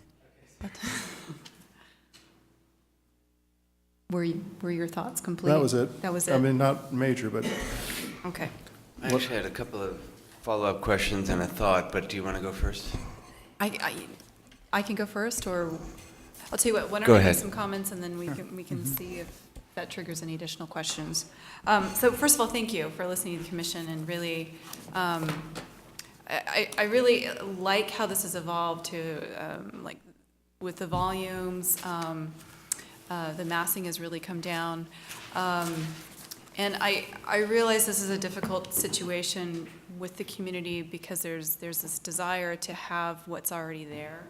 But I think what you're trying to accomplish is actually rare in Albany, which is architecture with a capital A. I think you're really trying to provide a piece of architecture for the community. And so I'm in support of this.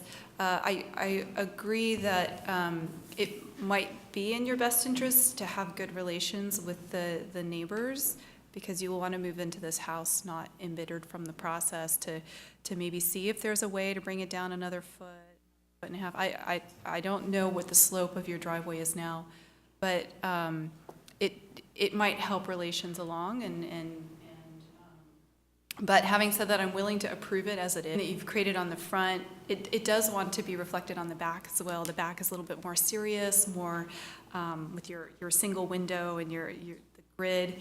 I understand that, but I think it could be more fun to have the solid nature of the cementitious material, the plaster, the striping of the redwood, and then the back side as well. I'm not opposed to the window, but I could see that it might have a little bit more relief to pull it off the corner a little bit, to pull it in. And I realize that you're not really feel once you're in those spaces, and I think that the front elevation should take priority. Let's see. You've included that connection because from Kathy, it's a bit of a tough call in that we As I thought of for the applicant, one is what time? Does it gray or does it get deeper color? You can answer those now. And what's the lifespan of the white panels? Product. Swiss pearls up to as far as the landscape plan goes, I was trying to look at that in more detail, but I think what's provided in our very high-level overview of what's going to happen. Tell what's going to be under. I can't quite tell what landscaping is going to be. Or there we go.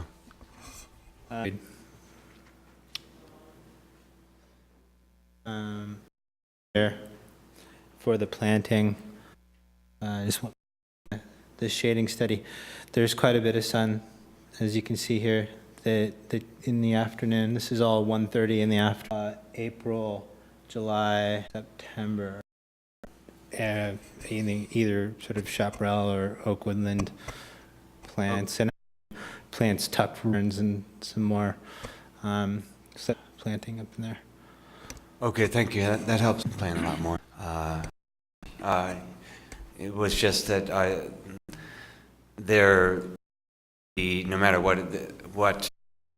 no matter what, that's a lot that's we know is going to be built on. So we should take into consideration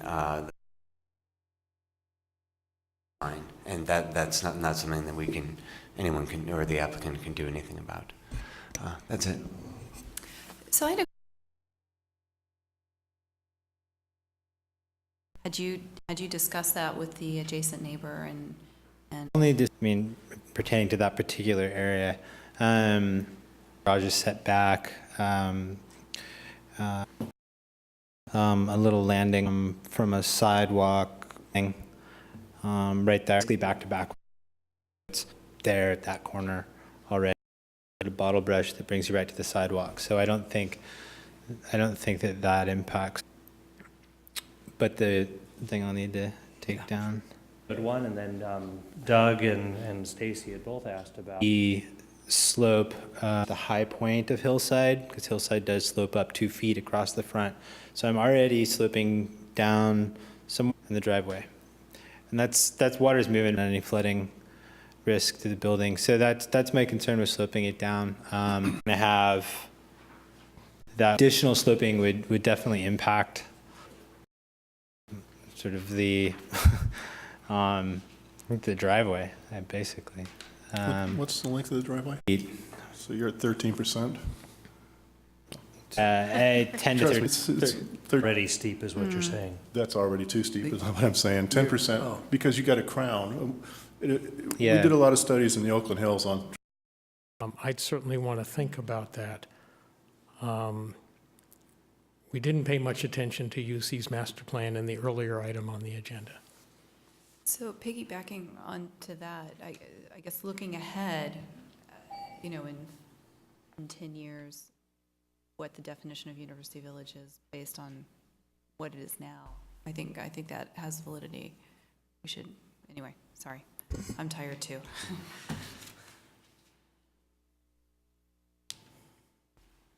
Are there any other speakers? Okay, let's bring it back to the commission. Well, I know that there was a question that was asked, which is, churches, private schools, et cetera, should those be designated in the general plan as public and quasi-public? And thanks to the amazing world we live in, I could quickly look up quasi, and it means seemingly, apparently, but not really, which is actually perfect. So I would vote for yes. We just keep those as they are, and we use the same language, public, quasi-public, and similarly, I would endorse listing UC Village. Is it a school for the blind and? It's considered public, okay. yeah, public, quasi-public. Yeah, and similarly, I think that using that same overlay at UC Village. Now, we won't be changing the zoning map. Right. It was just to designate this as a public or quasi-public area. Oh, you would designate UC Village as public or quasi-public? I would, yeah, just put Not the idea of a separate distinction for UC Village. If I can clarify that, yeah, the proposal on the table would be to designate publicly owned land as public, quasi-public, but to have a separate category for UC Village that reflects the fact that there's more than just public uses on, I mean, it's all public, but there are residential uses and open space uses that are different than typical public uses. Oh, and that's- so you're suggesting we reflect that on the general plan? Right, which is more in line with what the current general plan does. Okay. So how would that reflect the commercial properties that we were discussing earlier today? Would that be part of? Those would not be within that designation. Those, because they're on San Pablo Avenue, would have the San Pablo mixed-use designation. Okay. Right. Okay. Okay. I was gonna, or could Clear we as mud. classify I understand. University Village as a PUD and just, rather than classifying it as a separate classification?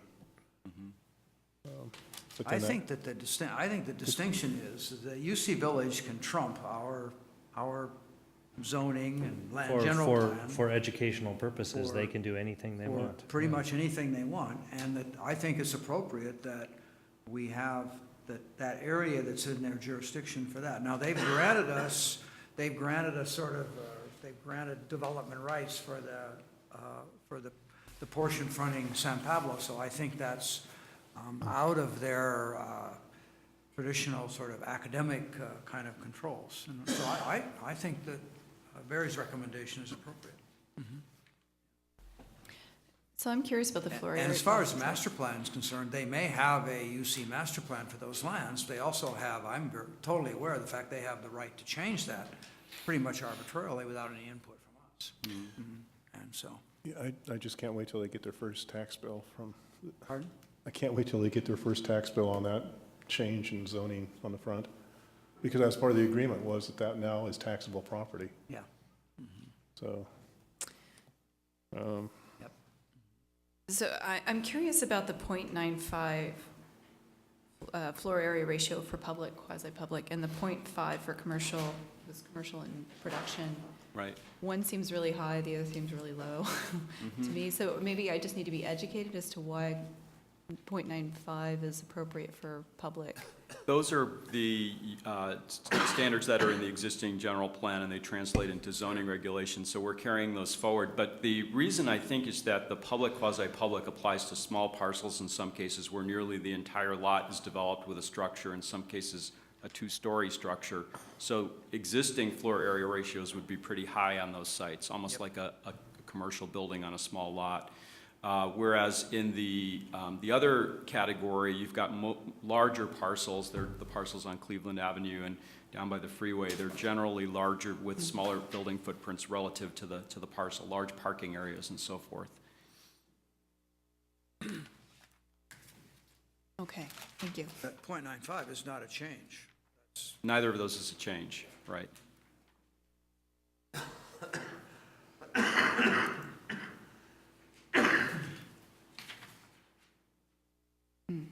Okay. Are there any additional comments or feedback? I'm comfortable with all of the definitions. I would add that this is not the last opportunity to comment on these. We'll be using these definitions, but there are many months before this actually will be a published general plan document. So between now and then, we can continue to nuance these definitions if new issues come up or if additional comments come up from the community. Okay. Thank you. Thank you very much. We will- Do we need to make a motion to continue the meeting past 11? Now, do we move on? Is there more? We've one other Parks and item to open- discuss. How about, do we have any discussion about creek conservation areas, or do we have anything further on that? Unless the commission thinks otherwise, we will continue to use that designation on the general plan map. There was some question about whether Village Creek should, which currently has that designation, would have that designation on the new general plan map, but that decision can come back to you when we bring the map to you. So you don't have to necessarily resolve it this evening. Okay.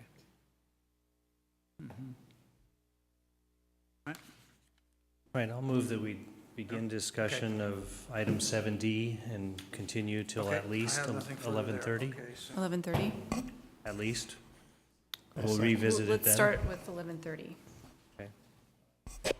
Do I hear do we need to vote on it? I'll second that, to continue to 11:30. All those in favor? You gonna be okay? Yep. Okay, thank you. I'll make my staff report very brief. This is a proposed amendment to the Planning and Zoning Commission to reflect requirements of state law. Basically, our code as is written today allows what's characterized as a homeless shelter in the San Pablo Commercial District. The proposed amendments would capture refinements in definitions based on state law. So if, as an example, homeless shelter is a term that we wouldn't use anymore, instead use the term emergency shelter, and to use a definition based on the state government code, and also call out separately transitional and supportive housing, which is in at least one part of our existing code kind of blurred with the homeless shelter. So we would have basically, for the emergency shelter, the main thing that we're trying to accomplish here is to establish a zoning district where it's permitted without a use permit, permitted by right. And the proposal is the CMX district. This is something that was contained in the draft housing element that you reviewed a couple of months ago.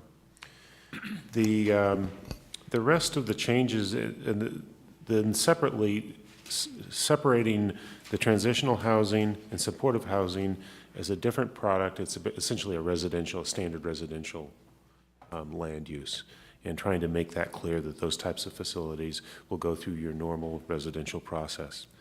For the emergency shelter, if an application in the CMX district would be permitted. You would still have your design review process, and there are also proposed to be some characteristics, physical characteristics that would be established standards. You have some of those already in the code, and they're just some relatively minor refinements to that.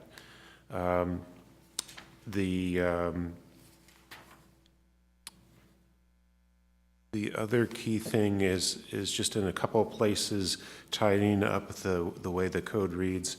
The way our zoning ordinance is organized, there is a section called regulation of specific land uses. And if we were to redo the whole code today, we'd probably want to have the discussion about the homeless shelter in that section. We don't have that there, but we'd like to have a little placeholder. That's section 2020-140 is what we're proposing, a placeholder to direct the planner or the applicant to go look at the housing section, where which is a different subchapter of the planning and zoning code. And having these little cross-references just help us sometimes make sure we're not forgetting something, or an applicant that's not familiar with the code, make sure they're not forgetting something.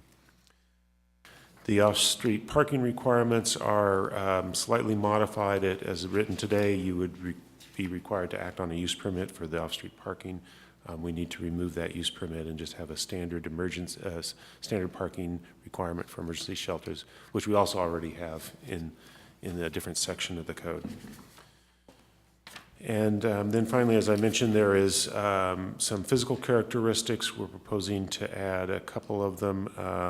The primary ones I think of importance to the commission would be that they include indoor intake and waiting areas for clients that would be coming in, and indoor bicycle parking, both for employees and for residents.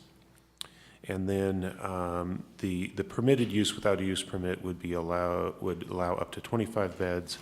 Beyond 25 beds, we welcome the application, but that would involve a use permit, which is something that's fairly conventional action for you to take, as you well know. So the proposed amendments are detailed in one of the attachments.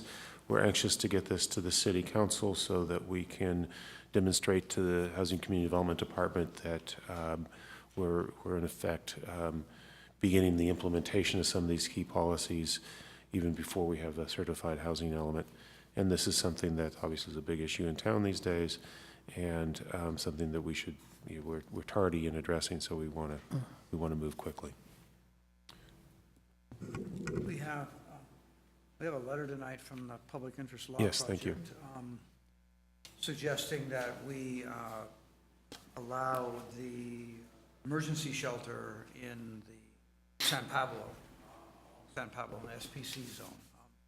I think the commission should discuss that, Yeah. and do you have any comments or thoughts on that? Well, it's allowed under your But- current code with a use With a permit. With a use permit. Yes. Under state law, you're only required to find one zoning district, so it's certainly an option that you can propose to the city council. I think, as you well know, for any projects on San Pablo Avenue, there tend to be more issues of concern between neighboring properties, and you often spend a long time at the commission working those things out. So that seems to us to be an appropriate location for a use permit mechanism where you can fine-tune the interaction between the different land uses. Whereas in the CMX district,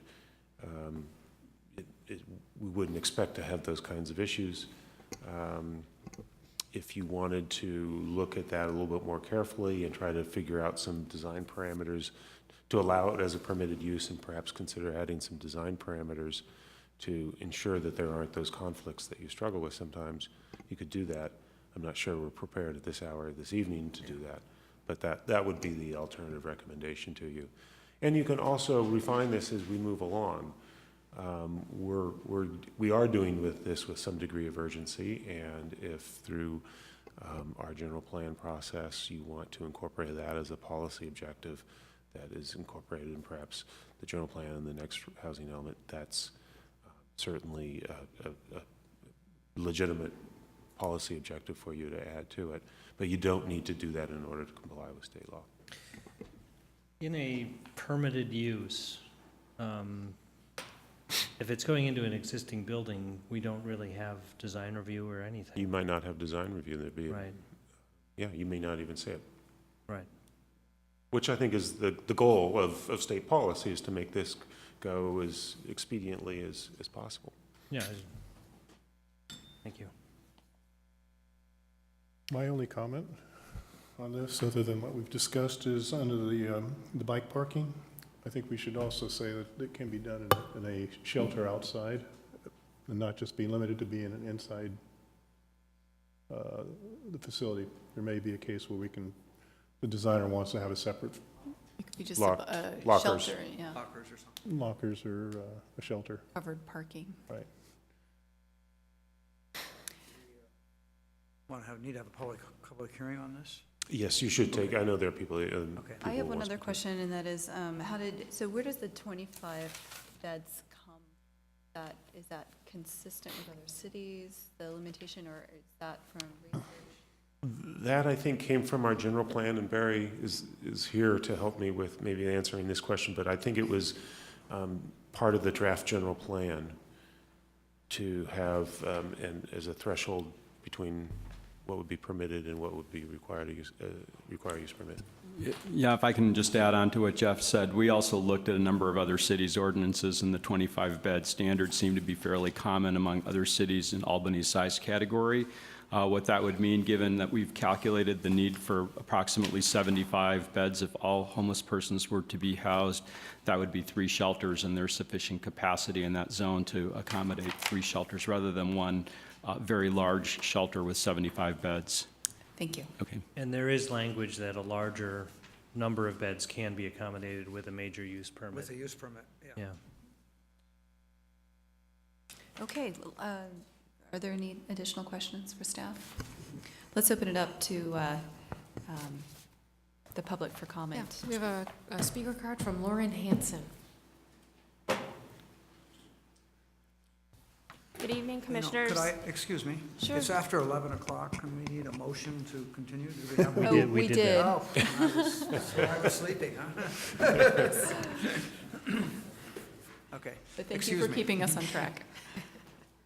Good evening, Commissioners. My name is Lauren Hansen, and I'm an attorney with the Public Interest Law Project, and I'm representing the petitioners in the Albany Housing Advocates versus the City lawsuit.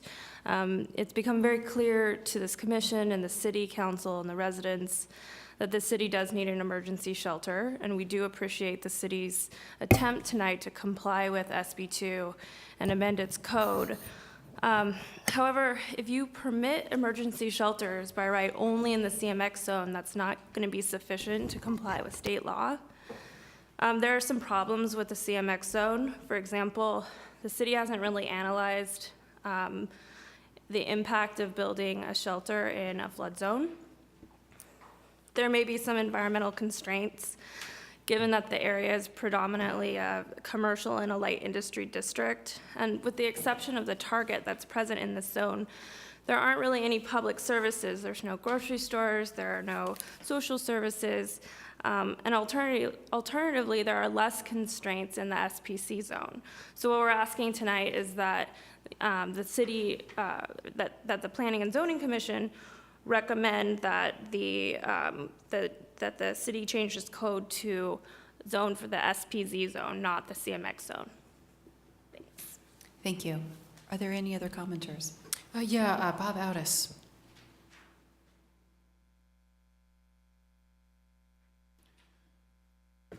Thank you, Commissioners. I drove and walked the CMX zone a few weeks ago, and it was hard for me to determine what, if any, facility there might be usable as a homeless shelter. On the Cleveland Avenue side, there was one large building that appeared to be vacant. It was for lease anyway.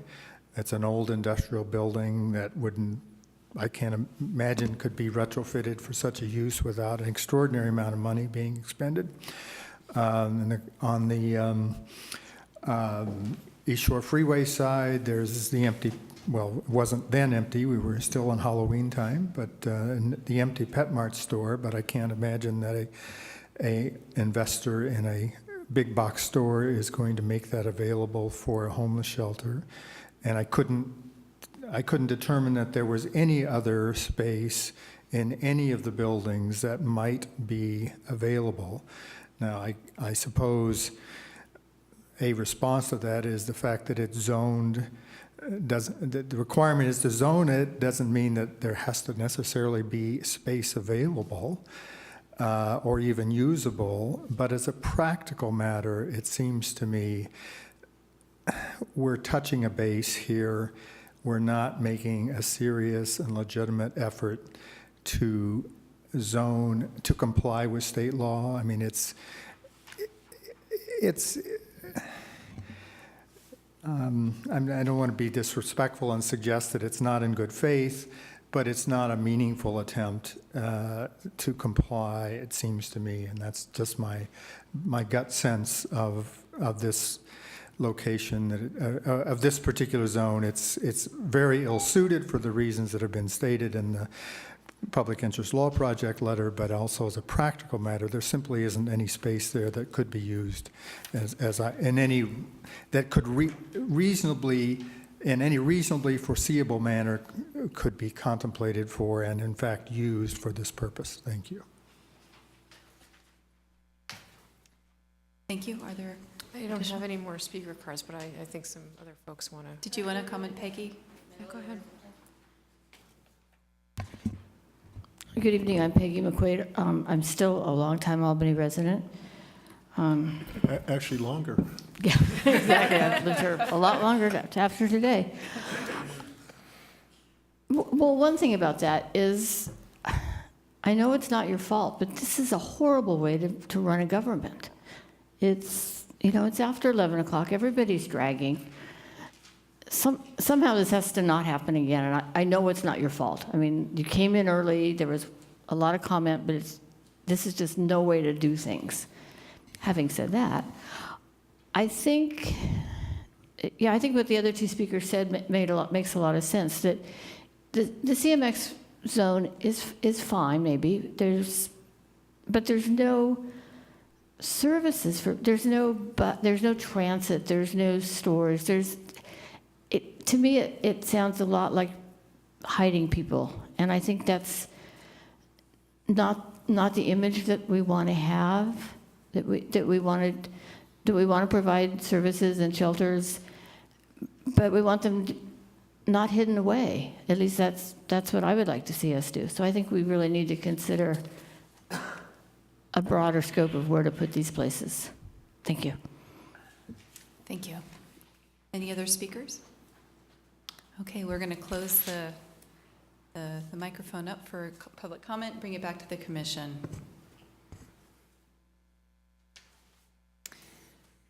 Okay, I know I well, have comments. I do, and I want to back up and, recall how CMX got put on the table, which was very quickly and with quite honestly, without a lot of discussion that I recall, and I think it was probably in reaction to the fact that we have a population that's camping on the waterfront, and this was closest to the waterfront, and it sort of made sense. And that, to my recollection, is the extent of how much thought we put into it. Others may have a different recollection. While the CMX is not all west of the tracks, it is certainly down at the track, so it's not quite the other side of the tracks, but proverbially it might as well be. The SP2 suggests that at least one zone by right. So I would say rather than substituting a different zone for CMX, we could make them additive, and by having more, we actually create more opportunities. And given the limited amount of vacant space, the limited amount of, vacant buildings, the cost of real estate, et cetera, in our community, it would be appropriate that we expand the opportunities. And so, I'm going to go out on a limb and say not only should we allow it in the SPC, but also in the SC, and also with a use permit in the R3. And there were a few other recommendations that were made in this letter. There was a questioning of the 300 feet apart and possibly removing that. And I think similarly to expanding the number of beds, we could make 300 feet, within 300 feet of an existing emergency shelter possible with a major use permit. So sort of that same mechanism gets kicked in. While we're looking at the chart of uses, and this may or may not be the time to do this, but since we're contemplating a zoning change which incorporates this chapter, for a long time now we've been saying we ought to have secondary units allowed by right in R2 and R3 districts. And this would be a great time to be able to do that. I wonder if we want to include the possibility of multifamily dwellings in the CMX with a major use permit, similarly to the live workspace, which has some provisions there. But it seems like if we're proposing housing in the form of an emergency shelter, that we ought to be allowing housing of other sorts in those districts. And similarly, maybe transitional and supportive housing could be allowed in the CMX with a use permit. We have live work in CMX already. Right. And you're proposing? The category just above that, the multifamily dwelling. I see. Knowing that we're limited in opportunities to develop housing, here we're expanding it while we're making the zoning change. I just wanted to put those on the table for discussion. And I'll leave it at that because we have a lot to contemplate here.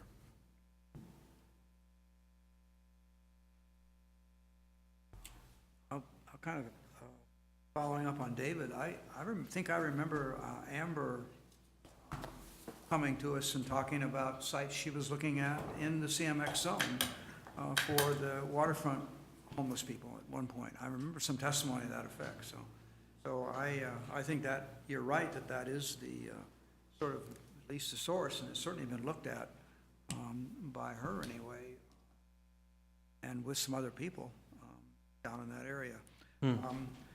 And I could probably go along with David's recommendations. I think that we could. I think we could go ahead and allow emergency shelters in the SPC zone as a matter of right. And then the other changes to the table, I'm wondering if this is the right time to do those or not. I think there is a consensus on the commission about the secondary residential units in the R2, 3.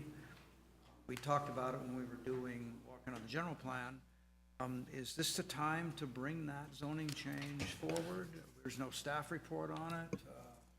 We haven't analyzed We're it. also not agendized. Yeah, I would say Make there that would be an change. agenda problem with doing that. We'd be happy to bring that back to you, but our agenda item was specific to emergency housing, transitional housing, and supportive housing. Okay. And then with respect to the transitional and housing and the supportive housing categories you were adding here, I think that you've done it in a way that would comply with the new state law, and I don't have a problem with that. Thank you.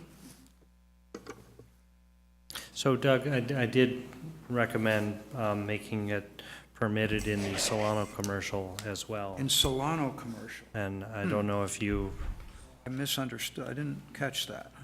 and then also with, under a use permit in the R3. As a proposal for discussion. I don't think we San should Pablo go commercial there. too, or just? Solano, San Pablo, and R3.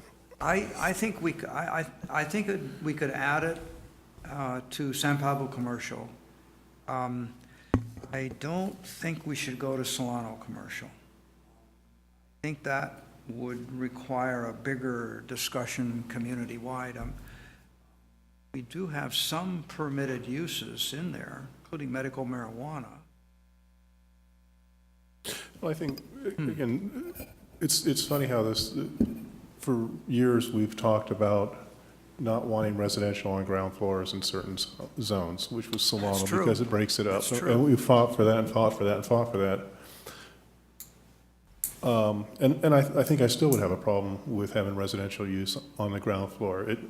And not because it's a shelter, but because it kills the commercial vibrance of that area. That said, there are a couple large apartment buildings there that really do make dead zones. So we, as a city, have to decide, do we want Solano Avenue to be the commercial, or do we want it to be a mixed-use street? You know, for years we said we want a commercial. This is our commercial hub, walking commercial. So I think that we have to make a decision, or city council's gonna have to make a decision on which direction we want to go with that. You're talking about Solano. Solano, now. Well, I think we have those goals for both streets. Right. Yeah. We do, as mixed use. Yeah. Yes. Right. I agree with Doug that Solano requires, I think, a larger discussion. That's the right. Well, so But I would perhaps by be- use permit? By use permit, yeah, yes. that would Yes, work for me. absolutely. But by right, I don't think so. Yeah. And how about in an R3? Again, Agree. with a use permit.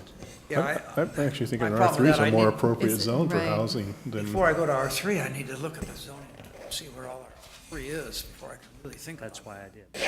Oh, I bet you can get it for me in a second. Or it's near, So, near the plaza. so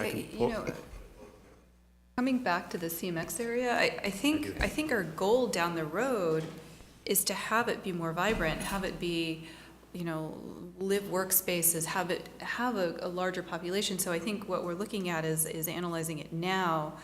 What we want is the flexibility down the road when as Albany continues to fill in, that it will probably have better transit, it will probably have more people, and I think that we have to kind of keep that in mind when we're talking about putting homeless shelters there, or an emergency shelter, I'm sorry.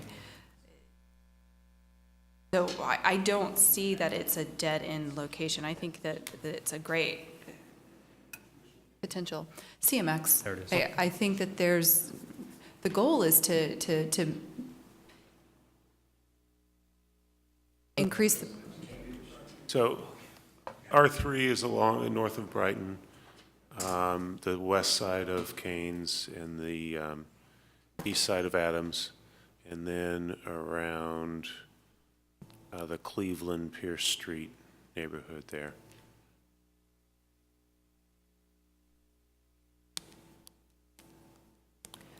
So that would be a use, David's talking use permit for emergency shelter in that area. Okay?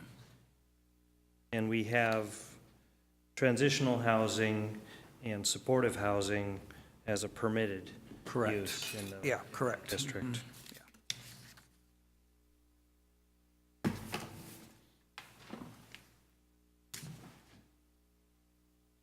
Okay.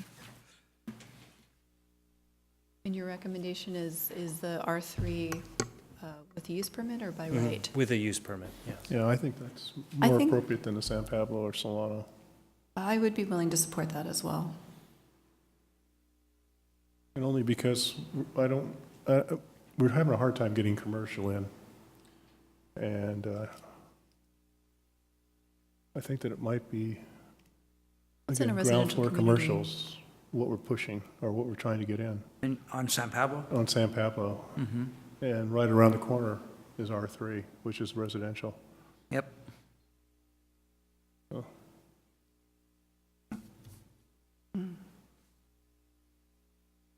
All right, well, if we do this, what And kind then- of problems, and are we're- we- what what we're- kind of problems are we sending to the city council? Because the first time that the public is really going to get any discussion of any of these ideas is when it goes to the council.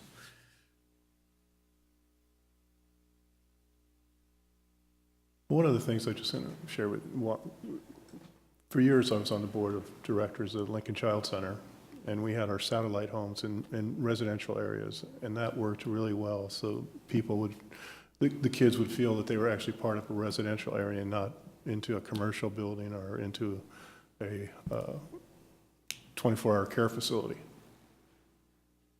And so that, kind of why the residential struck me is maybe this would be the best location for a supportive shelter or more of a long-term. And I think we can get overlays if we want to do SROs in some of these. I think what we're presenting to the city council is probably a solution in terms of creating more opportunities and having, you know, a permitted, by permit, by right opportunities along a transit corridor, which I think is valid criticism of just doing it at CMX. And opening up those opportunities further by adding a couple by use permit zones. I think the problem we're going to hand them is there will be folks who feel that San Pablo Avenue is once again being slighted because it's being given a different zoning designation than Solano Avenue, which is also a commercial street, also a transit corridor. Those are the issues I think we're. If I just can give you some thoughts in terms of process, this isn't your only opportunity to do this. There's some expediency because of the situation we find ourselves in right now. But if you wanted to take this incrementally and start with, say, the sort of, you know, whatever districts you want, and then for the more challenging districts where you think there might be some issues or better, more engaged public outreach and so forth, we can do that separately, or perhaps maybe even better as a part of our general plan process, and really kind of develop it, incorporate it into a broader policy, housing policy discussion that that's just not when we're also tired. But we are anxious to get something back to the city council and something to demonstrate that we're at least meeting the state requirements as a starting point. So I'm comfortable moving forward on this. Are there any further discussion points? And by moving forward, you mean with some expanded opportunities Yes. and Yes. making SPC a P Yes. and SC and R3 a UP. Yes. And adding UP in the CMX to transitional and supportive housing. Let me throw out something to you that, what if we actually made the 25-bed by right CMX, and we reduced the by right to 12 beds for the SPC and the SC zone. So there's less impact of a larger facility going into those spaces. We could have 2 or 3, but they're smaller, and we'll have less impact on the commercial. And then more than that number with a use permit. Correct. I still think that Solano Probably is. more feasible to find properties. Well, that's what I'm thinking. You know, where are you going to find a 25-bed Yeah. facility on either San Pablo Yeah, I or don't know how South? big that would be, but Well, you're talking beds. Yeah. You know, you have sounds pretty big to me. 2 showers, 2 restroom facilities, separate. Yeah, there's a men's and point, women's and there's a kids. point when it's, you know, the economics of managing too small a facility Right. become troublesome. I would imagine, I don't know what that threshold is, though. Yeah, it'd be interesting to see about a family facility where you have a single parent with a child or 2 children. Need different facilities than, say, single adults. Yeah.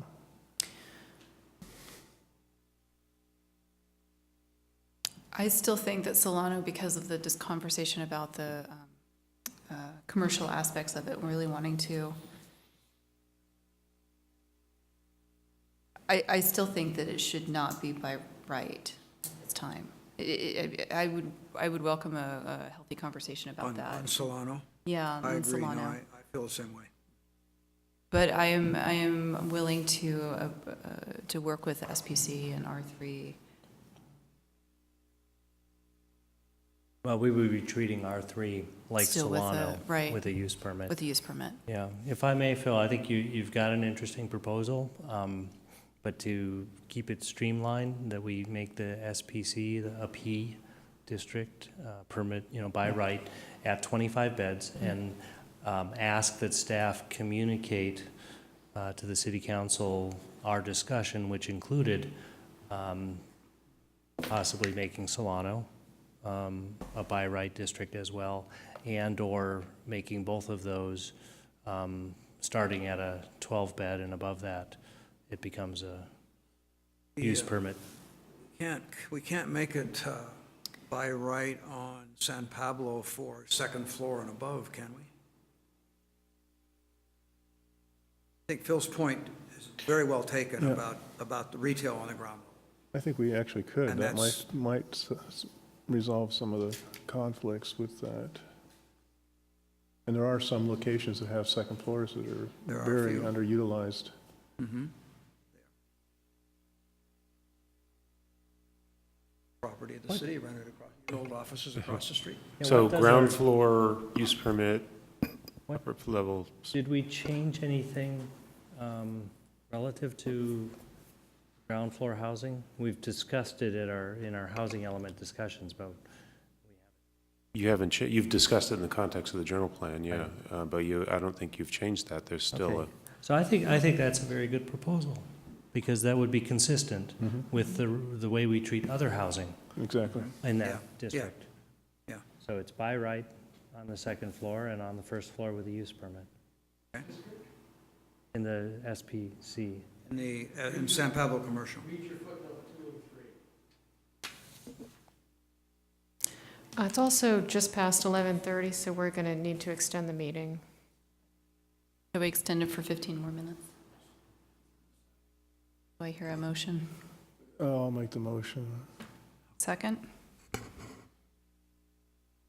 Second. Thank you. Footnote 2 and 3 on which? What, should we vote? Let's vote on Oh, that's- extending the meeting for 15 Yes, minutes. yes, Everyone yes, approves? yes. Yes. Thank you, Use sorry. permit required on the ground floor, on second floor above, the use is permitted. That's footnote 2. Yeah.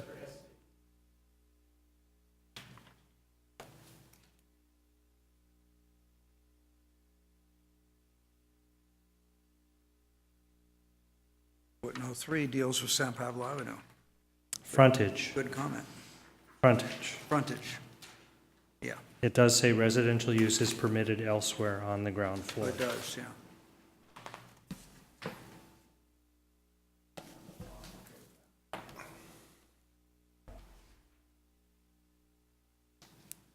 So that would suggest not conditioning it in any way. No, well, it would suggest using those footnotes. Right, but not adding a second condition of requiring a use permit. Oh, mhm. Right. Ground floor. Yeah. Yeah, I think I'd be okay with footnote 3, and note 3. Adding the With San Pablo Commercial, I think note 3 would work. P with a superscript 3. Mm-hmm, yeah. Thank you, Ed. Mhm.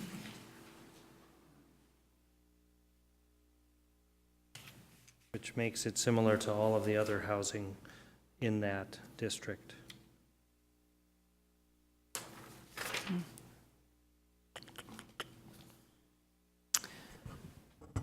Okay, and then the only other thing that we had been discussing but hadn't brought up again is a major use permit of a second emergency shelter within 300 feet of an existing facility, which, you know, in our small city is a scenario that could come up, and I think it would be worthy of a discussion.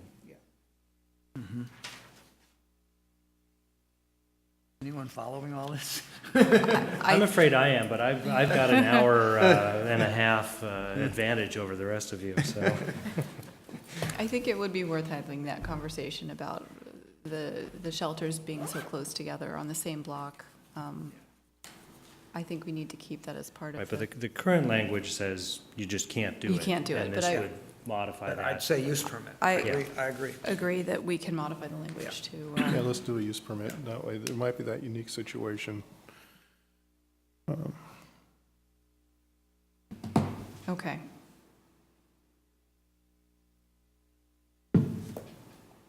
So, I'll move that we make a recommendation to the city council to review the amendments as presented here and as modified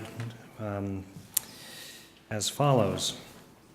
That we add as a by-use permit use in the CMX district, transitional housing and supportive housing. And that we add by permit P, including superscript footnote 3, in the SPC San Pablo Commercial District, the use of emergency shelter, and also by use permit in the R3 and SC commercial, Solano commercial, the emergency shelter. And that a second shelter may be constructed within 300 feet of an existing emergency shelter with a major use permit.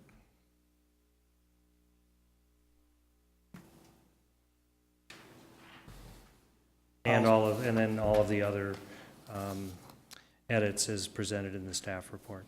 I'll second David's motion. Any further discussion? All those in favor? Aye. Aye. Aye. Motion carries. Thank you for hanging in there Thank tonight. you. Appreciate it. Look, we have, what did you say, 8 minutes left? Great. We Tell you got a what, few more. Digital billboard. So the billboard, Seriously, do you want to? do we want to open any discussion on that? I think we should push it off to. Push it off? Let's- Push it off, okay. There may, yeah, we did receive some communication. There may be folks that want to come speak to that item. Yeah. I did a bunch of research that you don't want to hear right now. Okay, good. Are there any announcements or? Okay. Yeah, I printed a schedule for the 2014 P&Z, so feel free to take one and pass it January along. 22nd? And we'll still continue to be on Wednesdays? Yeah, second and fourth Wednesdays, though your next meeting will be on January 22nd. Yes. No. The first normal meeting in January we'll cancel. We due to public noticing requirements, we basically have to be done with it by tomorrow or something ridiculous, or next week, and we're So the just 22nd of January. yeah. So your next meeting will be the 22nd. I may well be absent again. It's, Oh, you're scheduled for going back to their town council. I can tell you that agenda will have primarily residential remodel applications. Residential remodel applications. And I may So be we'll in need- San Jose that Are night. there quorum problems or whatever? Not the following week. We're here next week, for those of us who For the want to be. parking. Yes. Oh, yeah, next week, the first Measure D working group work session will be at 7 o'clock. We'll do that for about an hour, and then the Sustainability Committee will take over and do their regular business.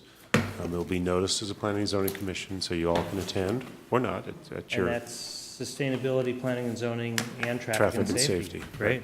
So it'll be noticed? There'll be a public Brown Act notice meeting of the Okay, commission. because 3 people wanted to Right. come? Oh, Or okay. just in But case. Just in case. I'm happy to defer to the expertise of the other commissioners, and I will not be there. You're not going to get out of it that easy. Okay, the next meeting is January 22nd, and with that, we are No, the adjourned. next meeting is December 18th. Oh, I'm Yeah. sorry, yes, December 18th.